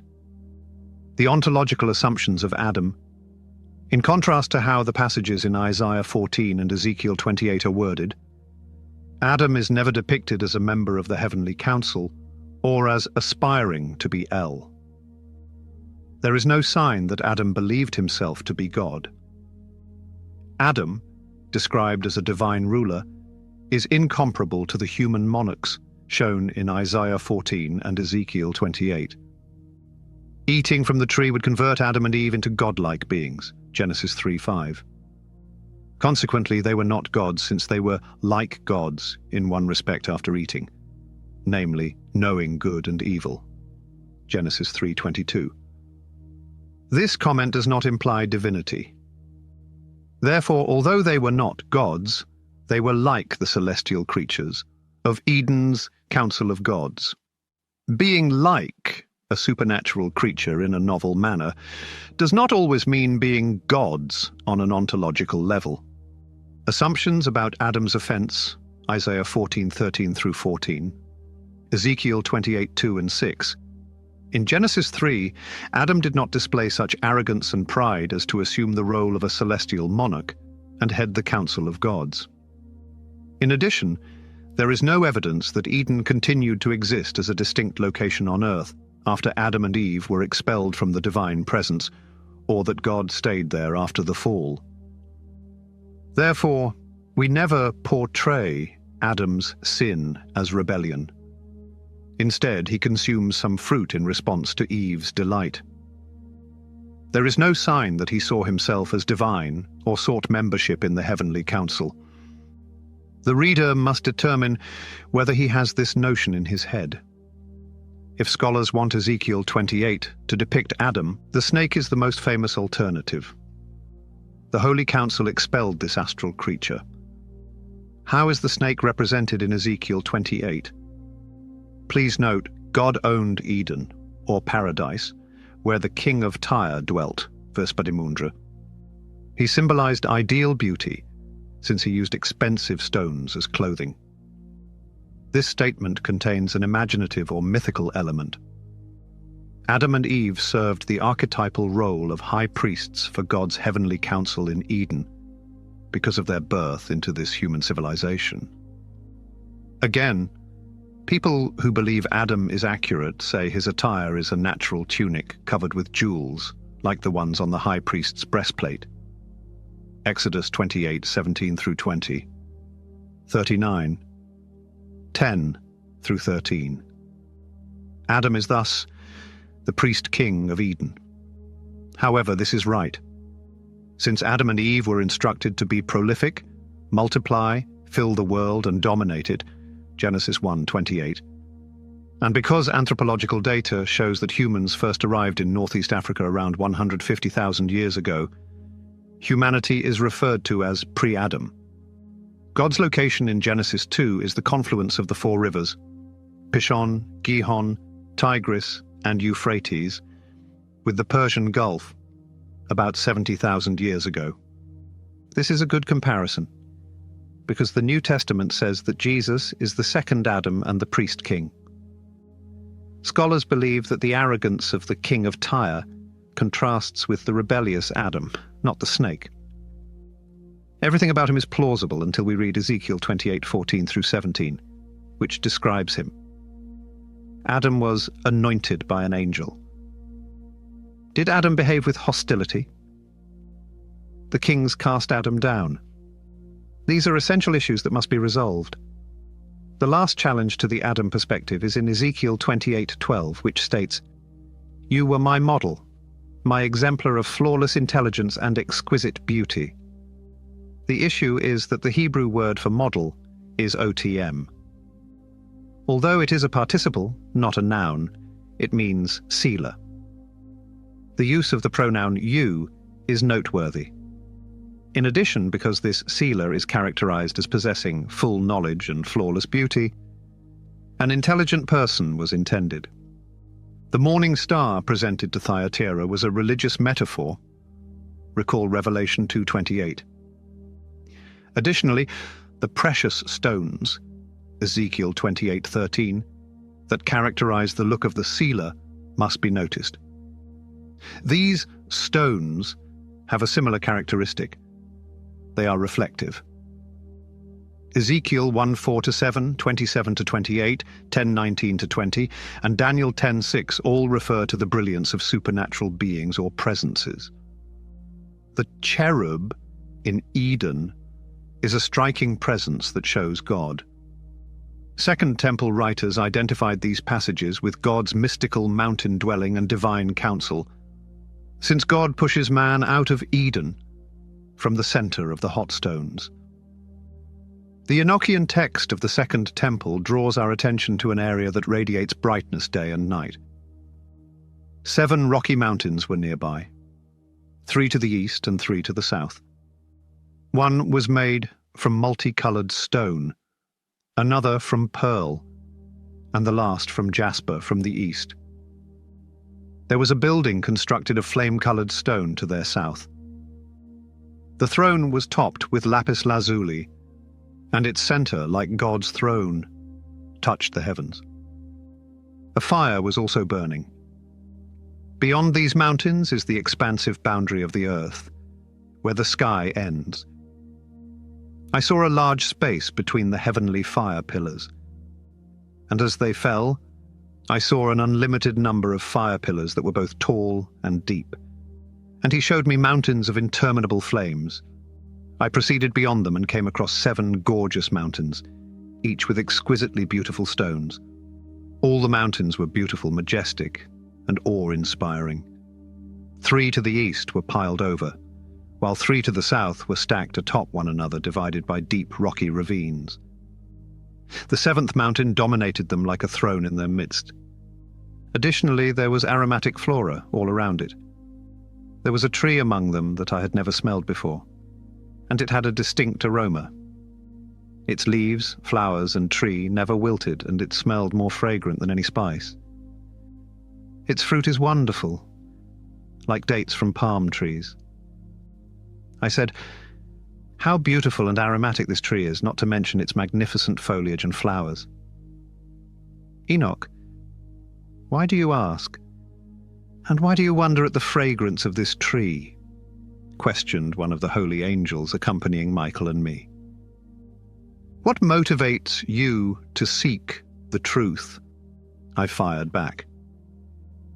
"Regarding all I want to know, but particularly regarding this tree, I, Enoch, made the following observation." He said, "When the great Holy One, the Lord of Glory, the King of Eternity, comes to visit the earth in compassion, he will sit on this lofty mountain you saw, whose peak resembles God's throne. Until the ultimate judgment, when everyone will be judged and eternity will be sealed, no person may come into contact with this aromatic tree. Its fruit will nourish the selected, and then it will be distributed to the virtuous and the devout. And the eternal King, who resides in the home of God, will move it to the holy place. People will be delighted and contented when the relocation happens and enter the sanctuary. Then I worshipped the God of glory, the King, who had planned, created and promised to give such blessings to the righteous. Its aromas will permeate their bones, and they will outlive your ancestors on earth." 1 Enoch 18:6-11, 20. Therefore, the fiery stones in Eden's habitation on earth are heavenly beings. In addition, the Hebrew word ir in Genesis 3 may be a reference to the underworld, the realm of the dead. See Jonah 2:6. Adam could not have been condemned on earth, since there is no record of his being thrown to the ground. Adam had already landed on the planet. Therefore, we expect to hear this comment whenever a celestial person leaves the divine council.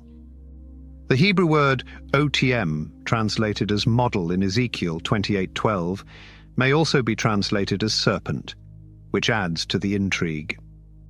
The last M is silent. Scholars refer to this as an enclitic mem. The previous vowel is drawn out because its predecessor is a silent E. As a result, the enclitic mem is a stressing particle.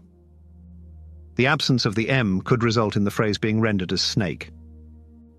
You, the snake of perfection, are wise and flawless according to Ezekiel 28:12. Therefore, we are dealing with an astral creature portrayed as a snake in Genesis 3:1 and as a guardian cherub in Ezekiel 28:16. A cherub was a guardian of the celestial throne in the ancient Near East, and such creatures are shown as hybrid animals in iconography. Therefore, assuming this guardian cherub to be Adam is illogical.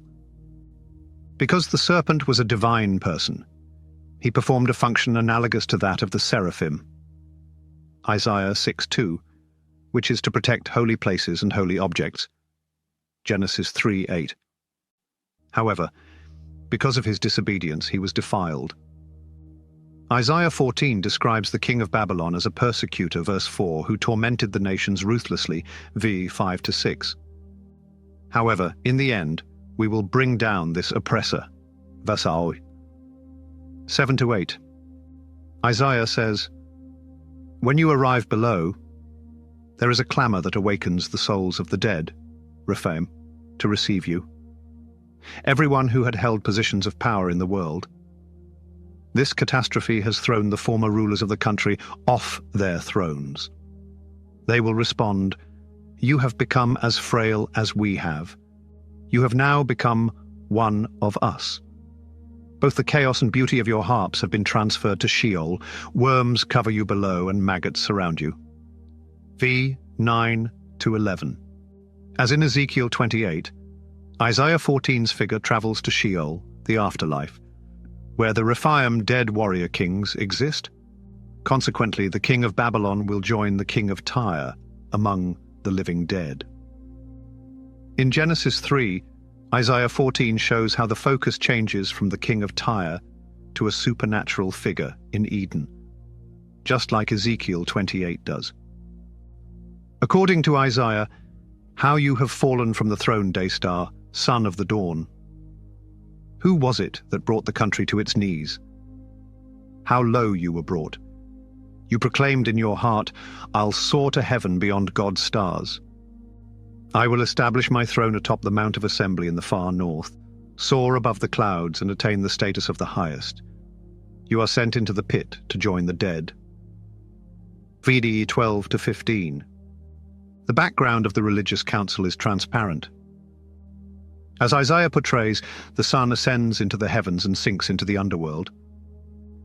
In contrast to a celestial creature fallen from heaven, verse 12 describes the king of Babylon. Consequently, he is referred to as the day star, son of the dawn, or more appropriately, the shining one, son of the dawn in Hebrew. This phrase is more closely associated with the sun, because of its brightness, than with Venus, contrary to previous research that suggested it referred to Venus as the shining one, son of the dawn. This is tied to the chthonic sun, the underworld god, in Ugaritic literature. And Isaiah was aware of these Ugaritic connections between the sun and the underworld. In Isaiah 14:4-11, the image of the sun as a psychopomp or guide of souls for the human ruler shows how the oppressor will fall. So, Isaiah changes the story into a sarcastic polemical lament for this hated human monarch, emphasizing that he is a slave to God since the Ugaritic sun, god Apu, has no control over either realm. Like what we saw in Ezekiel 28, Isaiah 14 is about a superhuman who is too proud of his smarts. According to Job 38:7, he was so arrogant that he elevated himself above all the stars of God, or members of the celestial council. The phrases, "erect my throne" and "sit on the Mount of Assembly" show that this shining one wants to be superior to his fellow members of the heavenly council. That this Mount of Assembly is in the far reaches of the north, Hebrew pon, and the tops of the clouds, suggests that it is a reference to the heavenly council. These indicators point to a plot to upset the sacred board and repeat Ezekiel 28. This shining one wanted to sit in the holy council on the divine mountain in the most fantastic place. Being like the Supreme was his goal. Considering this, it is unsurprising that the guardian cherub of Ezekiel 28 and the shining one of Isaiah 14 share the same fate. The penalty is eternal damnation in Sheol, the underworld. Consequently, we can reread Genesis 3. Historically, the Hebrew word en, meaning serpent, has been regarded as a noun. However, one could also interpret it as a verb. Therefore, diviner is the exact translation. Alternately, divination is supernatural communication. In the ancient world, a diviner predicted signs or gave divine oracles. This is the situation in which Eve receives advice from this extraterrestrial creature. However, we can interpret it similarly. In this context, bronze or copper are suitable translations. This image of celestial creatures is seen in Daniel 10:6. In English, the meaning of words may also shift based on context. The term running, for instance, has 3 separate meanings. Running is an appropriate phrase to employ in this situation. The adjective is that the engine operates on diesel fuel. The final adverb states, "Running paint is unpleasant." A proficient author must examine all repercussions and subtleties. How is your reading coming along, for instance? To answer this question, looking at reading in its noun, verb, and adjective forms would be best. For example, what does the most recent assignment mean? 4. The Shining Ones. According to Genesis 3:1, the Shining One was more intelligent than any animal the Lord had created. Consequently, the Hebrew term en portrays a snake as possessing brilliance and divine understanding. We should have compassion for Eve. In this culture, she is often considered innocent. Given the backdrop of the heavenly council and her position as God's image and a member of his family, the Shining One's words to her carry significant weight. God intends us to resemble gods since we belong to the same family. This does not exonerate Eve or Adam. They suffered the consequences of the only the Shining One, Genesis 3:14, and the ear-bearing, Ingrin Gearing Ringing Ringing Ringrin Eve. Give, Ringri Eve. V 3:17. 17, Sis 3:17 to 19. What happens to Adam and Eve disturbs their assigned duties. When expulsion, the Garden of Eden ruling aim to im tolin mini lineam tog aim tom menial menial nia menia menia menia menia menia lineal alineal labor. Genesis 3:22 to 25. Genesis 3:15. We know God would intervene to rebuild his dominion, and that a certain Adamic descendant would play a crucial role in that kingdom. In this light, the human desire for paradise glows with vitality. Despite our innate desire to restore the lost, humans cannot revive Eden. So in the end, a descendant of Eve would fix the damage caused by the rogue angel. Since this person is Eve's descendant, it seems likely that her lineage will solve the problem. After the fall, childbearing was the only means to continue the work of God's human council. the family. By producing offspring, Eve was saved, 1 Timothy 2:15. We all agreed that producing offspring was the only way to fulfill God's original plan. Without offspring, there can be no human imaging, hence no dominance. Observe, however, that the judgment against Eve emphasizes that the Shining One will also have children. Consequently, there are no additional human-on-snake encounters in the rest of the biblical narrative. Instead, it describes an endless war between God's followers and the Shining One's adherents. The phrases, "consume dust" and "crawl on your belly" were clearly metaphors, since snakes do not devour dirt for nutrition. The curse indicates that God and the Celestial Council would soon cast out the Shining One, who aspired to be most exalted. God's dominion and the inhabitants of the underworld conceal him. To put it differently, death is his dominion. The fall did not compromise God's design. However, the situation will deteriorate before it improves. Genesis 3 explains why we die, need atonement and redemption, and cannot achieve these things alone. In addition, it suggests that God's purpose has been postponed rather than thwarted, and that the human tale will be a mixture of horrible conflict and a beautiful providential journey. Genesis 6:1-4 describes the second uprising. As the earth's population increased and more daughters were born, some heavenly creatures noticed the beauty of human women and selected partners from among them. The Nephilim were on earth when the heavenly creatures had sexual relations with human women, resulting in offspring. Because people are genuinely mortal, my spirit will not always be there with them, the Lord said. Nevertheless, they will continue to live for 120 years. These children grew up to become the greatest heroes of antiquity. This paragraph raises some problems. What are divine beings? Who exactly were the Nephilim? Why did they become the heroic and legendary figures of antiquity? Please respond to this inquiry about ancient Mesopotamian roots. Second Temple works such as 1 Enoch show an exceptional understanding of the Mesopotamian context. This knowledge indicates that Jewish thinkers of the Second Temple era accurately understood the tale of heavenly creatures and their monstrous offspring. As a result, the nature of this information is controversial.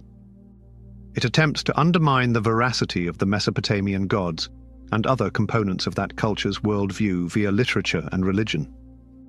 Adopting phrases and themes from the literature of the target culture to stress God's correct theology and contempt for other gods is a popular tactic. Biblical authors frequently employ this strategy.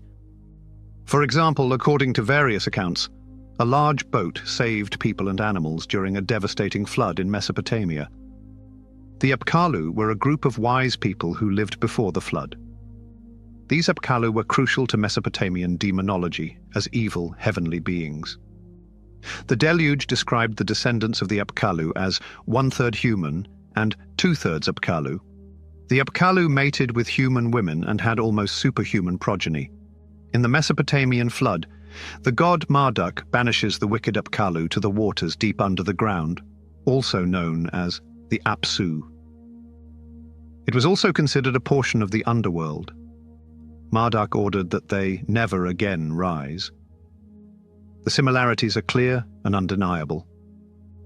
The New Testament underscores this, 2 Peter 2:10-17, Jude 5-7, making it crucial to understand the expulsion of these demonic heavenly beings from beneath the earth. Given that the Old Testament must specify these details, how did Peter and Jude arrive at these conclusions? Texts from the Second Temple are to blame. So, according to 1 Enoch, Jewish writers at the time of the Second Temple knew that Genesis 6:1-4 took place in Mesopotamia. When men's sons multiplied, they had gorgeous girls. Sons of heaven who were observing saw them and yearned for them. They purportedly murmured, "Come, let us pick marriages among men's daughters, and let us carry children for ourselves." Shemihazar, the group's leader, claimed, "I worry that none of you would choose to commit this crime, and I will be solely responsible for a heinous offense." In answer, they all exclaimed, "Let us all swear an oath and bind one another with a curse that none of us will abandon this advice until we carry it through and complete this action." Then they all cursed and swore together, and they all descended from Mount Hermon during Jared's lifetime. They called the mountain Hermon because they cursed and bound one another. Their leaders are named Otekov, who was second, Remashel, who was third, Kokabel, who was fourth, Amumahel, who was fifth, Ramel, who was sixth, Daniel, who was seventh, Zekel, who was eighth, Barakel, who was ninth, Asael, who was 10th, Hermani, who was 11th, Material, who was 12th, Ananel, who was 13th, Setuel, who was 14th, and Samshiel, who was 15th. These men and others who accompanied them picked brides from among them. And they entered, profaning themselves, instructing them in spells and witchcraft, and showing them how to cut plants and roots. As a result, they gave birth to giants, and the giants produced the Nephilim, who were known for their strength. They were expanding in proportion to their brilliance. They devoured all of man's offspring, and humanity could not feed them. The giants then started devouring and killing humans. They started consuming one another and committed crimes against fish, insects, birds, and other animals. Then they consumed the blood. Thereafter, the earth accused the perpetrators. Asael instructed individuals to create iron swords and other weapons, shields, breastplates, and other military equipment. He showed how to deal with earthy metals, including creating bracelets and other feminine jewelry from silver and making gold acceptable. He showed them how to use antimony, eye makeup, and an assortment of precious stones, which led to a society filled with individuals who strayed from their moral paths. Shemihazar taught magic and the cutting of roots. Hermani taught sorcery to prevent the loss of magic, spells, and abilities. Barakel showed how to identify lightning strikes. Kokabel taught the zodiac signs. Zekel instructed them on the constellations of shooting stars. Artikov directed the planet's transmissions. Shamsiel broadcast signals from the sun. Sariel offered instructions in lunar signs. And they all started there are there-y, there-y ra. The irir their cries reached heaven. When Michael, Sariel, Raphael, and Gabriel view the world from the godless empty of people, they raise their screams to the gates of heaven. They said as they entered, "Bring in our judgment to the highest, and our destruction before the grandeur of the majesty, before the Lord of all lords in majesty. The souls of humanity demand of us, the holy ones of heaven." They approached the Lord of the ages and said, "You are the God of gods, the Lord of lords, the King of kings, and the God of the ages. And every generation has had access to your majesty's throne. And your name is holy, magnificent, and marvelous for all eternity. This is because everything is under your control and creation. In addition, everything is transparent and in front of you, nothing is concealed." Asael taught about every sin committed on earth, and revealed the timeless truths of heaven that the sons of humankind yearn to know. What actions did Shemihazar take once he gained authority over his followers? They have humiliated themselves with women and slept with earthly men's daughters. In addition, they taught them how to create charms that inspired hatred and disclosed their actions. Clearly their daughters produced the sons of men, giants and hybrids. On a globe rife with wickedness, men's blood spills. The dead spirits have united, and their moan has reached heaven's gates and continues to emanate from the sins that have fallen to earth. You see and let these events occur, but you do not advise us on how to respond. Everything is known before its occurrence.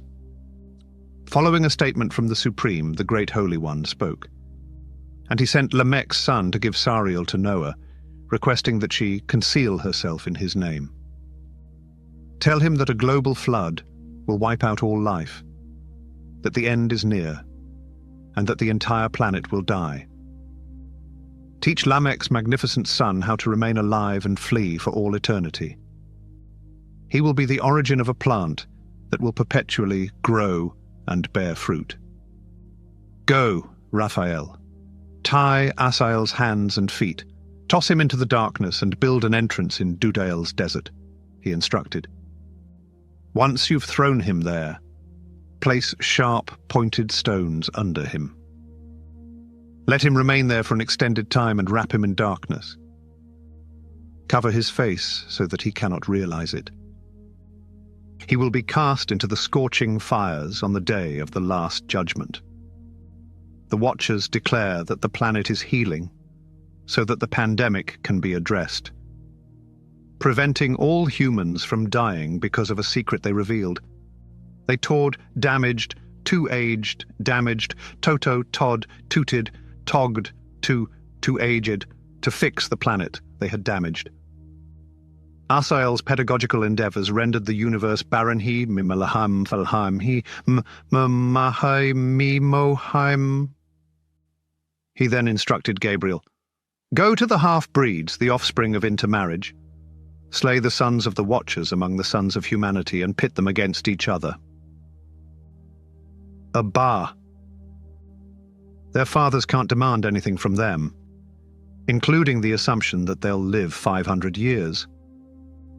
He then commanded Michael to bind Shemihaza and the others, since they had impurely mated with human daughters, defiling them. And when their sons die, they will be imprisoned in the earth's valleys for 70 generated days of their own improvement and completeness, until the eternal judgment is accomplished. Torture and imprisonment will send them to the fiery abyss, and everyone who is condemned and destroyed will be chained to them forever. They will die forever on the day of the judgment I administer. The Watchers' half-breed spirits and offspring must be eradicated since they have mistreated humankind. Let the seed of justice and truth grow after eradicating all evil from the earth's surface and ending all wrongdoing. We will enthusiastically disseminate justice and the truth as a gift. We will now spare all the faithful, enabling them to have many children and live peacefully. We will cultivate the entire planet in righteousness, bless it, and cover it with trees that offer pleasure. They want to cultivate grapes there, each vine generating 1,000 gallons of wine. They will also sow seeds. Each ounce will produce 1,000 ounces, and each ounce of olives will provide 10 oil baths. Remove all impurities from the world, including all wickedness, all violations of the law, all sin, and all godlessness. All human sons will attain righteousness, and all nations will worship, bless, and bow down before me. I will cleanse the entire world of all impurities and filth and never again rage against or punish them eternally. When the cleansing happens, I will celebrate humanity's efforts and deeds by releasing heaven-stored blessings onto the earth. Then truth and peace will be indivisible for all time and all human generations. Before these events, no one knew Enoch's whereabouts, current situation, or health state. Onlookers witnessed his efforts as he spent his days among the holy. Enoch and I stood and thanked the eternal King and Lord of his majesty. And behold, the guards of the Great Holy One came to me, Enoch's good scribe, and instructed me to speak to the heavenly watchers who had abandoned the highest heaven, their everlasting sanctuary, and polluted themselves with women. They got women for themselves, as do sons of earth. You will find neither peace nor forgiveness, because of their tremendous destruction of the earth. They will witness the murder of their beloved sons and plead for mercy and peace. Please notify Asael and Enoch that there will be no peace. We have imposed a severe punishment on you. Because of the unjust acts you discovered and the godless behaviors, wickedness, and immorality you exposed to everyone, you will be denied any recourse or defense. I then moved around and simultaneously addressed everyone. They were all horrified, trembling, and quivering. In addition, they requested that I compose a plea for their forgiveness and read it before the Lord of the universe. Their shame over their reprimanded deeds prevented them from speaking or raising their eyes to heaven. Then, I disseminated their plea memoranda, detailing their desires for forgiveness, their sons and their lifespans, and their individual actions and activities. I then traveled west and south of Hermon to sit by the Dan River in Dan territory. I fell asleep while reading the account of their plea to God. As you can see, I too had visions and dreams.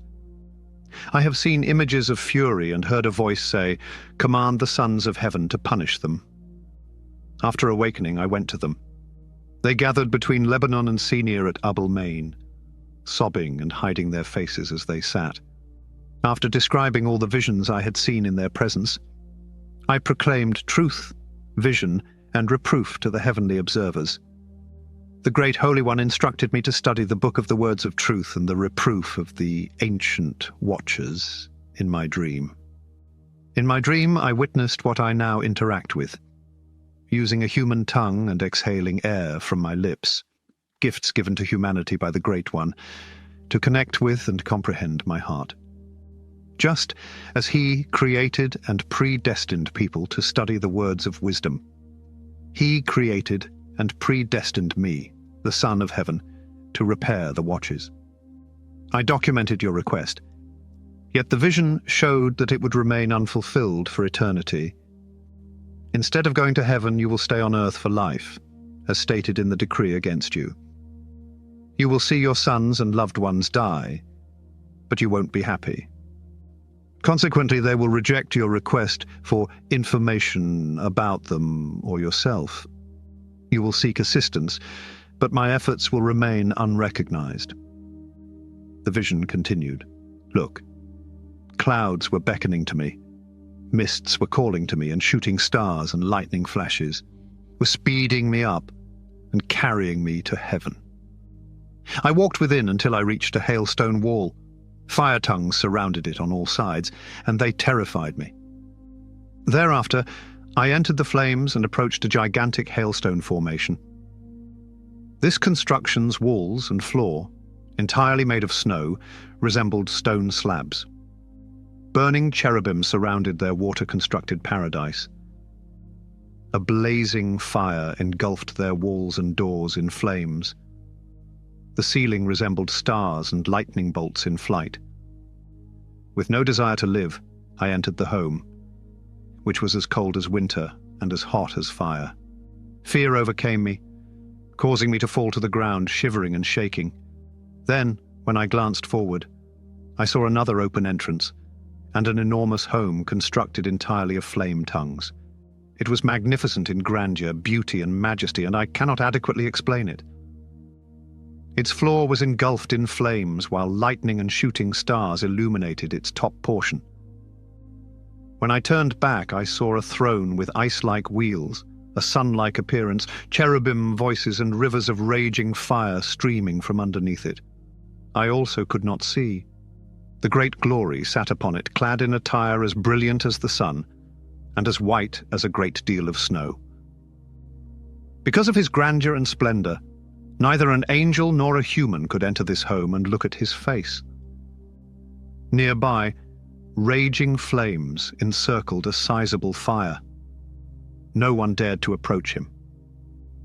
10 million people were before him, but he didn't require instruction since his words were always followed by actions. Furthermore, the heavenly guardians that approached him never abandoned him, day or night. I lay face down, prone and shivering, until this moment. The Lord whispered with his lips, "Come here, Enoch, and hear my words." One of the holy ones walked up to me, helped me rise, and carried me to the door. My face twisted. "Do not be afraid, Enoch, the man of integrity and truth-teller. Come here and hear my voice," he urged, and I could hear him. It would be best if you petitioned on behalf of humanity instead of specific people. You should inform the heavenly observers who sent you on your mission. Why have you deserted the everlasting sanctuary, slept with women, contaminated yourselves with humankind's daughters, selected brides for yourselves, behaved like earth-born sons, and produced vast offspring? You were saints and ethereal beings who inhabited the afterlife. You have soiled yourselves with women's blood, uddered children with flesh and blood ested after men's blood, and done as flesh and blood do, expire and die. So I gave them women to mate with and reproduce, ensuring their success on earth. You were immortal spirits who had never experienced death, so I did not create women among you. The spirits of heaven stay in heaven, while the giants created by the union of spirits and flesh will now inhabit earth and are known as evil spirits. Because they sprang from humans and holy beings, the wicked spirits from their bodies are evil. There will be evil spirits on earth, referred to as ugly spirits. The heavenly spirits live in heaven, whereas those born on earth live on earth. In addition, the spirits of giants lie, commit crimes, devastate, engage in combat, hurl objects toward the earth, and infect. They do not consume any food, are famished, and strike. As their progenitors, these demons will rise against the daughters of men and women. Since the day of the bloodshed, destruction, and death of the giants, whose spirits have risen, they have left lives in ruins. They will continue to do so until the completion of the Great Judgment, at which time the Great Age will close. Everything will be finished simultaneously. Now tell the viewers who sent you to plead for them. You were in heaven, but no secret was given to you. Instead, you stole a mystery and exposed it to the ladies out of your heartlessness. You should now approach the observers who sent you to plead on their behalf, saying, "Through this mystery, women and men are spreading misery on earth." Tell them, "You won't find serenity here." 1 Enoch 6-16. The events of Daniel 1 occur in Babylon, Mesopotamia.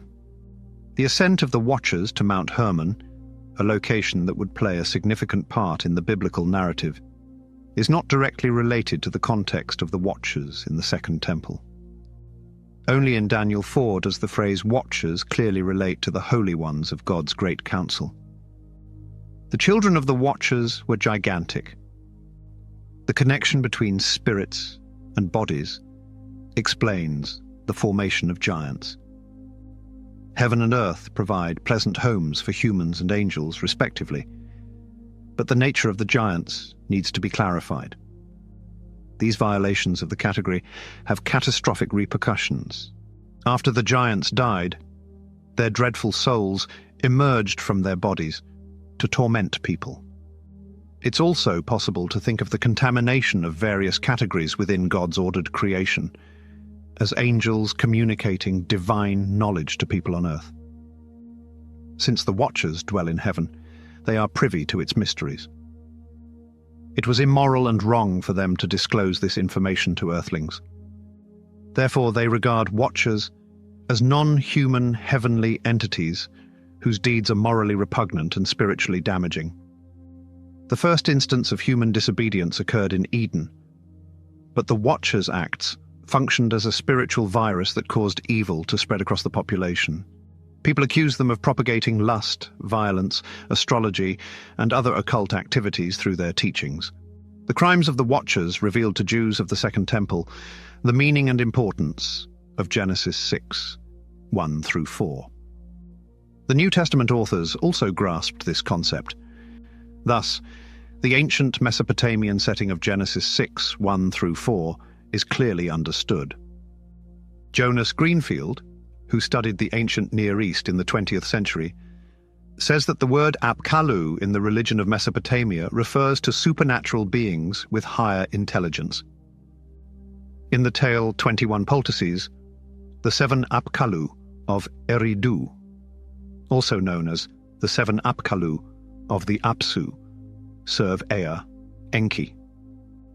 They are the 7 cultural heroes before the flood. According to legend, the Apkallu transmitted many traditions of rudimentary knowledge mass. Berossus and the BTM-SERI ritual series perpetuate the Apkallu tradition. The river gave birth to the 7 sages, who acted as those who watched the proper execution of the designs for heaven and earth. Following Ea's direction, they instructed humans in knowledge, social norms, and craftsmanship. It is said that the 7 Apkallu created literature on omens, magic, and other knowledge professions like medicine. So, the Apkallu were supernatural beings who taught people advanced knowledge, just like the Watchers were said to do in 1 Enoch. There are also direct ties to Genesis 6:1-4, such as the notion that the 7 Apkallu were formed in the river and tasked with the proper operation of heaven and earth's patterns. In Mesopotamian philosophy, the river is associated with the primordial. The Apsu's watery habitat was a feature of the subterranean region. This is how the Bible describes the realm of the dead. Job 26:5-6. Thus, according to the Mesopotamians, the Apkallu, who emerged from the depths of the earth to preserve the proper balance between heaven and earth, carried out the behest of the higher gods. Consequently, throughout antiquity, the Apkallu were believed to have had divine knowledge of the universe's workings and interacted with humankind. Realize that God provided the knowledge that led to the beautiful Mesopotamian civilization, as evidenced by Genesis 6:1-4. Therefore, Mesopotamian literature portrays them as wise elders and cultural heroes who introduced the arts of civilization to the continent. Nothing new has been developed since the original concept was shared and shown. Even the fact that Mesopotamian monarchs and intellectuals valued physical ancestry and equality with these ancient heroes shows how enthusiastic Mesopotamians were about their ability to civilize the world. This was true of the Apkallu, which gave people access to information that the gods in Mesopotamia's heavenly council were the only ones who knew before. People used this idea to justify their position, power, and influence. Most biblical scholars think that the 7th ancient Mesopotamian king, Enki, represents Enoch's religious and historical background, the 7th old patriarch in Genesis 5:23-24, and the apocalyptic authority in Enochic literature. Several myths say Enki, the king of Sippar, got his wisdom from the gods Adad and Shamash, and was the 6th king before the flood. Amar Annus, a cuneiform expert from the 21st century, says that the 7th ancient person, a king or a wise man, was said to have gone to heaven and learned about the divine. Following Noah's deluge, the Babylonian scribes meticulously demonstrated their transfer of knowledge and Babylon's status from the divine world. According to Jude 14, Enoch was the 6th child of Adam, the father of Methuselah, and Noah's great-grandfather. Genesis 5:21-30. Jacob joined God and the heavenly council after being brought to heaven. Genesis 5:24. The similarity to Enki is striking, as Mesopotamian tales tell of divine wisdom passed from pre-flood to post-flood people. The Apkallu were believed to carry out this duty. The knowing scribes obtained their secret manuscripts in the same way that other recorders brought ancient writings. They inherited copies from writers of the past. Alan Lindsay, an old Near Eastern literature expert, wonders, how did they gain copies from the gods? One of EA's other linkages provided a means of receiving and assisting academics in creating hidden corpora. People have long identified Ea with the 7 legendary sages, the Apkallu, who lived before the flood. Academics invented a mythology in which guild members assumed the professional role of antiquity. Because practical knowledge was a big part of how the Mesopotamians thought about knowledge, wisdom also meant technical and handicraft skills. Amar Annus, a cuneiform expert from the 21st century, says that giving ancient sages names that sounded like the names of scientific treatises helped make a clear link between modern and ancient knowledge. Mesopotamian royal inscriptions from the 1st millennium BC mention royal artisans, Nu, who are believed to possess knowledge of the secret. The patron gods of the smiths were also considered avatars of the god Ea, and were linked to ancient Apkallus. These included figures such as Ninildu, a carpenter, Ninzadim, a lapidary, Ninagal, a metalworker, Ninkura, a stonecutter, and Kusigbanda, a goldsmith. Francesca Rochberg, an Assyriologist from the 21st century, says this is the most essential part of the Mesopotamian scribal idea of knowledge, combining divination, horoscopes, and astronomy in the intellectual cuneiform tradition. Before the flood, people believed they had gained scholarly knowledge from the gods. An Apkallu, a holy sage, assists each of the 7 ancient kings by providing them with the knowledge necessary to build civilization. Understanding the Apkallu gave the people of Mesopotamia the knowledge necessary for their advancement. This job is like the Watchers in the Book of 1 Enoch, who tell people forbidden information that corrupts and perverts them. But how long may Apkallu's learning last after the flood of Noah? The Uruk tablet. Apkallu list W2003.0.7 from the Seleucid period states that this transmission of divine wisdom occurred on both sides of the flood. The Apkallu's names are listed below, with the king's name on the left and the Apkallu's name on the right.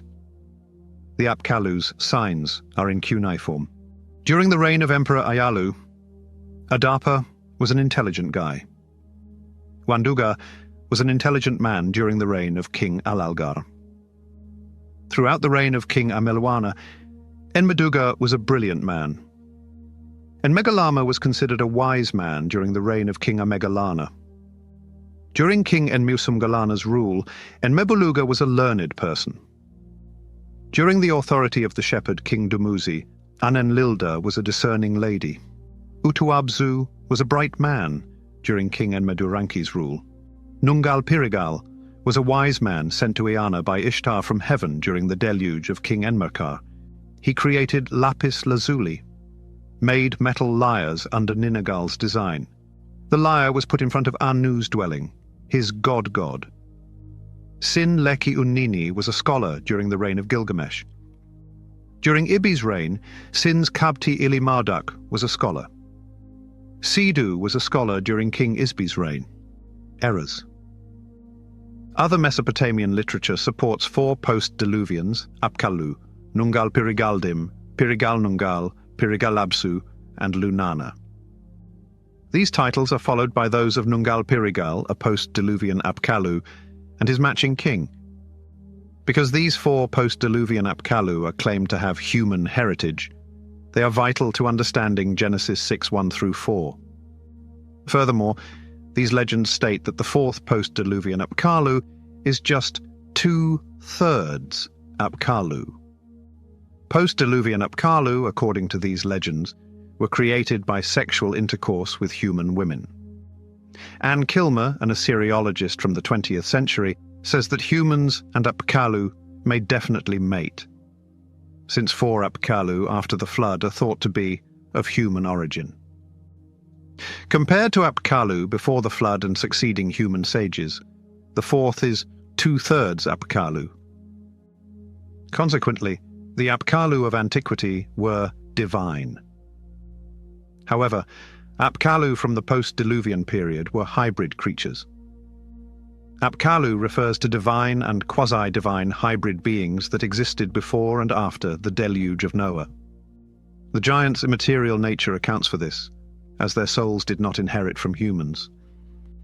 As a result, the scriptures of the Second Temple refer to the divine beings who lived with human women, Genesis 6:4, as watchers, as do the souls of the enormous children produced because of this illicit union. The previous explanation makes logical sense since the watchers who came to Earth were heavenly beings. For this reason, the Enochian myth viewed the souls of the deceased giants negatively. This brings us to the emergence of the first demons. According to Archie Wright, a modern expert on the Second Temple, the annihilation of the giants provides information about their souls. Since their birth on Earth, they have been evil spirits. They are spiritual and physical hybrids, but their spiritual nature is undefined. According to 1 Enoch 15:8, the resultant entities are powerful spirits and evil spirits, and they leave their bodies at death. The Watchers had to be imprisoned in Tartarus to stop their deeds, but the giants' souls were free to wander the world once their physical bodies